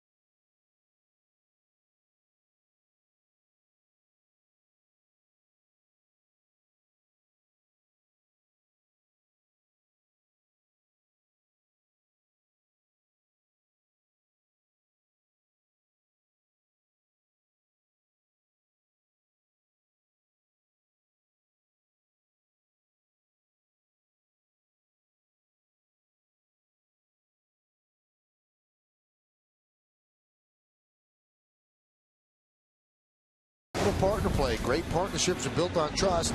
At GE Capital, we prove that every day. Crow does a nice job fielding the ground ball, and more importantly, making a nice throw to Escobar coming across. From there, the play is easy to Hosmer. GE partner play. Well, they go to Mariano Rivera. Tie game in the 9th inning at home. You're not going to have a save situation. So Mariano gets the call. His 18th game. They've used him a lot because Yankees haven't blown out too many people. So the games are close save situations. 17th game, 13 saves, 12 hits, 2 walks, 14 strikeouts, a 1.62 ERA. It'll be 8, 9, and 1 in the Royals order. Here's Chris Getz. Strike.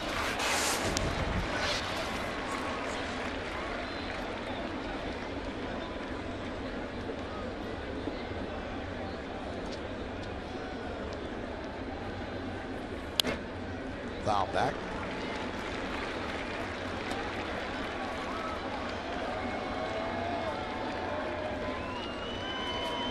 Very shallow in center and left for Getz, hitting from the left side.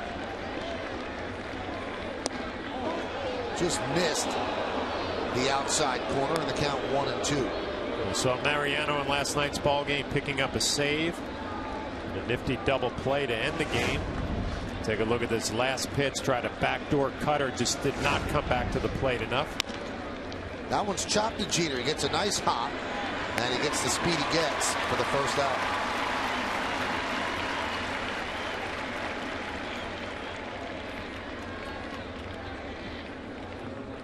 If you want to look ahead to the bottom of the 9th inning for the Yankees, and why not? Mark Teixeira, Alex Rodriguez, and Eduardo Nunez. A crowd of 40,164 here at the stadium. Here's Escobar. Strike.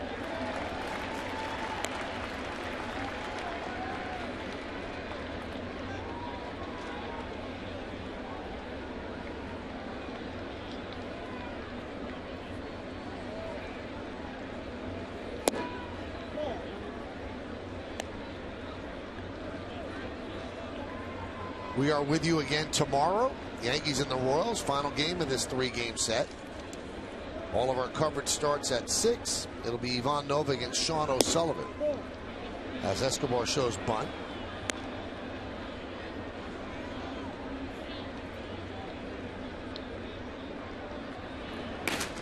Soria is warming up the bullpen. He's their closer, Joaquin Soria.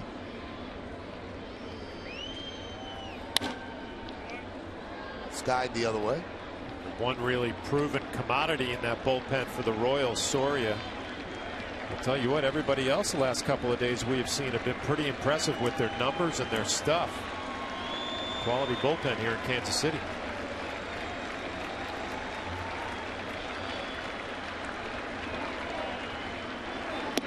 Strike 3. Escobar down looking.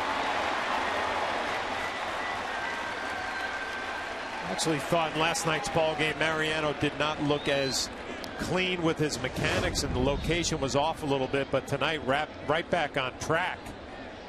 Little front hip cutter to Escobar, comes right back to the inside corner. Strikeout looking.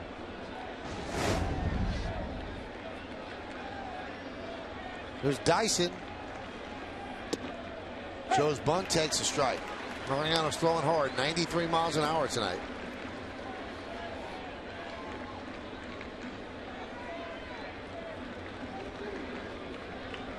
Dyson tonight 0 for 3 with a walk.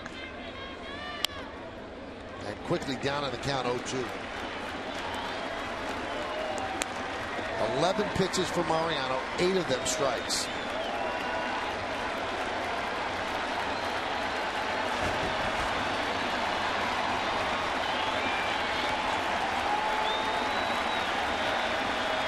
And the 0-2. Tries to go outside. 1-2.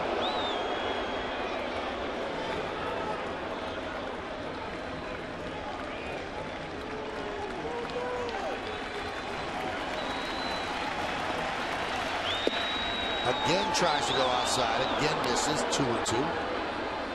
You do not want to walk Dyson, who is very fast on the bases. On deck, Melky Cabrera. The 2-2. Chop toward Jeter. He charges, fires, and a 1-2-3 inning from Mariano Rivera and the Yankees.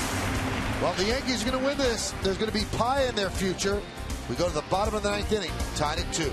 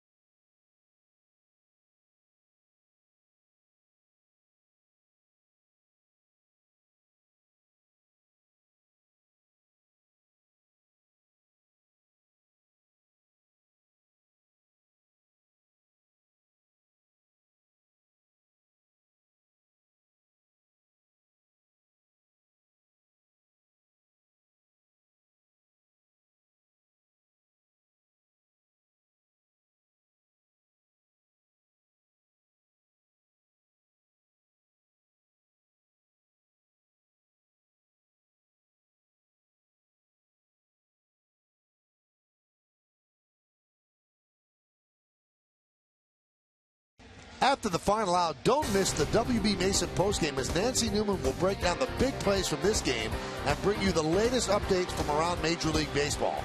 Plus, you hear Joe Girardi's press conference, and Kimberly Jones talks to the team in the clubhouse. It's all coming up on the WB Mason postgame, only on Yes. Aaron Crow still in there. He deals to Mark Teixeira, who grounds one through the right side for a base hit. So the winning run is on base.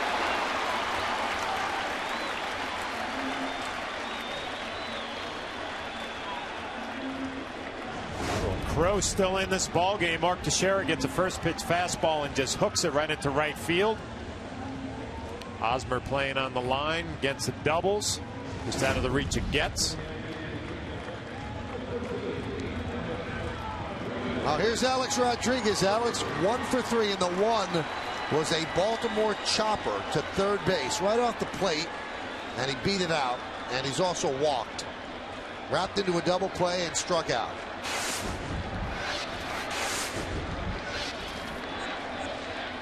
Alex would love a big hit. Now he got the game-winning hit yesterday, broke a 1-1 tie.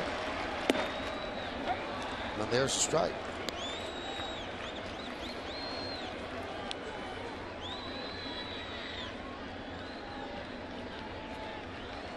What did Joe Girardi say after the game last night? RBI guys find a way to get it done even when they're struggling. Missed outside, 1-1. Alex able to get that 2-out, 2 RBI base hit last night. Really have to guard in this situation about trying not to hit a home run. Just think right center and drive the ball. Count 2-1. Now if Alex could get on, then with Nunez up, he can bunt, and then you're in good shape. Lewis Coleman up for the Royals.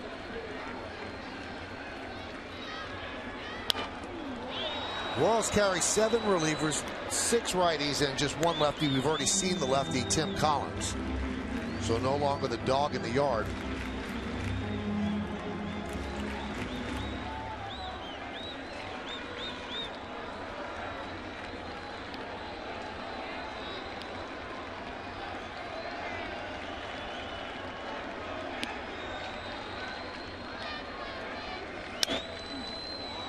Fouled away.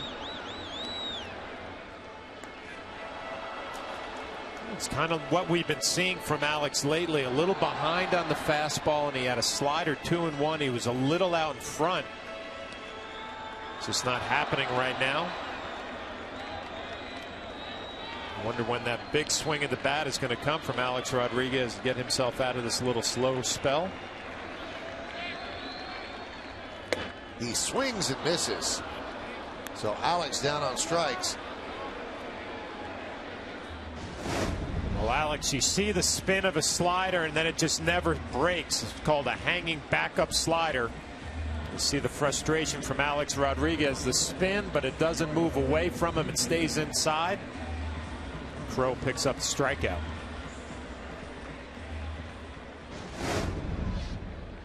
So Alex 1 for 4 tonight. That's going to bring up Eduardo Nunez. Now, if you're just joining us, why is Nunez batting behind A-Rod? Well, in the 5th inning, Robinson Cano got hit in the helmet. A pitch by Nate Adcock. He's okay. And Nunez took over. It was going to be a double play, but no return throw. The second base umpire said that Getz dropped the ball on the transfer, and that's why Teixeira is out. Alfonso Marquez, the second base umpire, makes the call. Escobar, the easy flip to Getz. Lost it on the transfer. Mark Teixeira trying to get the call. He doesn't get it.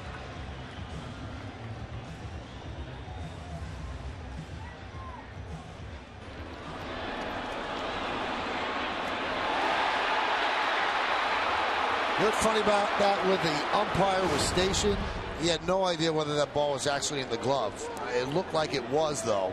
But from that angle, the glove is blocking Alfonso Marquez. So it doesn't know if it ever settled in there and actually dropped on the transfer. I think it was a good call, though. Here's Nick Swisher, another Yankee who's been struggling. He's 1 for 4 tonight. Fouled away.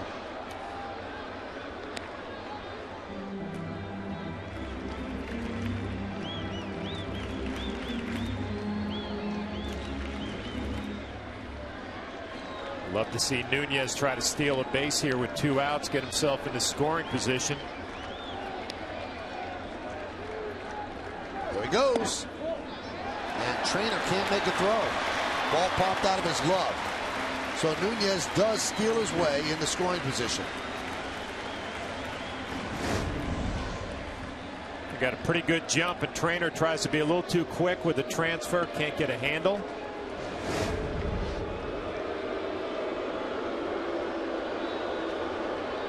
And another trip to the mound. This is by the manager, though, Ned Yost. Well, you can talk about situations here. Nick Swisher has not been swinging the bat great. Jorge Posada on deck has had a pretty good night. Ned Yost going to talk to his young righty about what he wants to do.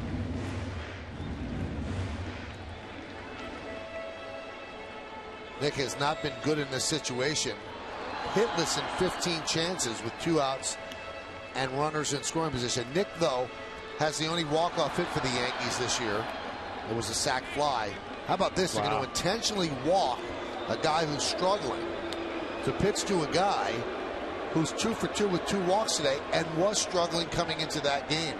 Well, coming into this game. So really an insult to Posada right Yeah, here. this is a shot right here to Jorge Posada and his pride. I mean, he hasn't seen this happen to him too many times in his career, and you can tell by the look on his face.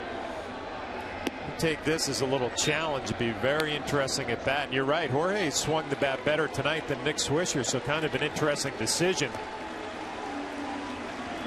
Really, you're laying down the gauntlet to a proud veteran who admittedly has struggled, but is certainly not an automatic out. Has 6 homers and 15 runs batted in. And all the Yankees know exactly what just took place. And how they are challenging Posada. We don't think you can beat us. And Jorge is yearning for a base hit right here.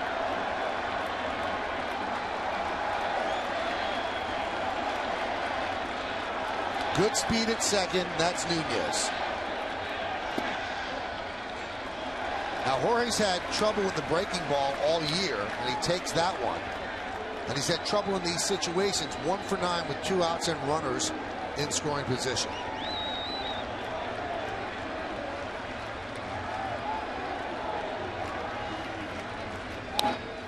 Hammered foul. Jorge's had a tough time letting that breaking ball travel early on this year, and did a better job right there letting it get to home plate. It was pretty quick, a little too quick.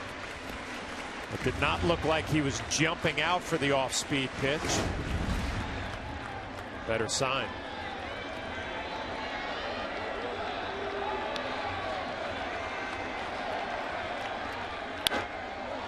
Popped up. Third base side. Bettamy runs out of room.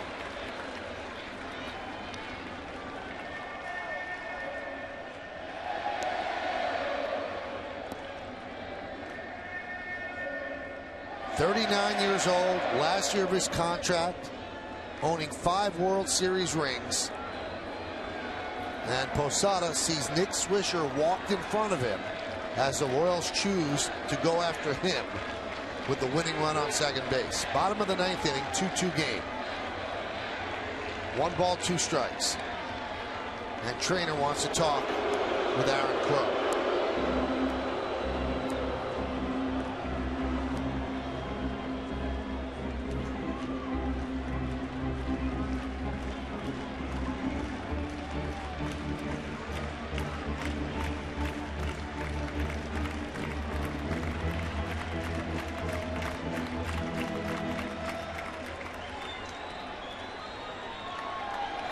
Nunez, the runner that matters.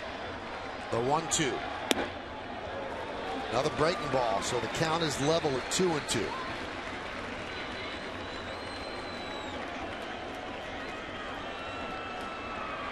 Mariano, the pitcher of record at this point if the Yankees win.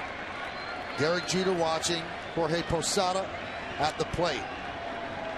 What remains of the core four. And Jorge skips rope. 97-mile-an-hour fastball. It's 3-2. Yeah, Aaron Crow has worked a lot in this ball game, but plenty left with the fastball down at Jorge Posada's feet. Second time today that Jorge's gotten out of the way of a pitch like that. So with 3-2 and 2 outs, Nunez has an advantage against some of the stronger arms in the Royals outfield because he'll be going on the pitch. 40,164, most of them standing.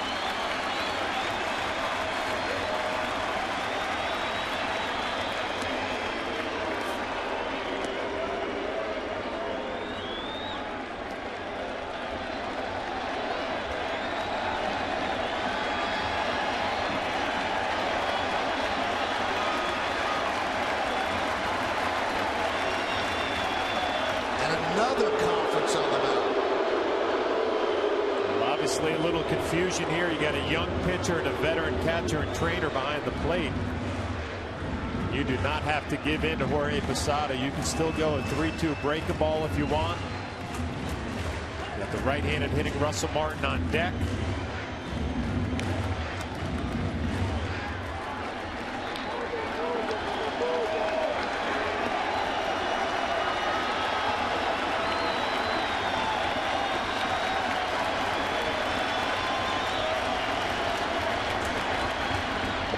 He could not hold up on the breaking ball, cutting down and in, and the Royals made the right choice going at the Posada, and he does not handle the breaking ball.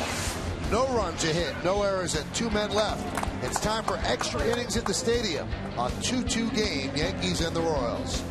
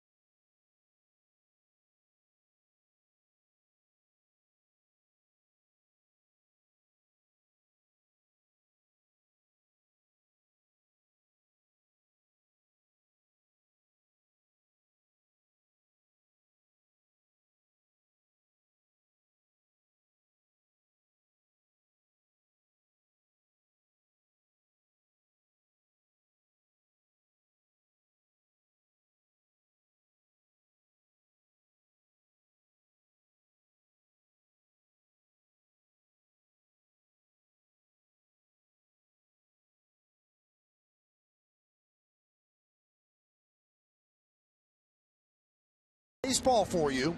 Extra innings, Yankees 2 and the Royals 2. And Buddy Carlisle will come in. He'll be the 5th Yankee pitcher. And Buddy's been great. 5 games, 4 1/3 innings. Has not allowed a run, 1 hit, 2 walks, and 3 strikeouts. And the absence of Jabba Chamberlain tonight, after he was so dominant last night, certainly should raise some eyebrows. And we'll find out in the postgame why they did not use Jabba in the 8th inning and why they used Robertson and why Jabba still has not been used in a tie game. But right now it is Buddy Carlisle. This is who the Yankees have out in the bullpen. Now Soriano's crossed off because he's not available today after undergoing the MRI. Jabba, you would assume, isn't available. And then there's Luis Ayala, who was called up today and taken off the DL. Lance Pendleton was sent down. Melky Cabrera fouls it away. And the Yankees now 1 for 14 with runners in scoring position. It's hard to win games when you're 1 for 14 in those situations. Yeah, and Aaron Crow, after the conversation with Trainer, he went with that little slider down and into Jorge Posada, picking up the strikeout. So not giving in, a full count.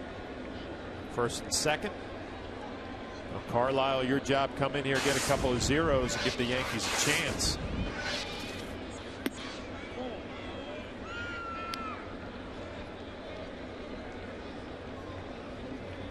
Carlisle did not pitch in the Texas Rangers series, so he's had some time off. A little sneaky with the fastball, a little short arm action. Count 1-2. Cabrera, Hosmer, and Mitch Mayer.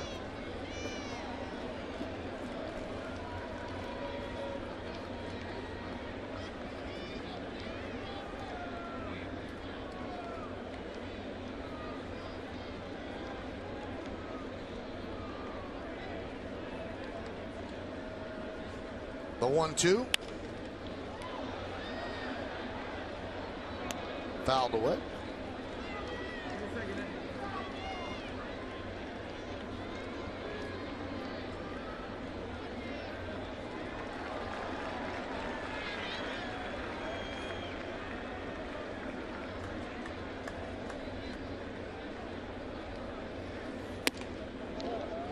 We're in the 10th inning, and Kansas City has 2 hits, but they've scored 2 runs. The Yankees have 11 hits, and they've scored 2 runs.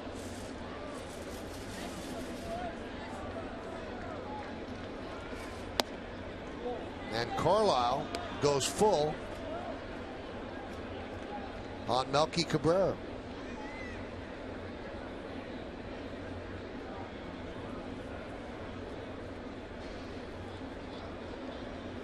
The 3-2, he walked him. Well, when you haven't pitched in a while, that's sometimes an issue with command. And Carlisle last pitched in Detroit, as John told you. Well, interesting to see here. Melky's going to be running, but this is Hosmer early on, his first career major league home run, and a legitimate bomb in the second deck. Family loving it. One of the 2 hits on the evening for the Kansas City Royals. The other one, a big hit from Wilson Betemit, drive in the other run.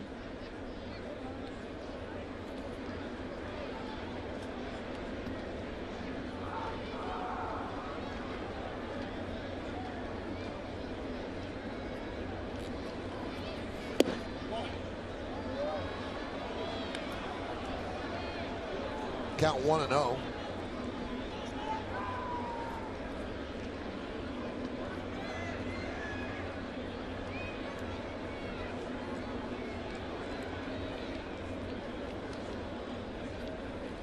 Runner goes. Fouled away. Melky might have the bad stolen. Been waiting for that aggressiveness on the base paths all night. The Royals were not able to run on A.J. Burnett, who did a nice job with the running game. Melky, a good jump. You're right, Michael. That would have been a tough play for Russell Martin. Now, Derek Jeter held up his glove to tell Melky the ball's fouled off, but Melky didn't trust him and still slid into second base.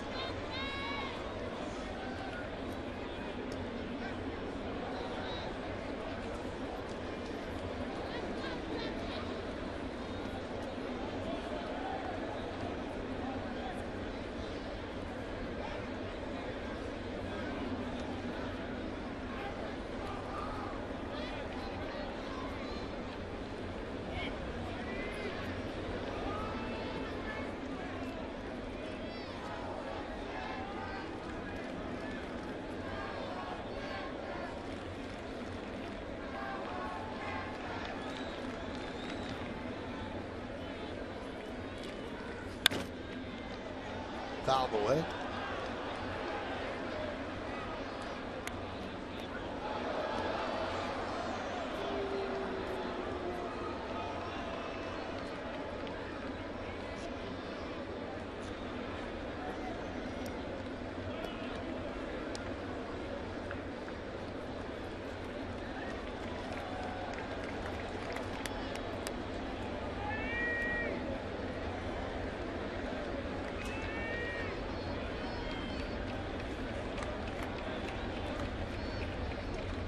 keeping Melky close.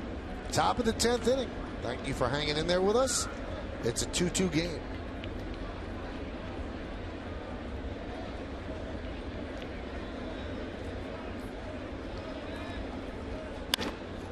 Let's see if the Yankees could turn two. There's one. On to first. Not in time. Hosmer beat out the replay or the relay. It's down the line pretty good. I mean, this ball was hit pretty hard to Derek Jeter, and we'll take a look at the turn. Gets it over to Nunez in pretty good shape. Comes across the bag and a decent throw. Hosmer has it beat. Check him out running down the line. Not bad.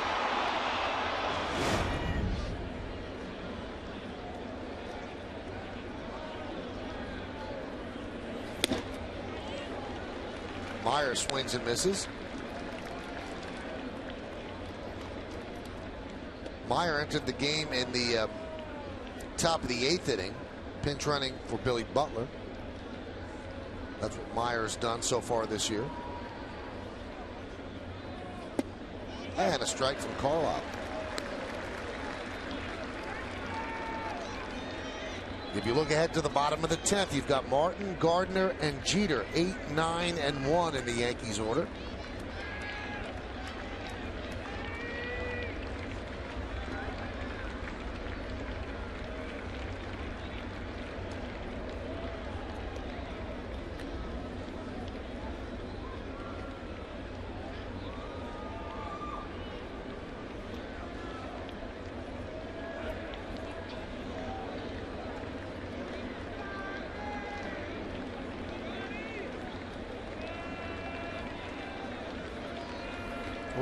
Way over the head of Martin. And Hosmer will move to second.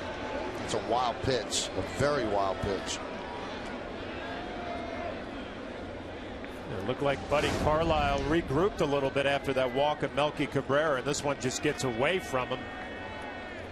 No play for Russell Martin. Most importantly, now Hosmer into scoring position.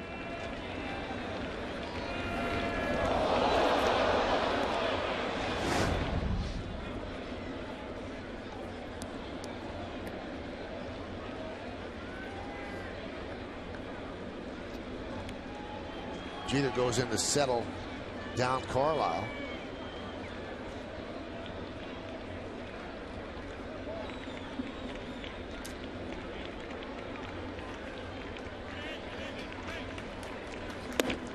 Could not hold up. Meyer goes down swinging for the second out. Again, he kind of works underneath the fastball, but Meyer helps him out. Swinging at that pitch out of the zone. Clearly went. 2 pitches in a row, kind of working underneath. Buddy Carlisle needs to slow down a little bit.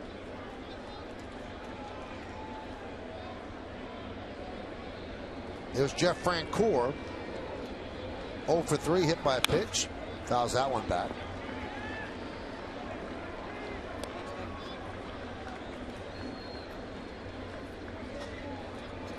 There's the story of the game. Neither team could really come up with a big hit to put it away. The Yankees 1 for 14. And the Royals 1 for 9.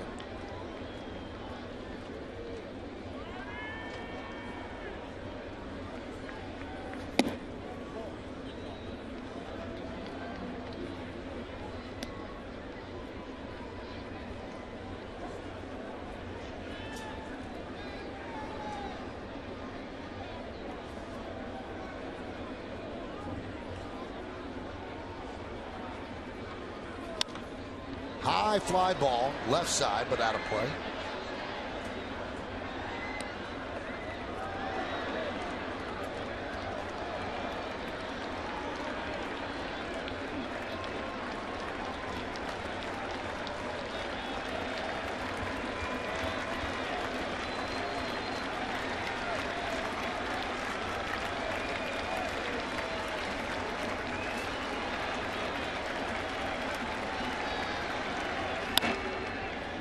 Francoeur stays alive.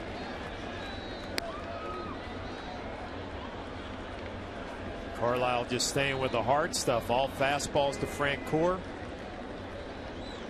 Back to back inside. That last one away. You got his bat sped up for an off-speed pitch. He can bounce it. Francoeur, a very aggressive hitter.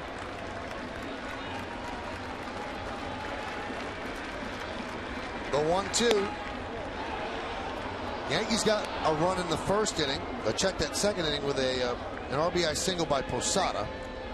Then their second run came on Granderson's home run, his major league leading 12th. That was in the third. That's the Yankees only scoring. For the Royals, they got a run back in the fourth inning. Eric Hosmer, a home run. Then an RBI single in the eighth by Betamit. And that's where we are right now at 2-2, top of the 10th inning at the stadium.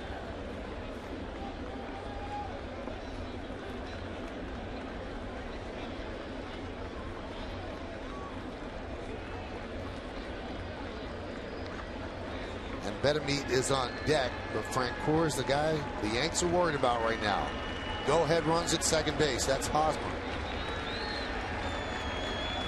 The 2-2. Laced into right center field. Giving chases Granderson. He can't get there. It will go to the wall. Hosmer will score. Francoeur's on second with an RBI double. And the Royals have their first lead of the game. They're up 3-2. Francoeur has had a nice start to his season for the Kansas City Royals. Gets a fastball up, out over the plate. We saw a lot of fastballs in that at bat from Buddy Carlisle. Shoots a gap in right center field. Hosmer's going to score easily. Royals take the lead. Now they will intentionally walk Betamit.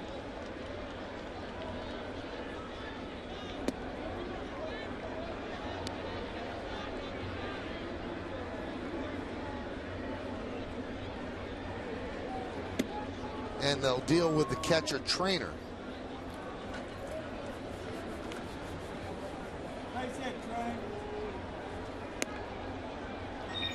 Now the Royals are trying to do something that they're used to doing.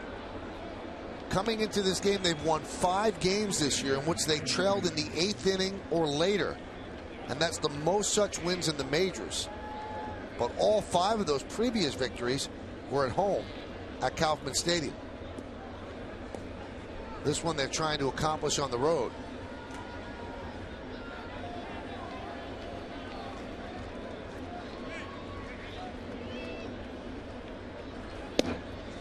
Trainer takes a strike. Trainer had a good night last night. Couple of hits, walk, and now Soria, the closer for the Royals, getting loose again in the Royal bullpen.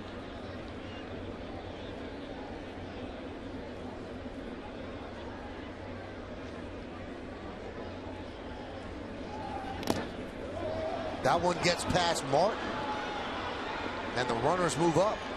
Second wild pitch.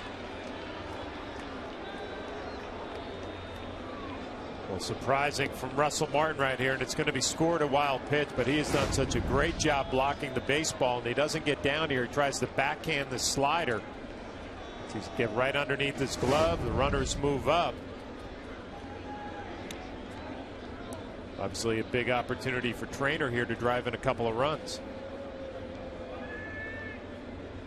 Big time closer in Soria, so you want to keep the deficit at 1.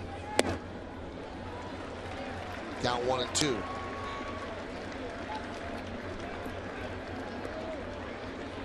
So a Trainer last night, his base hits to right field, kind of inside out the baseball here with 1-2 count. Probably just trying to stay back and shoot one the other way.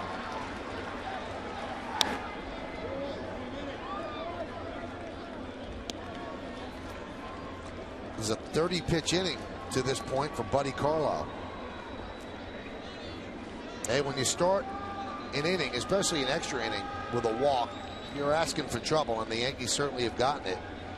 They're trying to keep the trouble to a minimum now.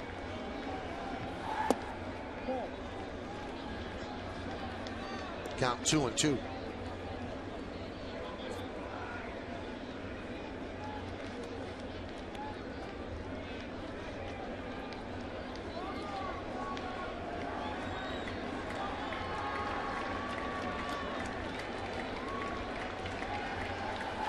Swing and a miss. So the deficit is just 1. 1 run, one big hit and 2 men left. Can the Yankees rally in the bottom of the 10th?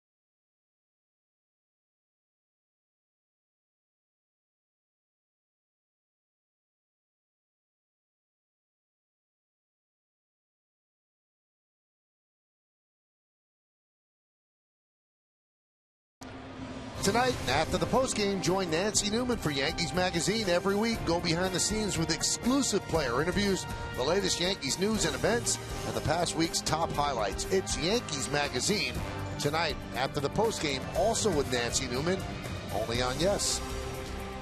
So Nancy's busy following the game as the Yankees are trailing this one 3-2, and the Royals will turn to their closer, Joakim Soria, trying to pick up his 7th save.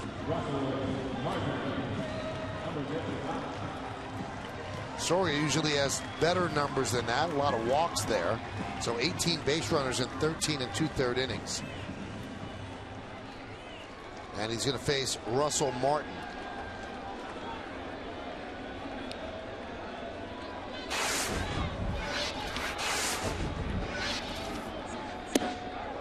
Pitch up and in.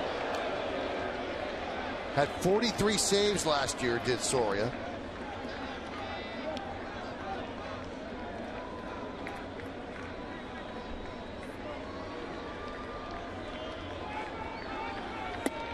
And again upstairs.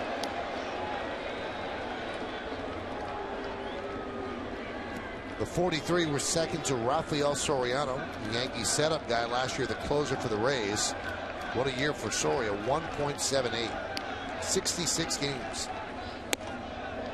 And he's gone 3-0 on Russell Martin. His delivery looks a little different to me. And I mean, all 3 of those pitches up in the zone, the velocity not very impressive, mid-80s. He doesn't look 100% right. You mentioned the numbers a lot higher than we're used to seeing from Soria. And he walks him on 4 pitches.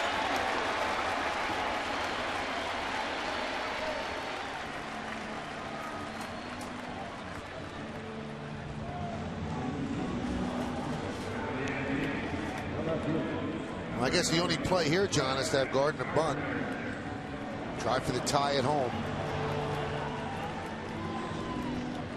You would think so, and obviously we saw early on Joe Girardi letting Brett Gardner swing the bat, or the opportunity to swing in the bunt situation here. You would be expecting him to lay it down. And Russell Martin in the scoring position. And he hasn't thrown a strike yet.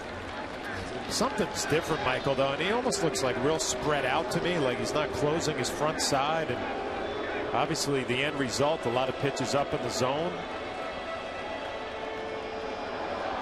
The board here is registering those at what, a cutter at about 86. It's not what I'm used to seeing from Soria.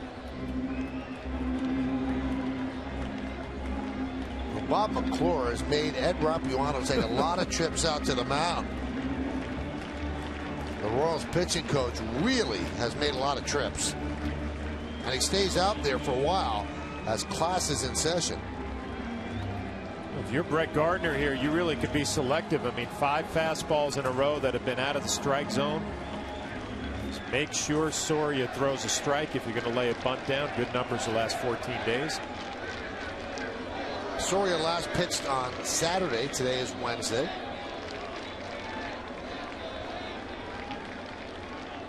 In about 55 minutes, it'll be Thursday. 6 balls in a row. Now, if you're Gardner, are you bunting until he throws a strike? You know what? I'm squaring early, trying to distract Soria here. Make him throw a strike. If he wants to give you another free pass, he has not proved he can throw the ball over the plate. But I think most importantly for Brett, if you are going to bunt, make sure it's down. A high fastball, a tough pitch to lay down. Make sure the fastball's down. And he bunts it foul and out of play. It looked like he was leaving the box a little bit early. Just lay it down, get the bat head out in front.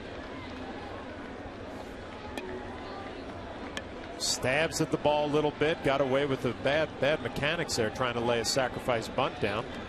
Now that was probably a strike, right, John? Yeah, that was a good pitch to bunt.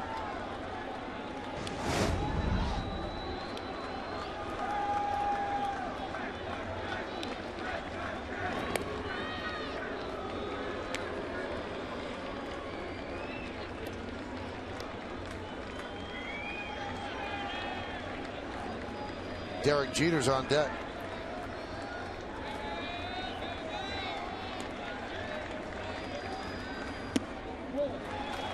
Three and one. And you wonder, the way Soria is pitching right now, is he able to throw 2 strikes before he throws 1 more ball? Kevin Long pouring over the stat sheet, showing the trends to Granderson.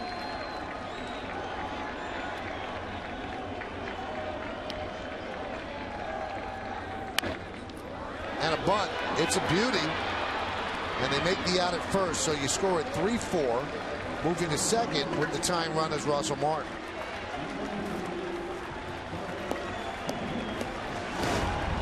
Well, nice job by Brett Gardner. Mechanically a lot better here. Gets the bat head out in front. Just drags it right to Hosmer, who makes the play. Most importantly, Martin moves into scoring position, and Derek Jeter has good numbers against Soria, comes to the plate. 3 for 4. Lifetime against Soria. Derek is 0 for 5 tonight. After picking up 8 hits in his last 3 games.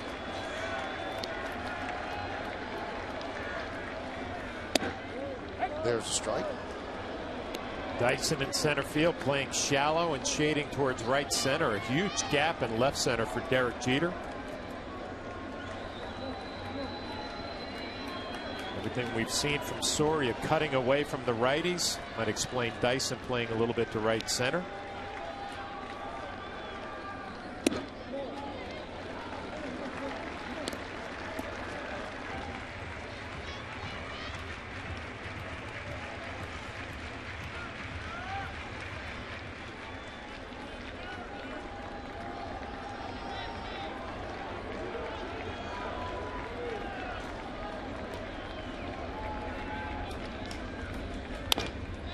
Slow roller.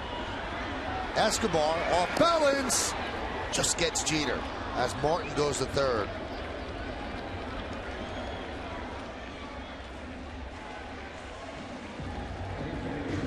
Nice play by Escobar coming in.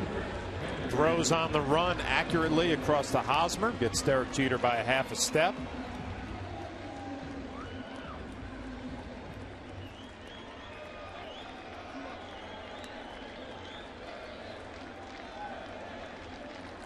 And that's going to leave it up to Curtis Granderson as the Yankees are down to their final out.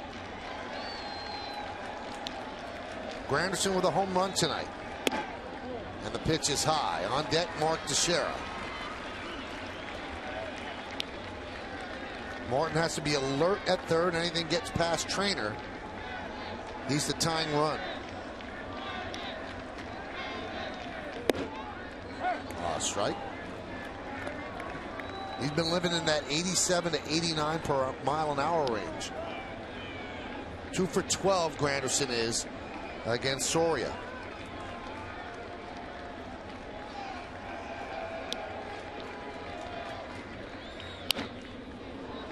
Now the Yankees are down to their final strike.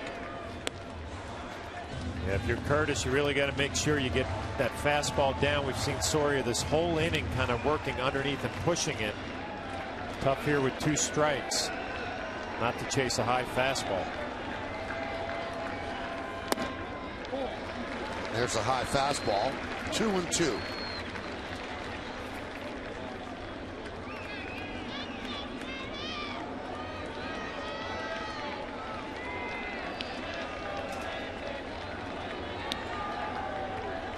And the pitch. Line drive, right field. Game is tied. An RBI single for Curtis Granderson. A blown save for Soria. And the game is knotted at 3. It's the first breaking ball that Soria throws, and Curtis Granderson is all over it. 12-6 rotation up in the zone. Curtis Granderson gets a mistake, and he makes Soria pay. Big 2-out RBI base hit to tie it up. I'm sure Soria going to be kicking himself for that pitch selection. So the Yankees, after going 1 for 15 with runners in scoring position, get a big base hit from Granderson. Now here's Teixeira. Pitch outside. Well, John saw it right away. This is not the same Soria that we've seen in the past. That one, dominant, sometimes seemed unhittable. This one, not throwing strikes, and the stuff is simply not electric. Yeah, it's not that. I mean, the velocity is definitely down. The location is not great.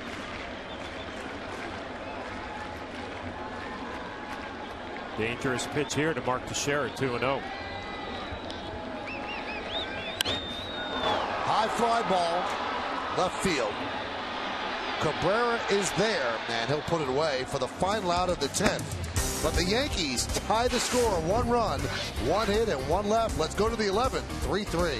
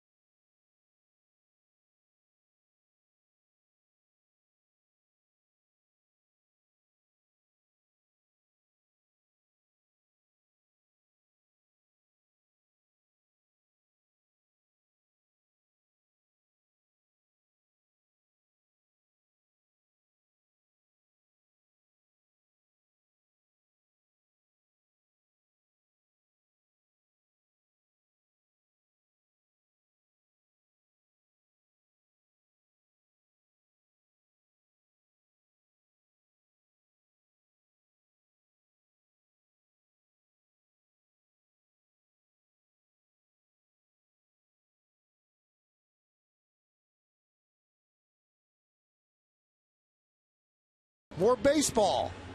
Yankees tied up with 2 outs in the bottom of the 10th inning as Soria blows the save. And Chris Getz will start it off against Buddy Carlisle. Carlisle gave up the run in the top of the 10th inning.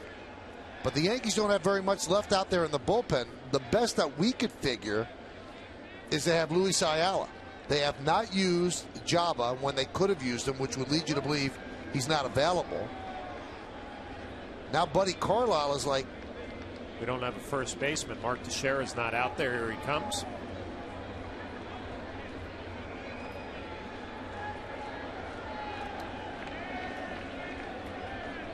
And just to finish the point, Soriano is not available after undergoing an MRI today, which the Yankees said actually provided good results, but he's just going to be shut down for today and possibly tomorrow. So they're going to milk Carlisle here, and then Ayala is the last guy. Getz takes a pitch high.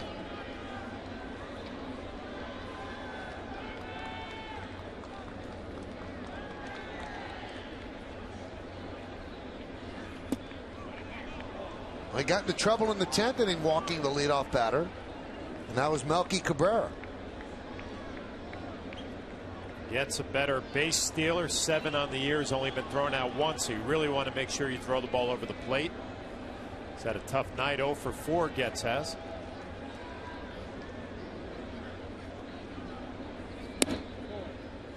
And now he's 3-0. Boy, it sounds so much easier to do, Michael. You know, you just got to throw the ball over the plate. Sometimes you start aiming it a little bit. You know he's a good base runner, a good base stealer. Put a little pressure on yourself. And he walked him.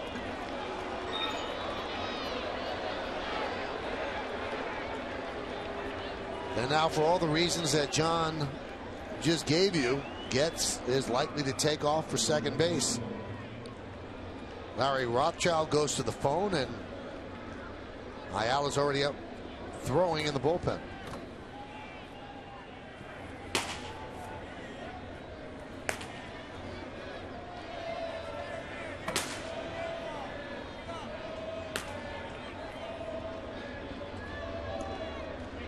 Keeping Getz close. A.J. Burnett started 7 strong innings again, just 1 hit, the home run to Hosmer, and left leading 2-1. Pitched a 1-hitter over 7 innings, but David Robertson gave up a run in the 8th. Boone Logan got out of that inning. Mariano pitched a 1-2-3 9th, and then Buddy Carlisle gave up a run in the 10th. And maybe he's throwing over to first now as they just want to get Ayala in. But if they get Ayala in, that's the last guy that they have. And that's what this little stall tactic is about. And I think Rapuano's running out of patience. A long night behind the plate, trying to get this game moving along.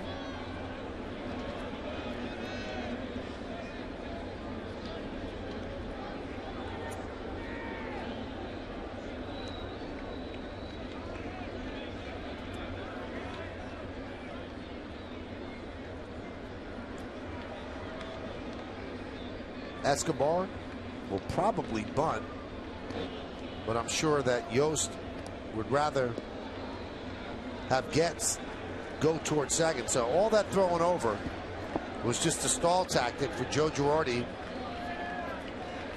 to get Ayala extra throws out in the bullpen. So the Yankees essentially are going to their final pitcher of the night. This is Ayala's game. How far he can go, we will see. He'll try to work out of the 11th.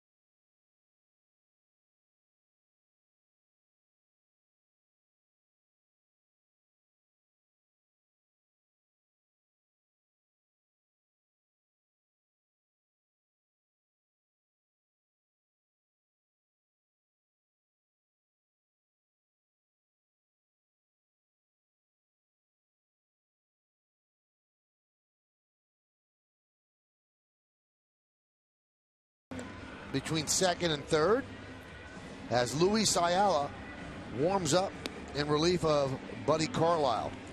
Ayala just arrived back today off the DL as they sent Lance Pendleton down. And those are the numbers that Ayala had before going on the DL. And you get the sense that Lance Pendleton probably might want to repack his bags because they've used the bullpen today and they're in the middle of a stretch where they play 16 days in a row. They might need another arm.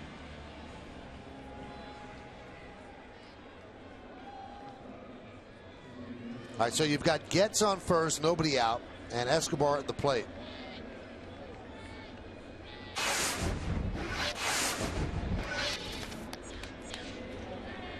A lot of ways Ned Yost can play this. Escobar could try to lay down a bunt, or you could trust Getz that he can get himself into scoring position on his own with a stolen base.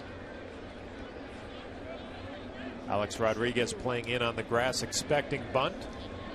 You know, the best our knowledge, Jabba has pitched 3 times in 4 days, and Joe just doesn't like to go much more than that. And it's probably just a shutdown because he's been used a lot. There's a bunt. Ayala fires to Nunez, so the sacrifice successful, 1-4.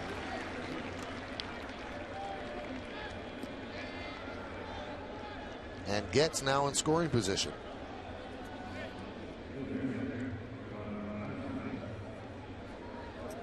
That'll bring up Gerard Dyson.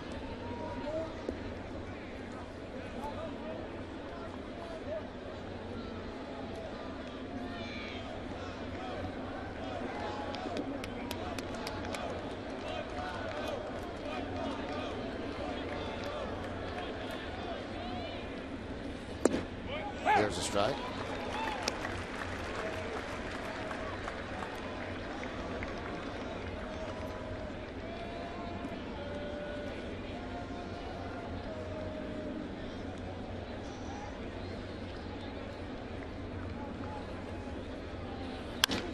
Ground ball and stopped there by Nunez. He saves a run. So Dyson reaches first. Moving to third is Getz.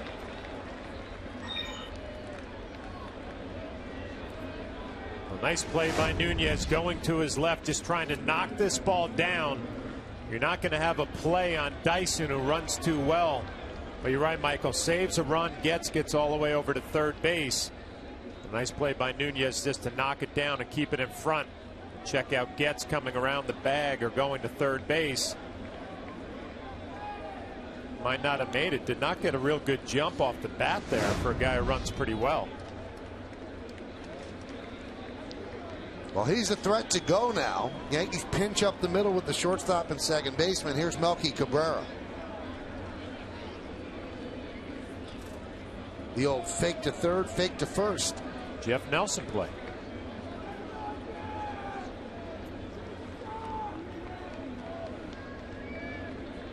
Be surprised if Dyson is running, if Russell Martin's actually going to throw through. I mean, he's perfect 8 for 8.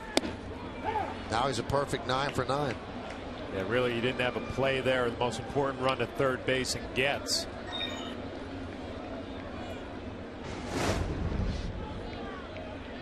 Good jump, just runs too well. By the time Russell Martin looks at the runner at third base, there's going to be no play. Now they're going to intentionally walk Melky to set up the double play.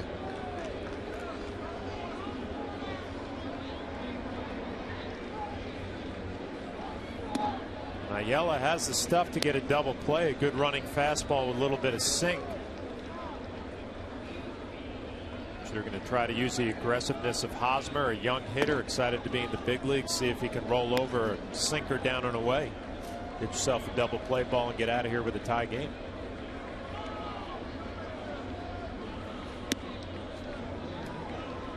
An intentional walk to load the bases. Quite a rally for the Royals. A walk, an infield single, and an intentional walk. And here's Hosmer, who had his first major league home run in the 4th inning, a shot into the second deck and right. His family, who have traveled here to the stadium to watch him, they are still there.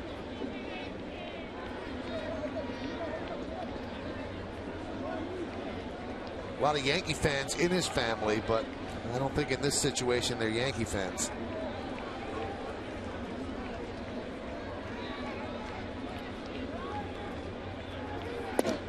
Strike.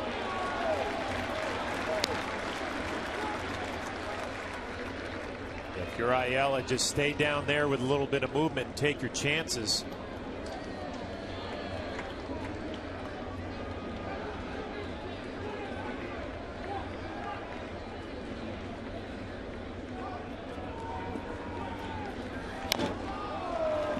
Wade did an outside pitch and just fouled it off. The count 0-2. Nice action away from Hosmer.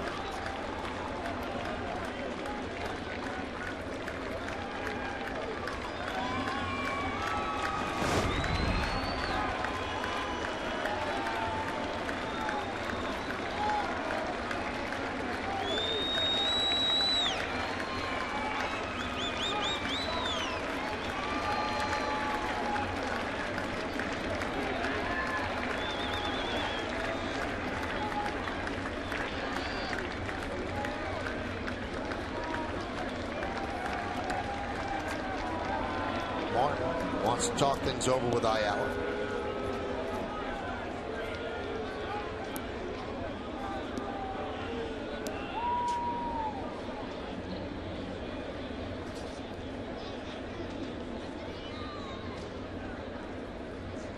Ed Rapuano is getting chapped. There have been a lot of trips to the mound. He's going to go out there and try to break up this meeting.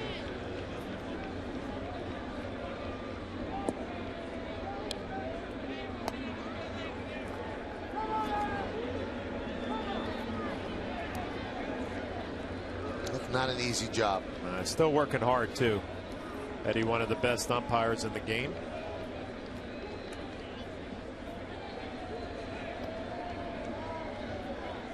That's high praise from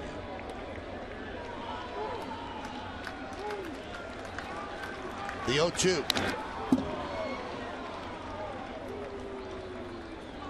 Howell's got some zip on his fastball, 93 miles an hour. Yeah, I was just thinking the same thing. A little more velocity than we saw early on. Time on the DL. The Mohegan Sun sign is on the DL now. Big tear in it with that foul ball.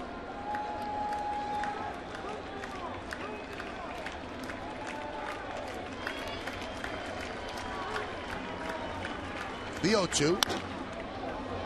Fly ball, shallow center. Coming on is Granderson. Here comes Getz. Here's the throw. Getz is in there. A sac fly by Hosmer, and the Royals retake the lead 4-3. A good job by Hosmer going down and getting a low sinking fastball. Granderson comes up on the run, a strong throw just up the line a little bit, and Getz, who has plenty of speed, will score easily. See if he left a little early. It does not look that way. Strong throw just up the line. Russell Martin doesn't have a play. Give Hosmer some credit, though. He went down there and got that ball, got it in the air.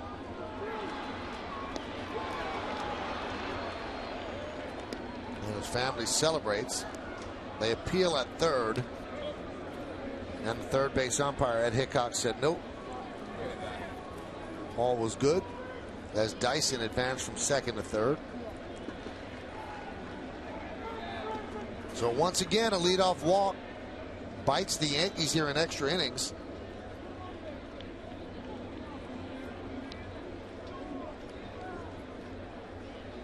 Here's Mitch Meyer as Hosmer will take second. The Yankees were not holding him on.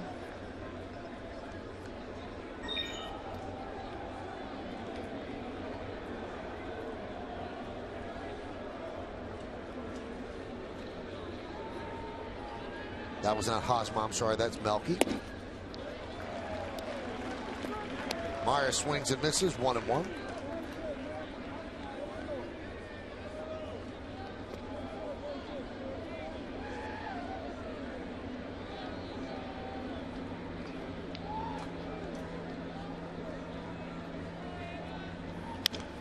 Fouled away, 1-2. If you want to look ahead to the bottom of the 11th, you've got A-Rod, Nunez, and Swisher coming up. The guess here is they will not use Soria for a second inning.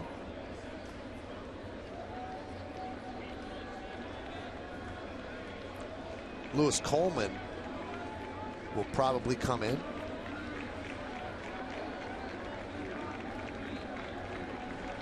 The 1-2.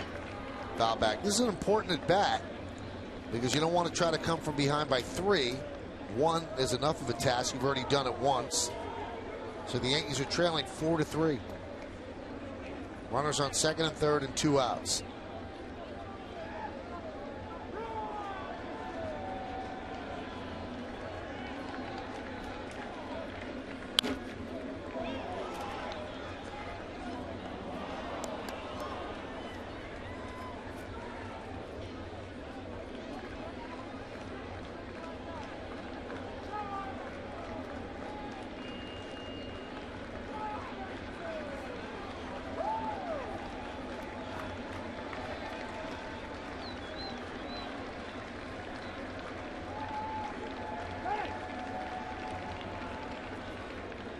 Time is called.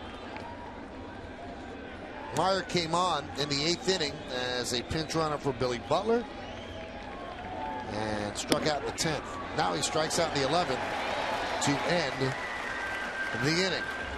But the Royals retake the lead, 1 run on no hits. Check that, 1 hit, 2 walks, and 2 men left. We go to the bottom of the 11th.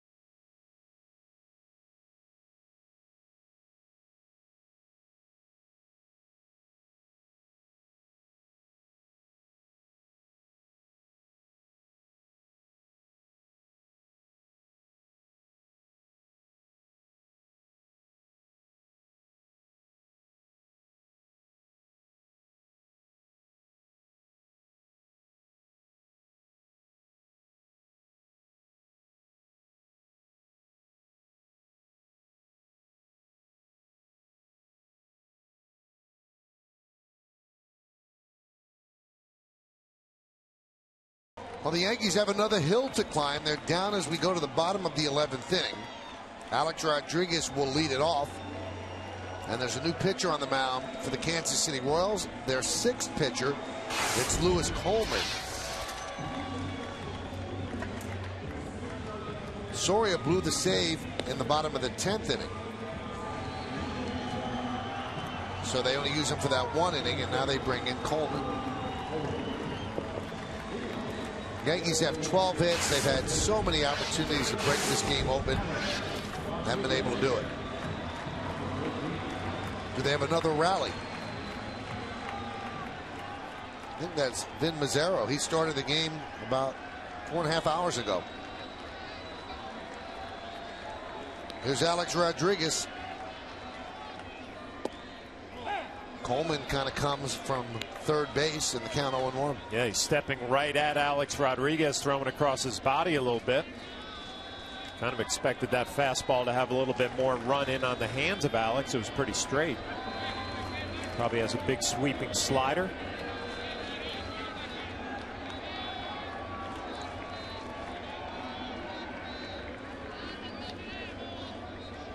The 0-1. Waves at that pitch outside.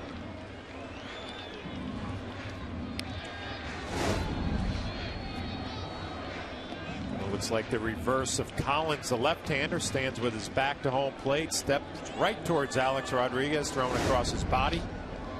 Slider's going to be tough to handle. That one is driven out to right field. Francoeur will put it away. Now, silly as it sounds, that's an out, but it's a positive step for Alex Rodriguez. When he starts taking the ball out that way, you look for tomorrow to see if his swing is closer to what it should be. Yeah, you're right, Michael. And, you know, he's a little frustrated right there, but the swing was on time. Been seeing Alex lately a little bit out in front of the off-speed pitch. Hit that ball pretty well. Here's Eduardo Nunez. Came on in the 5th after Robinson Cano got hit in the helmet. And since then, he is 1 for 2 with a stolen base. Many have headed home, work tomorrow. Some hardy souls remain here at the stadium. Nunez trying to tie the score with that swing. The count 0-2. This is the Yankees' first look at Coleman, and this is the type of pitcher, not easy seeing him cold.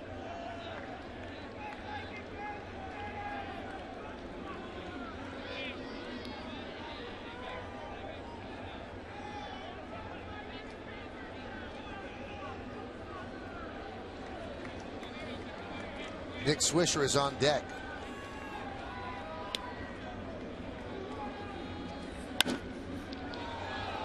Fly ball down the right field line, but into the seats.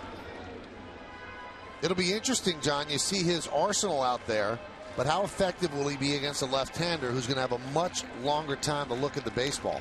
Yeah, you'd probably expect him to have some sort of a change-up to negate the lefties, maybe a split. I'm a little surprised throwing across your body like that he keeps the ball as straight as he does. Usually you see a lot more movement down and into a righty. Looks like the fastball's a pretty good pitch to hit. Waves at a breaking ball away, and the Yankees are down to their final out.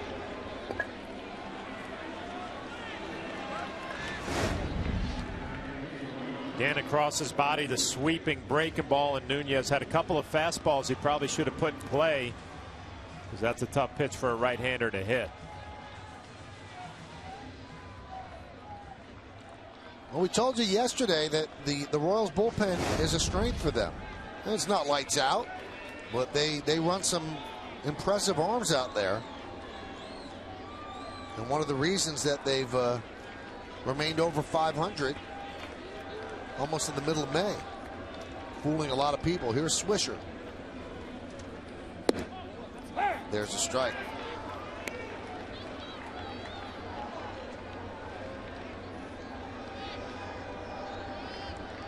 (4-3), bottom of the 11th inning.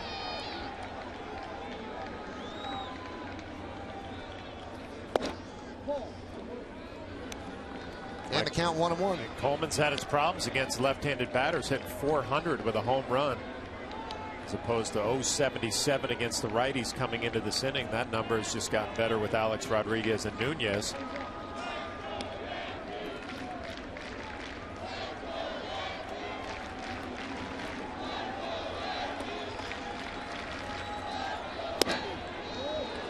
Breaking ball diving down and in, the count 1-2. So the Yankees are down to their final strike.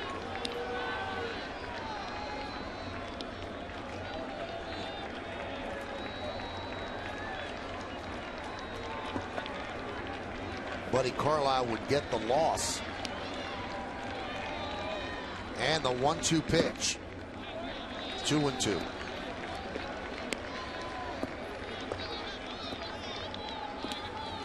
Swisher tonight 1 for 4 and was intentionally walked in the 9th inning so they could pitch to Posada, who ended up striking out with a chance to win the game right there.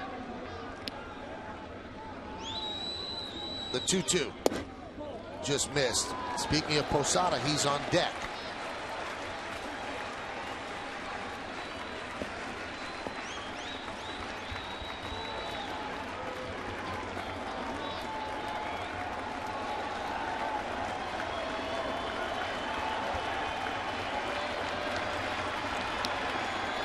3 balls, 2 strikes. The pitch. Swung on and missed, and that will do it as the Royals beat the Yankees 4-3 in 11 innings. Eric Hosmer, the rookie, with a big game, driving in 2 of the 4 runs, including his first big league home run. Stick around for the postgame show to find out who's tonight's Chevy player of the game. 4-4-0, beating 3-12-1. Yankees waste a lot of opportunities, and they lose the game.